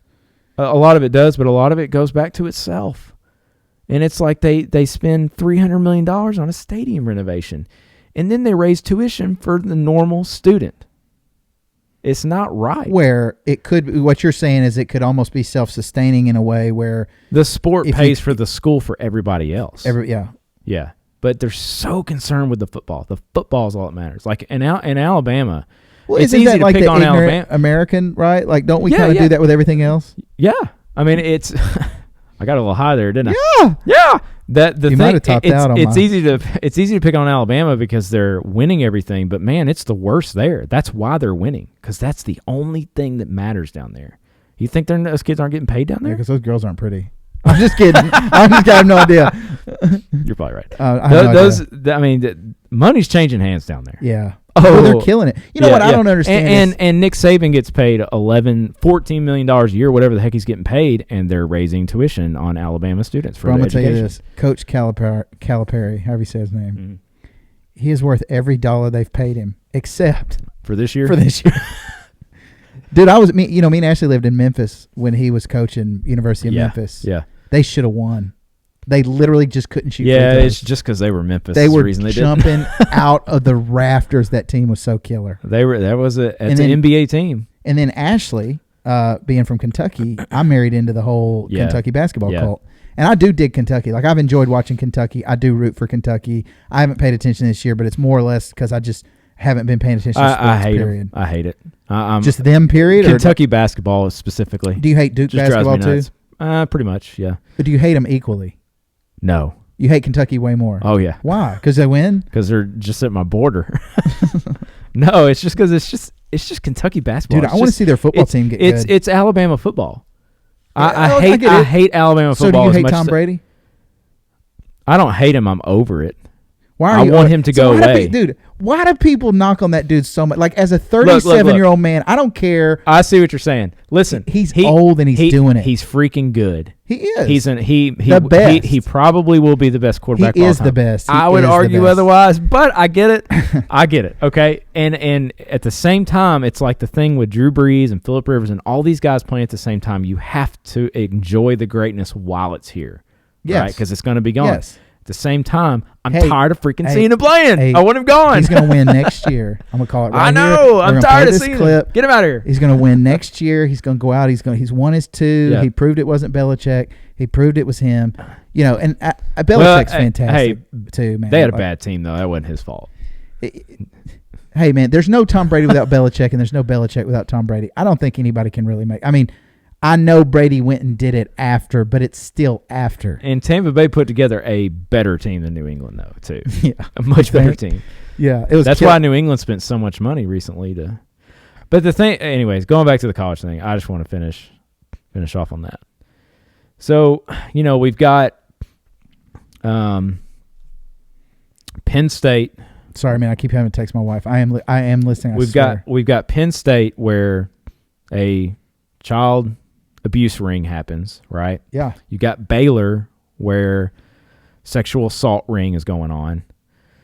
You've got a coach out in Notre Dame that puts a kid's life at risk to film. What's that? To film practice while the wind's blowing like crazy. The thing falls over. It kills the kid. Oh, I remember that. Yeah. I'd forgotten about that. Now you got this stuff at LSU. What's happening at LSU? So Les Miles, turns out he's a freaking weirdo. Okay? So he's going out there and he's hitting on all the little young girls. Is this like in the college news? students? Oh yeah. This is in the past 3 weeks probably. So what had So he's happened was, macking. this is while Les Miles is at LSU. You know he's not there now, right? He's at Kansas now. So he's at LSU. This is before he gets fired, 2013-ish, before that. And he's like getting involved in the hiring process and all their interns. And he wants to screen them before they get hired. And then he's telling these girls, hey, put my phone number in your phone under a different name, and I'll put your phone number in my phone under a different name. He goes on long trips with them. He tries to mac on them, tries to kiss on them. Multiple filings to the school. The school investigates it, and they don't fire him. And they have minutes from a meeting where these guys talked about this stuff. Their former athletic director talks about this in a meeting, and they didn't fire him because they were worried about the optics of what would happen if all this information came out. And they were able to keep all this information locked in under the courts. They just let all this information out. That's so wild. That's sick. It's absolutely sick. Well, you know what's So sick then he about goes to that is Kansas, because though. how does that feel for the victims? Exactly. They came forward. You know how hard? Exactly. How many did he do? Exactly. Where they didn't come forward. He goes to Kansas, right? Just gets hired last year. It was his first year last year. And the AD out there didn't know about it? Dude, no, he you knew don't about think it. that- So they fired Les at Kansas and the athletic director. And it's like, this stuff goes on at these colleges now. And it's just like it's everywhere. The thing at Michigan State, the gymnastics coach who was abusing the girls on the Olympics team. That stuff is sick. Sick. Dude, I will tell you this, man. Having little kids is probably one of the things that I think about the most is the abuse that kids deal with. Yeah. You know, like I see my kids growing up in this warm, nurturing, loving home. You know, their mother's Aunt B, and I try to do the best I can. But she... you better edit that. Yeah. But, you know, think about all the kids that, like, literally don't have their parents at all, or one of them and not the other, and the different mentalities that brings on and the different stress that has. And then think about, like, you know, the way we were raised, and like some kids never have stability. Like the one thing that kills me, I don't remember where I heard this. I want to say it was like in a sermon or somebody that came to speak at a church sometime, and they were talking about, I think they were wanting money for an orphanage or I don't remember, man. But they were saying that one of the responses that like foster kids give in what they want in a home is literally like nobody yelling, like nobody hollering, clean clothes, clean food. Like that's what they want. Yeah. They don't, you know, they're not like our kids want, you know, Barbie dolls and Snickers ice cream. Yeah. You know, those are their concerns. But now think about being a child and you don't even get to have your childhood. It's literally robbed from you by all these other things that we're talking about. You got a parent that's so wrapped up in any of this stuff we talked about, drugs, video games, whatever, like they don't control themselves. And then these kids are the ones that pay the price. And then to go, that sucks enough. But then to go to an extreme end of some guy who's making pretty good money, could probably get a decent looking woman his own age. You know, he's got money. Like, it's not that hard, bro. Like, you could not be a creepo. Yeah, like, I mean, even if you can't just like get some on your own, right? Like, you could be coached or whatever with good money and decent looks, which he has, and not have to creep on co-eds. Yeah, like that's the. And then take it even creepier than that, like anything to do with children, and children being anything under than 18, for sure, it's not right, man. And like they're not fully developed mentally, and like what people that do that stuff don't really understand, I don't think either, is think about the long-term mental effects of being abused, especially in a sexual way at a young age, just how confusing that is. There's a documentary on Netflix about the Michigan State thing. You should probably I need to check that out. Because, man, that's something that like kills me. It's called, gosh, dang it. Man, it's good. Real good. I mean, it'll make you sick, too. It's real good, man. It'll make you sick. Well, it's like the social dilemma thing, you know. Give me a hit of that sick stuff. Yeah, dude. I don't know why we want to see that kind of stuff, but you know, one I had to turn off was Bundy. I couldn't watch that. I think series. It's important to know, you know, like documentaries and stuff like that are important. It's called Athlete A. Athlete A. Athlete A. It's important to know stuff like that. But, you know, the thing, going back to the college thing, it's like this stuff happens. They make millions and millions and millions and millions of dollars off of this dude that's a creepo coaching this team. They keep the money in the football program and invest it within itself to make more money off the football program. That sounds very familiar to Weinstein. Like, you have people that have this invested interest in whatever. Yeah. Like, all those other people, their careers are on the line with all of a sudden, if this program goes in the toilet for the next 5 years because this dude's a creepo and nobody was saying anything, that's going to make me look bad, and then I'm not going to be able to get a job. Like, that's the crap that has to stop, too. Yeah. That's dumb. And that happens in business, too. You know, speaking of Michigan State, did you know that Michigan State Spartans is their nickname? They're now called the Michigan State Spartans, presented by Rocket Mortgage. Really? Yeah. Yeah. That's their name. This is where we're going. Oh, this is why like this is the part of the season ticket discussion with Tennessee football in my family. It's just like when to bow out. What are we doing? Why do we when this is coming for Tennessee? This is coming. It's coming for every school in America. So like, what are we doing? Corporatism, you know? The evil side of corporatism, the bad side of capitalism, I guess, is just this overindulgence of how many dimes can we squeeze. out of this football team, out of the Grateful Dead, out of drugs. I tell a lot of my friends about this in my family. It's like, at work, I deal with a lot of crap from a lot of people, right? We have a lot of people that come in and get mad at us and act like Karens and Kens, and they're entitled to this and that and stuff. I try to tell people, like, that day when the customer was right and your money mattered, it's over. Like, your money doesn't matter anymore. The companies are all consolidating. They're all consolidating into one company, right? All these companies are buying each other. They're getting too big. And you can't do anything to stop it anymore. Target, letting dudes go into a girl's bathroom because they say they're a girl.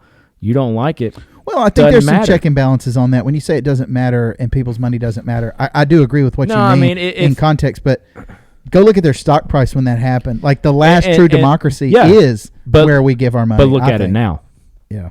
People didn't matter. People don't care. Didn't matter at all. It doesn't matter. Like, that was the first, it's cancel culture of its time. Comes in, makes a swipe, the company still grows, right? Like, a company that does something really, really terrible rebrands itself under a completely different name, and they're even more financially stable than they were before. Dude, you know how, like, you look back at the hippies and you think about the hippies and how they, they're preaching peace and love and just drug freedom and all that. And then everybody's trying to, like, squash it. Everybody being the CIA. I read a really good book on that too, man. Chaos, COINTELPRO, all that stuff. Bro, they got into some dirty stuff. They were scared of the hippies big time. Yeah. They were really scared that they were going to change America. But now looking back, were those messages wrong? What was when they were saying accept everybody and love everybody? And I mean, I know there's might be some bad in that, but it basically turned the churches sour and made them look like the ones who were correct. Yeah. Like, literally, they were correct. We need to love everyone. We need to accept everyone, at least on a society degree. Like, you can have your little religious beliefs and believe people shouldn't be homosexual or whatever, but that has this flag has nothing to do with what somebody else is doing. Mm-hmm. Like, that's from an American perspective. That's not from some sort of Christian perspective. Like, what I'm saying is you have just as much right to be Muslim, whatever. Just because you are Muslim doesn't mean you're going to blow me up. And the idea that people pump these ideas into people's heads to get some sort of political gain or whatever, it's disgusting. Yeah. And really what we should focus on, man, same thing I always say, bro, loving each other, actually having conversations with each other, depoliticizing of facts. Yeah. You know? I don't know. Somebody needs to do something about it. Somebody needs to do something about it. Somebody needs to talk about something. Yep. Well, dude, I think it's probably a good place to end it, man. We have killed it. It's been 5 hours. Has it? Did I get here about 12? Yeah, I don't know when we started, but it's five after 5. All right. Rocket Man's Wheelhouse, Dr. Matt Hayes. Episode 3. Thank you. Peace. I can't believe it's 5 o'clock.